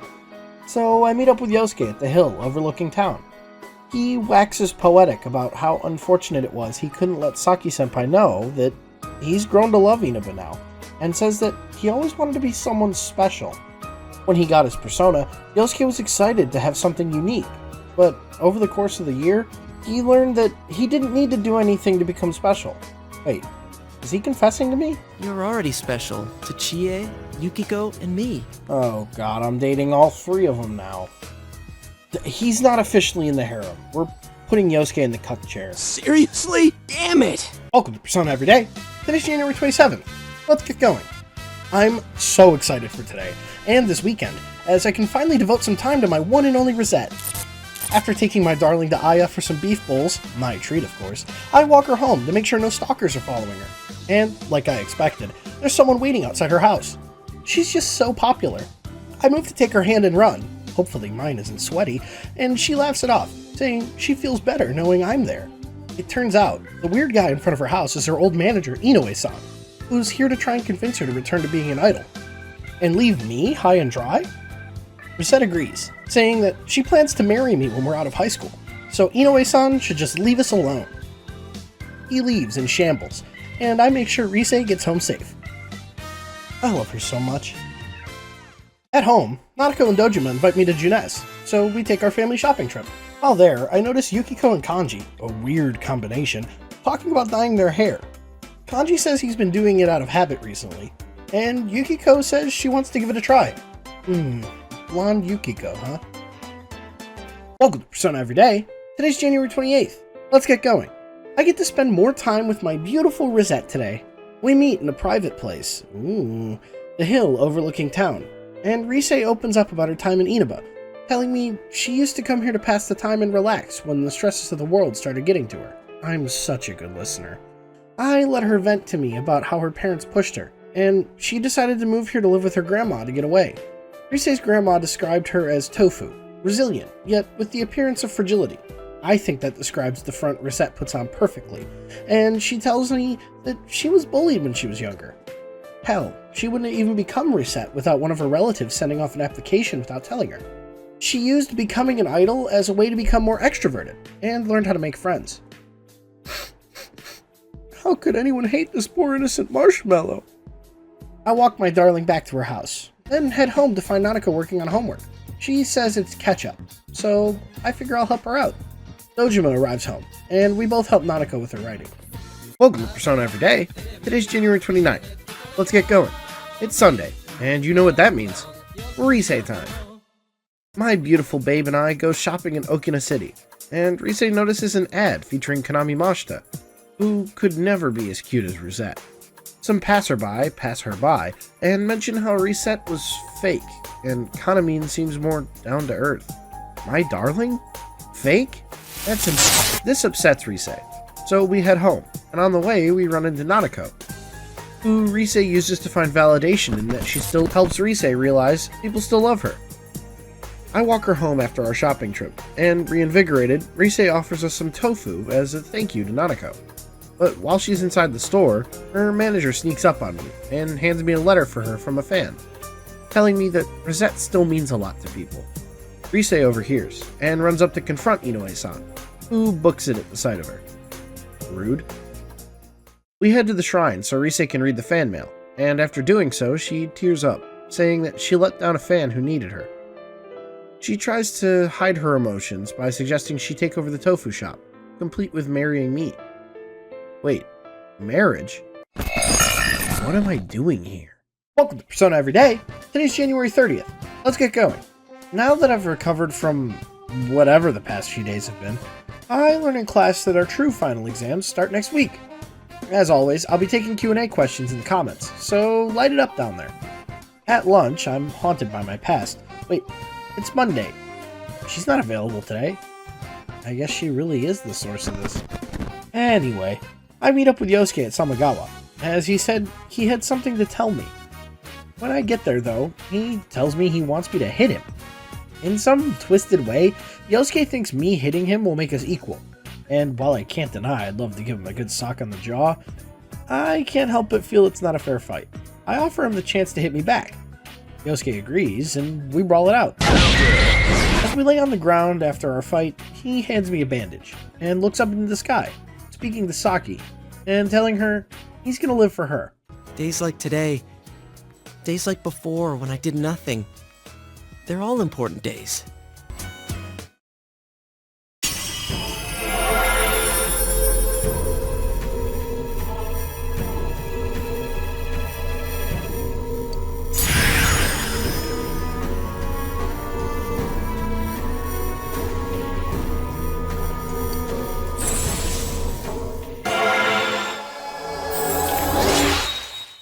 Wait, is that a Naruto reference?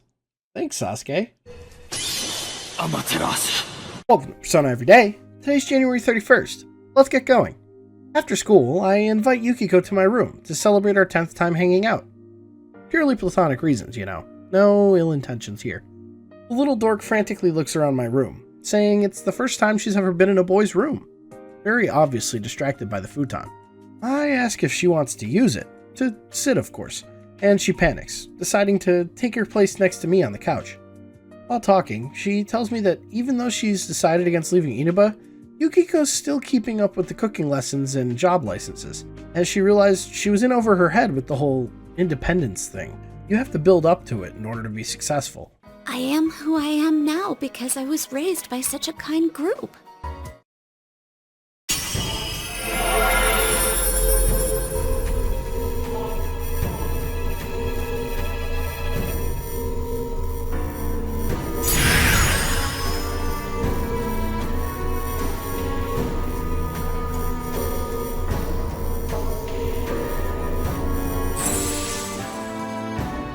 Wait, is this the Naruto reference?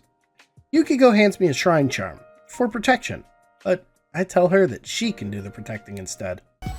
I love you.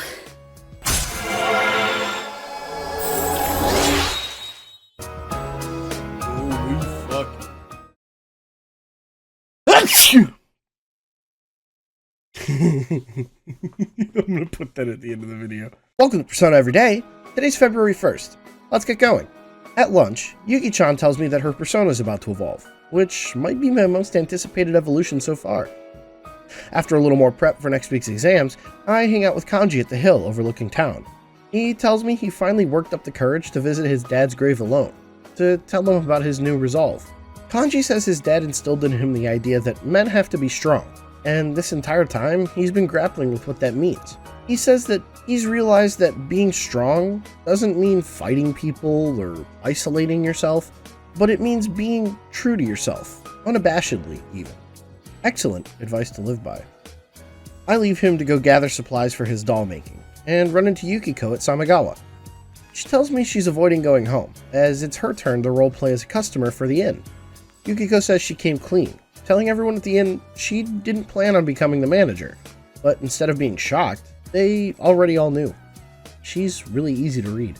Yukiko says that realizing she wasn't alone helped her see that she wasn't prepared to be on her own. At least, not yet.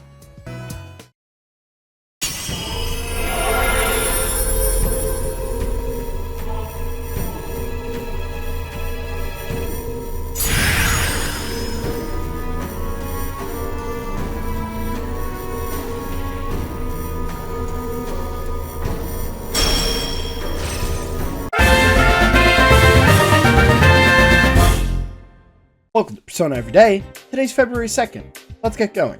At lunch, Yosuke tells me it's time for his persona to evolve, so I make a mental note to talk to him after my actual plans for the day. Kanji says he needed to tell me something, so I meet him at my house after school. He tells me that Rise came by Tatsumi Textiles the other day, and called him creepy for making dolls. What an asshole. Thankfully, Kanji has finally realized that the opinions of others ultimately don't affect him, and because he's staying true to himself, he was, well, unaffected. Kanji says that from now on, he's got two rules. be himself, and get people to understand him. He gives me a cute strap for my phone. Now I can say it straight out. Huh? That other me is me.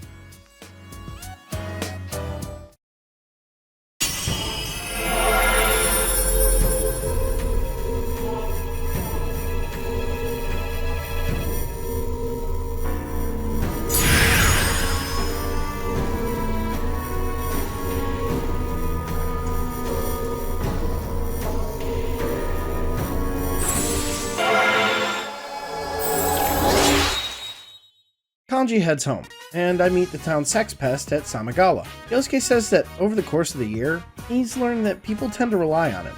I call him out on this, as he was legitimately the only guy pushing for us to throw Namatame into the TV. And he looks a little sad. What good is a friend if they won't call you on your bullshit, though? He admits that he saw red, and desperately wanted the stress of the case to be over, and says that while he still needs work, he's gonna try to be better at managing his emotions.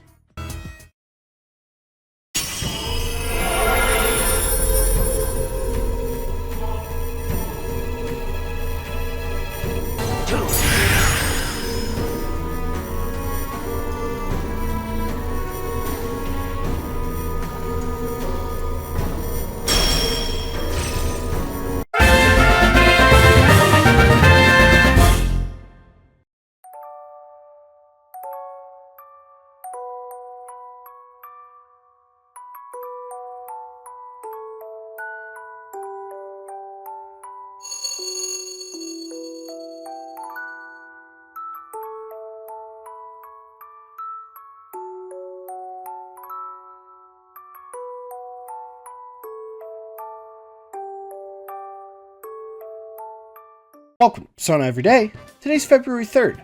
Let's get going. It's the final playable weekend of Persona 4 Golden, and what better way to end with a bang than to finish up my darling social link.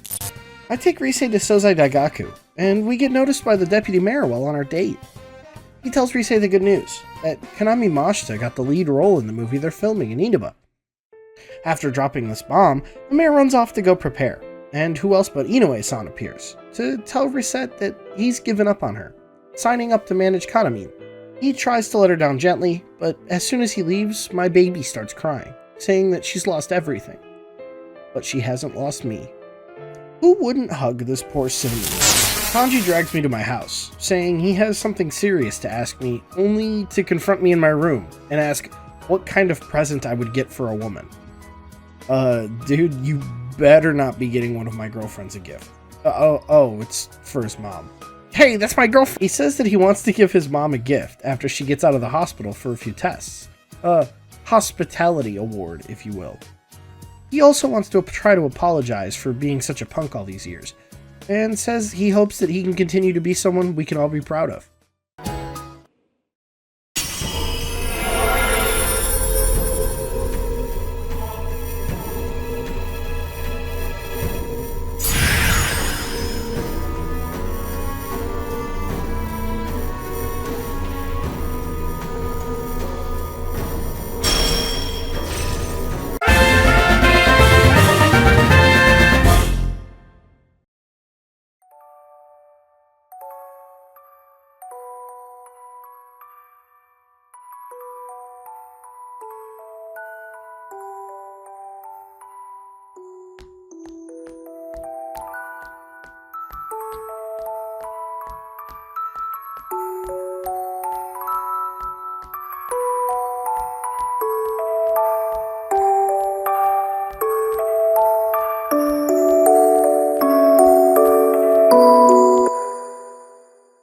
Welcome to Persona Every Day. Today's February.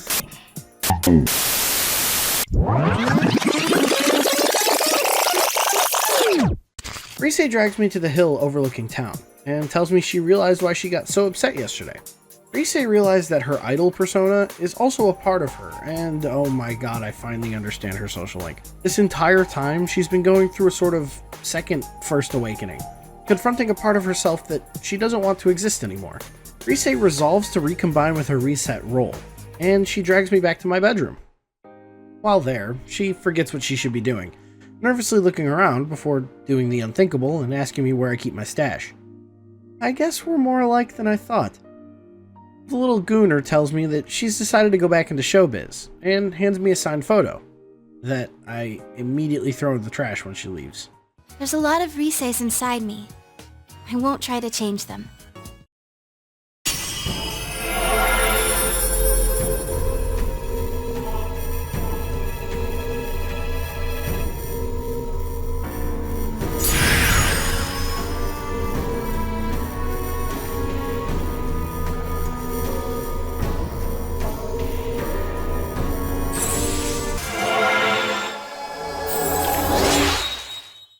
Senpai, I love you.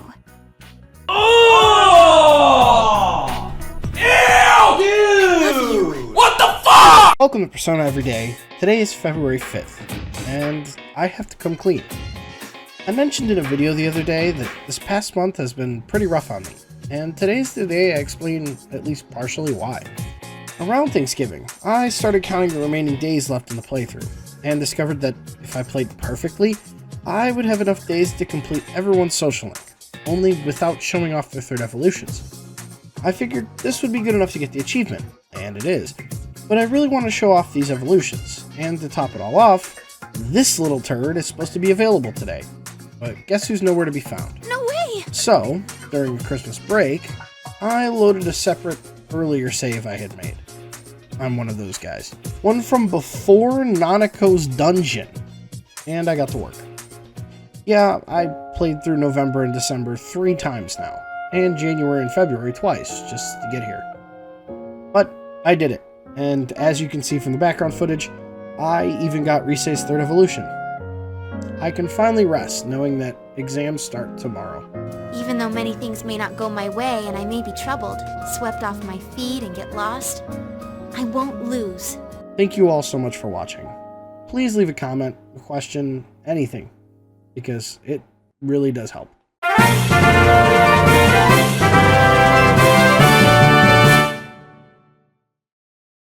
Welcome to Persona Everyday. Today's February 6th, and our final exams begin today. We've got a ton of questions to cover, so let's get to it. It's no secret I'm a fan of Yu-Gi-Oh! And I've got 2 Yu-Gi-Oh! Questions to answer today. The first comes from Diaboro Devil, who asks what my favorite monster is. I'd be lying if I said anything but Flame Wing Man. I mean, I literally have a statue of him sitting on my desk that a friend got me for my birthday. If not Flame Wing Man, it's probably Enlightenment Paladin. And speaking on Arc 5, my good buddy Photos by Jabril asked me what the worst Yu-Gi-Oh! Mechanic is. By mechanic, I think he means summoning mechanic. And, I mean, it's pretty obviously Pendulum. The fact that Electromite is still banned, despite things like Ryzel and Fiendsmith existing, just proves that Konami doesn't want anything to do with the mechanic. Welcome to Persona Everyday. Today's February 7th. Let's get going. Our next question is a very good one, and it comes from longtime fan Louis C. Animates. He asks, now that Persona 3 Reload is a year old, what are my thoughts on it as a remake? I'll be completely honest, I haven't played much of Reload, but from what I have played, I'll say that it is for sure significantly easier in terms of gameplay than FES. Whether people find that a good or bad thing, I don't know. I personally was a massive fan of the gameplay loop of FES. Having to go into Tartarus multiple times a month broke up the monotony of social links. I've been dealing with that one before. And while I do enjoy not having to grind as hard, thank you Great Clock, I personally prefer the harder difficulty fights. I do like the more subtle changes, like Kenji becoming a full-blown sex pest. Still hate that motherfucker. But I'll always miss Bratty Yukari and the Robo Fuka. Welcome to Persona Everyday. Today's February 8th. Let's get going. Today's question comes from our Naoto Nation representative, Kits588. They ask what my favorite boss in the Persona series is. I think each individual game has at least one great boss, except P4, ironically. Most of the bosses feel kinda samey, so it's kinda tough to pick one. Some standouts are Triple Question Mark from The Answer, Josei from P5R, Akira Konoe from Strikers, Minazuki from Arena, and of course, Kamoshida Man. I really like the bosses with cool gimmicks or one that build insane hype, so if I had to pick one, it probably goes to Mr. Counter-Strike himself. Him leaving the mech suit to literally throw hands as Iron Man, all while recreating the Nibelheim flashback from Final Fantasy VII, set to that insane boss theme, just kicks so much ass. Welcome to Persona Everyday. Today's February 9th. Let's get going. Our final question comes from our resident Chie enjoyer, Phony. Continuing our trend of food-based questions during the Q&As, Phony asks what kind of pizza would represent each member of the investigation team. I love questions like this. So, first off, you would be a Supreme, because he can literally do anything. I feel like that's an easy one. Yosuke's giving black olives and pineapple. I feel like he's the type of guy that would want to be Ryan Reynolds. Chie's another easy one, meat lovers. Yukiko is tough. I want to say a veggie, but I'm pretty sure with her dreadful sense of taste, she's gonna eat anything. Kanji's just a pepperoni. He probably saw someone say that's a man's pizza and believed it. Rise would probably get that goofy-ass heart-shaped pizza that Pizza Hut does for Valentine's Day. That's coming up soon, by the way. Teddy would literally put everything on it. Anchovies, pineapple, chocolate chips, anything they got, the bear's gonna eat it. Naoto would probably be the weirdest order, but I think a white sauce with spinach and chicken is right up her alley. As for me, I think I'll stick to my pepperoni and mushroom with some ranch cups. Welcome to Persona Everyday. Today's February 10th. Let's get going. It's our final day of exams, and I wanted to take today to sort of reflect on the last few months. Personally, I've been going through a lot, and I feel as if it's kind of impacted my ability to put out quality content. I feel like I'm just a tad bit burnt out on Persona 4, and especially after the heavy replaying I've done to make sure everything was completed. And I feel like my burnout's somewhat reflected in my editing. I'm trying to do better, honest. On the back end, I've been working on my own stuff as well as picking up an editing gig. And on top of that, the actual real-world, old-time job that I work, it's definitely been kicking my ass. All of this is to say, thank you all to everyone that stuck through the slump I'm hopefully on the other side of. Thankfully, tomorrow starts the ski trip with the gang. I can't wait to enjoy a fun romp in the snow with no issues whatsoever. Welcome to Persona Everyday. Today's February 11th. Let's get going.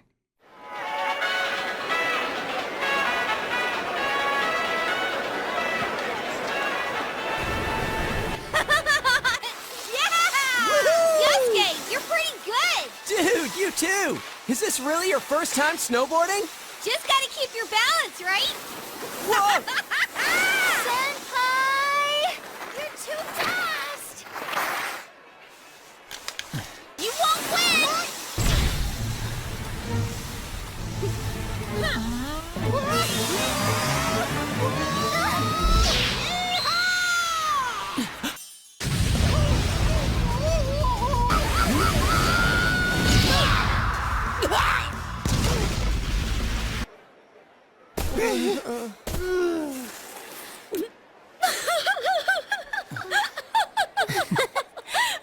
Jeez, you two! We're skiing, everybody! After our romp in the snow, we head back to the lodge and hang out.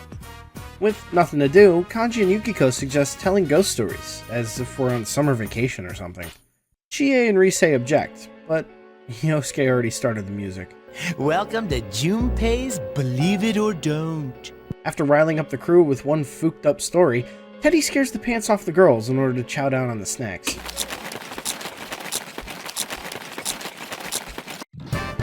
Get him? Yeah, let's finish him off. I'm sorry, Teddy. Only people have human rights. Welcome to Persona Everyday. Today's February 12th. Let's get going. It's our second day of fun in the snow. After some light banter in the morning, We want to listen to you hens clucking all night anyway. I get to pick who I want to spend today with. And since I got scammed out of my Christmas with the guys, it's time for the boys to shine. Teddy asks where snow comes from, and Kanji waxes poetic about the deepness of the sky. He's very elaborate. Yosuke says we should start heading back, and after some debate, I decide that we should head left. We immediately get lost in the snowdrifts, with Teddy bearing the brunt of the freeze. I remind everyone to do their best to stay awake, and thankfully Kanji notices a nearby shack. It's unlocked, so the guys and I head in, and we quickly discover that Kanji has no other friends, Yosuke's phone has no battery, and I have no service. We start up a fire and bunker down for the evening, but the fire isn't enough. So we quickly start looking for big, thick, fuzzy, warm... But I'm like a newborn baby here! Before we can skin Teddy alive, a weird light flashes from the back of the cabin, and we go to investigate. Magically, the girls find us.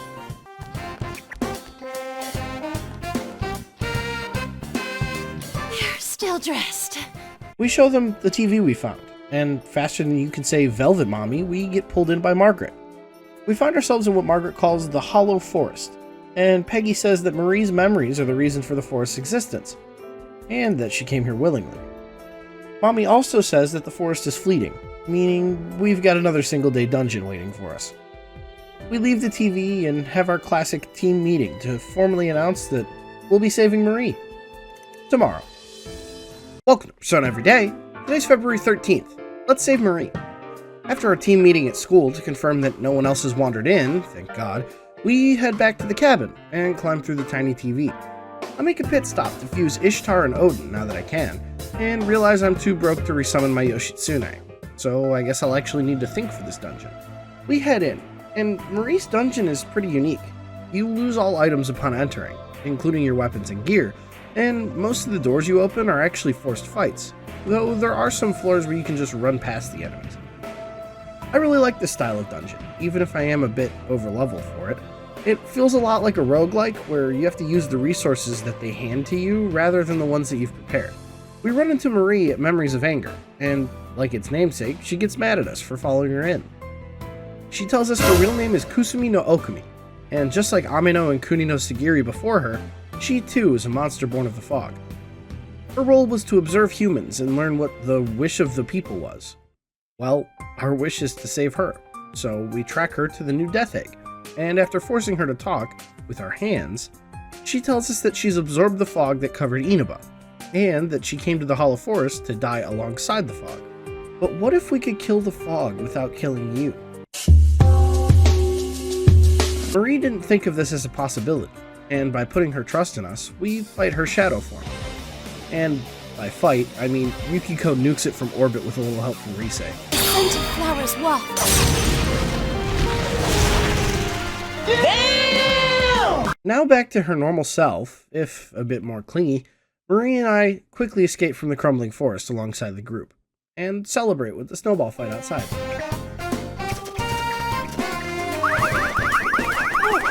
Hey! We kicked their asses! Those guys can't match our supreme snowball skills! Well, I do feel a bit sorry for them. Still, today's hero's gotta be Marie-chan. You go, Snowball Queen! That's the wrong gender. It's heroine, not hero. Yo, can you see anything? Steam's covering all the good stuff. Hey, Kanji, up! Don't let me down now. Ted, you punk! I'm done with this! Cut it!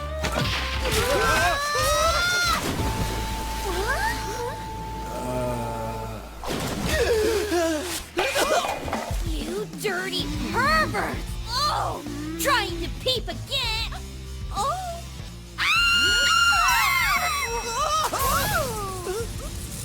Marie-chan, electricity here's a bad idea! Disgusting creeps! I hate you all!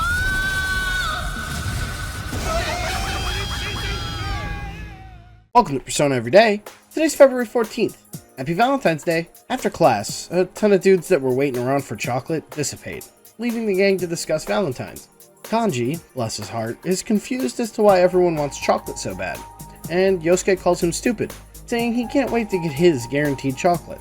I tell him tough titties. I didn't get him anything, and he says he meant his subordinates at Junes. Rise shows up to give everyone friendship chocolate, but conveniently forgets to give me some, saying we should meet up later. Prompted by this, the rest of the girls do the same, specifically telling me to meet them after class. How can one guy be so popular with the ladies? I meet up with Chie, and she gives me some chocolate. I meet up with Rise, and she gives me some chocolate, and she gives me some chocolate. I tell her I'm asking me if I'm seeing her. No, she understands what the Zeodine. I tell her I have some important business to attend to, and she resolves herself to not ask questions she doesn't want the answer to. With nothing else to do, I meet up with Yosuke and the guys at Junes. You all knew this was going to happen, let's be real. Yosuke gets as mad as my commenters, saying I should have like 60 dates, but I tell him I thought this would be way funnier.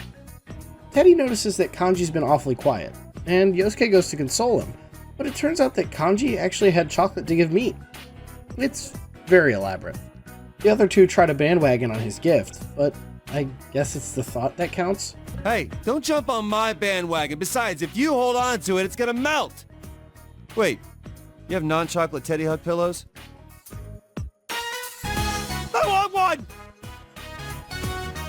On the way home, I run into Marie, and she gives me some chocolate that seems to be rattling. She says I should eat it quickly before it melts. Bottoms up. Nanako says that it's Give Your Big Bro Chocolate Day, and after giving me some store-bought chocolate, nothing bad happens at all. Big bro? What's wrong, big bro? Welcome to Persona Every Day. Today's February 15th. Let's get going. Another day of school, and thankfully the stress of the murder case and saving Marie has washed away. The girls catch me on the way in, and we make some small talk about how it's starting to warm up. I guess spring really is around the corner.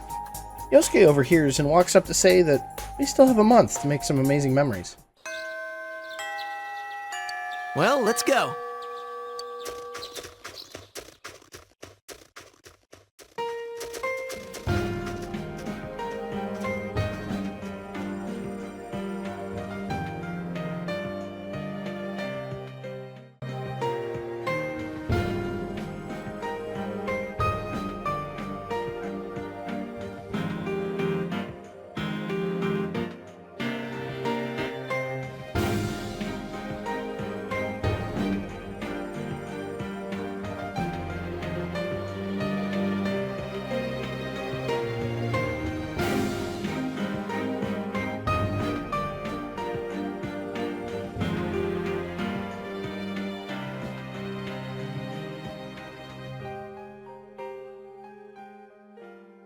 Welcome to Persona Every Day. Today's March 19th. Let's get going. It's great to be back. Thank you all for allowing me to take that break. I genuinely needed it. It's finally time to pack up, so today is short, but please join me tomorrow for our final day in Inaba. Welcome to Persona Every Day. Today's March 20th. Here we go, everyone. I promised myself I wouldn't cry. Spring has finally come, and tomorrow is the day that I'll be leaving Inaba. Nanako goes to grab the mail, and Dojima thanks me for the time that I've spent with them over the past year. He says I should go say goodbye to everyone I've met over the year. So after grabbing my mail from Nanako, I head out into Inaba. I say my goodbyes to Eri, Sayoko, Shu, Hisano, Naoki, Ai, Daisuke, and Ko. Then pay a visit to the shrine to see the little baby foxes. I run into Margaret outside the Velvet Room, who gives me a special reward. And then I check in on Marie, before ending our goodbye session with my first girlfriend, Ayane. Never forget where you started, folks. I head home to Dojima and Nanako, and we have some family time at the gazebo by Samagawa, complete with Nanako promising to marry me when she gets older. Wait, what? Before heading home to pack up, I stop for one last time at Junes with the gang, to have some fistake. While having our all's well that ends well group talk, Chie stumbles upon a rare, intelligent thought. If Amino Sagiri is the one who gave us our powers, why couldn't he enter the TV before we had our personas? And what about Adachi and Namatame? Speaking of Adachi, he wrote me a letter. I read it out loud to the group, and Adachi seems to be hinting that there's someone behind this whole thing. You're a dumbass.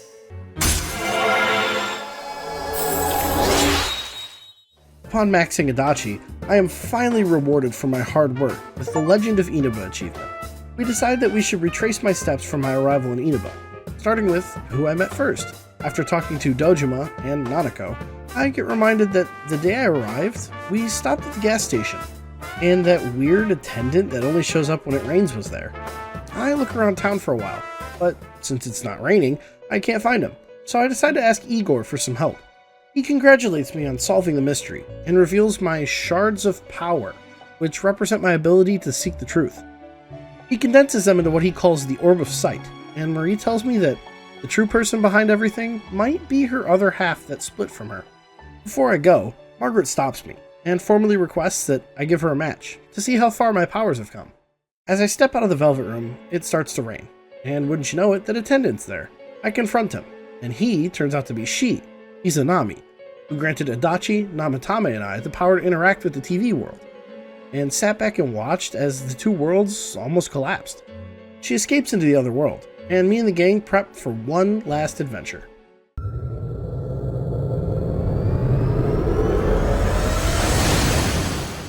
Today's officially the last day that I can get any achievements, and the only ones left to grab are completing the Compendium, defeating the Reaper, defeating Margaret, and summoning Izanagi no Okumi. I decide to quickly grind to max level and gather some cash, then step into the Velvet Room and summon Zao Gungen, Ardha, and Magatsu Izanagi.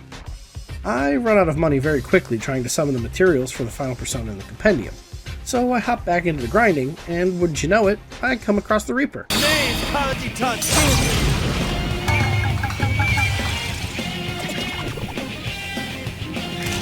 Now's our chance for a beatdown! Places, everyone.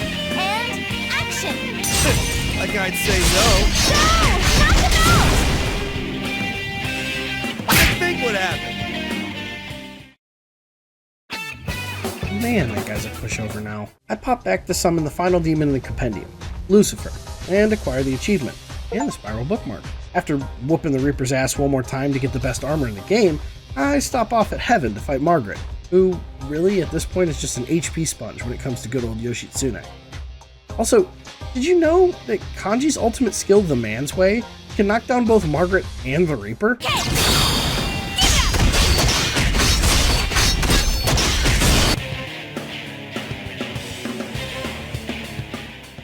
Honestly, I knew today was going to be a cakewalk, mostly because I'm on New Game Plus clearing out achievements.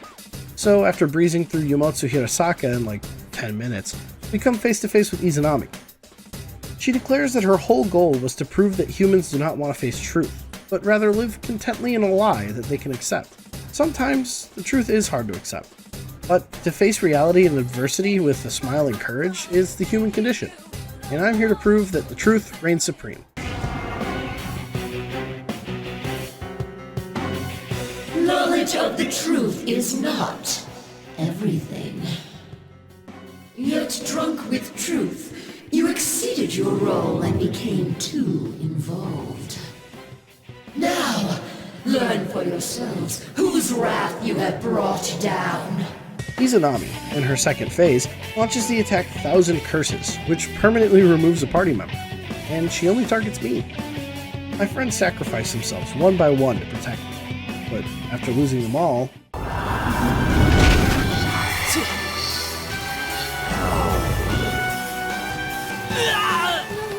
Get up! We came so far! Are you serious I got the achievement here? Everyone gives me their energy, Spirit Bomb style, and I use the power of my bonds, and Adachi's misogyny, to see through the fog, and awaken Izanagi no Okumi.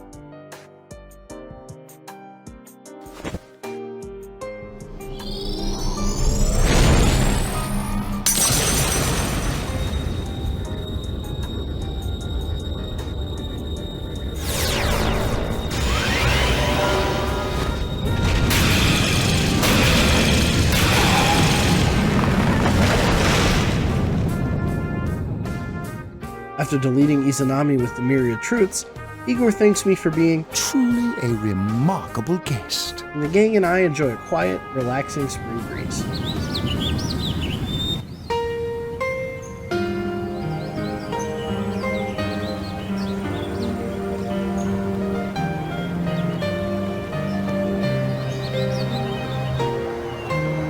The fog is all gone. Wow. It's nice. Feels kind of nostalgic. I know this place. This scenery. A long, long time ago, everywhere in this world used to look like this.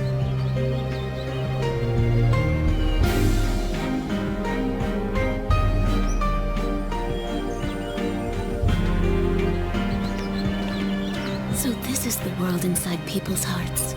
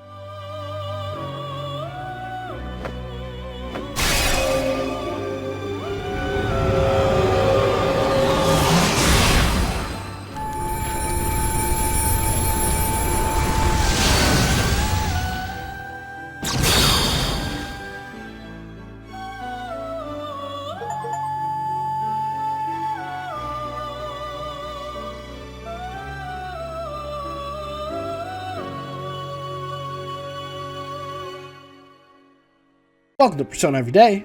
Today's March 21st, and it's our last day. Everyone came to the station to see me off, and tears are flowing freely. Rise, Nanako, even Kanji is crying, begging me to stay. And honestly, if I looked down at Nanako right now, I probably would. Teddy tells me that he's decided to head back to the other world now, and keep watch over it. So rest assured, Inaba is now free from the sex pest. The only person missing in my send-off is the gamer girl, Marie. But I'm sure she's out there somewhere, waiting for me to make my return to this town that I now call home.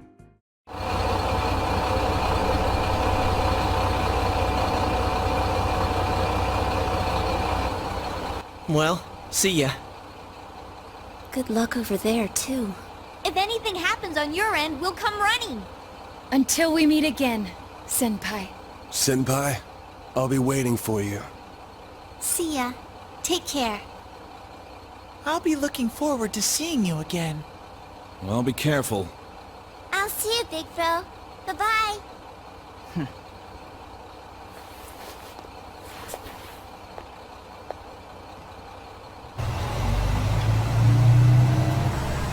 Thank you for everything.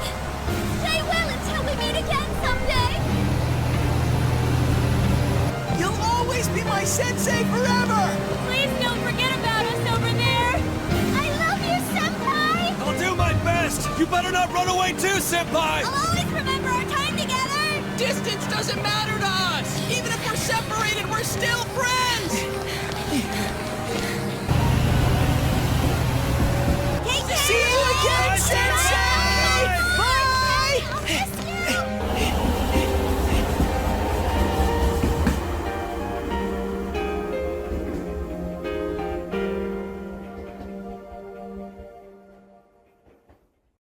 Welcome to Persona Every Day. Welcome back to Inaba, everyone. It's been a while, but let's check in and see what everyone's been up to lately. As I step off the train platform, I hear some political speech coming from the crowd, and find it's none other than Namatame. He's explaining to the crowd that over the last year, he realized that the road to hell is paved with good intentions. So instead of trying to help out by yourself, you should help people as a community. I'm glad to see he's doing alright. Surprised that no one's here to welcome me back to Inaba, I head to Dojima's house to see where they are. No one answers, and after calling him, Unk says he's busy with work today, so I should go see the gang. No one answers my phone calls again, and after wandering through the shopping district and seeing it bustling for the first time ever, I wind up at Junes. Tweedledee and Tweedleteddy are attempting to hide in the bushes, but after giving it away, everyone comes out and gives me a big warm welcome. Speaking of big things, Naruto. Also, I was not familiar with Chie's game. She's looking, Dojima calls, and after telling me he was in on the surprise, invites us all back to the house for food. While eating and waiting for Nanako, Dojima tells us he's been to see Adachi recently, who apparently is keeping his promise to atone for his sins. Suddenly, Nana-chan appears. Big Bro! Teddy too? And Rise-chan! Everyone's here! Dad, the weather report's on! And now, the weather. It was nice and sunny today, but what will it look like after that? Take it away, Mariko. Hello! Mariko Kasumi here. We've been having a lot of rain recently, so starting today, I'm gonna make it sunny. I mean, after all that rain, I don't think we're gonna have to worry about any water shortages this summer. And besides, someone's visiting. I can't have it rain while he's here, so I'm gonna keep it sunny for a while. Thanks, Mariko. Tell our viewers goodbye. Yeah, but before that, a personal message. I'm doing just fine. Love you! Still my favorite girl. What? Your cooking is barely food, Chie. Hey, shut up! What about Yes, mine? it's cold, Yosuke. I could have made something too. Please don't. What was that? I can cook if I put my mind to it. So can I. That's... Gotcha. Got it? Oh, yeah? Well then. 1 and... It's good to see you, Senpai. Kanji, it was welcome back. How could you mess that up? Hey, Shut up, all right? I just got stage fright, that's Well, all. I figured someone would blow it. 無慈悲な言葉だけがでたらめに街に溢れてる Never more 切なく流れてた声 I want to take this moment to thank everybody that's stopped in, watched over the past year. It's been a really weird year. Right around the beginning of Persona 4 Golden, I changed jobs. I started working in an actual 40-hour-a-week kind of situation, so it was a really weird shift. So I want to thank everyone that has supported me over the past year. It's been a journey, let me tell you. This usually when I sit down and talk into this microphone, I have a script in front of me, but right now I don't. It's just this is as off the cuff as it can be. I want to thank everyone that stops in every day and comments, even if you don't comment every day, but you just I recognize, if I recognize your name, thank you very much. The Persona series has always been kind of special to me, so I'm very glad that I got to bring you all along with me. Right now, when this video goes up, I am in the middle of Persona 5 every day, and I may or may not have started a couple other series. That's all dependent on how the past few weeks have gone. So if there's more than Persona 5 up when this video goes up, good. If not, well, at least I tried, right? And that's all we can do, is try. Because at the end of the day, the only person you have to prove yourself to is, well, yourself. So, once again, thank you for coming along with me. After finishing P4 here, with how stressful that last few months have been, I still think it might be my favorite in terms of, not aesthetic, but in terms of, I guess, storytelling? Is a way, the vibes. There we go. That's the everyone likes to say P5 has the best gameplay and P3 has the best story and P4 has the best characters, but it's stereotypes exist for a reason, right? Like that's the reason everyone likes Persona 4. I'm rambling. This is what happens when I don't have a script. Stick around. There is more to come. So yeah, thank you.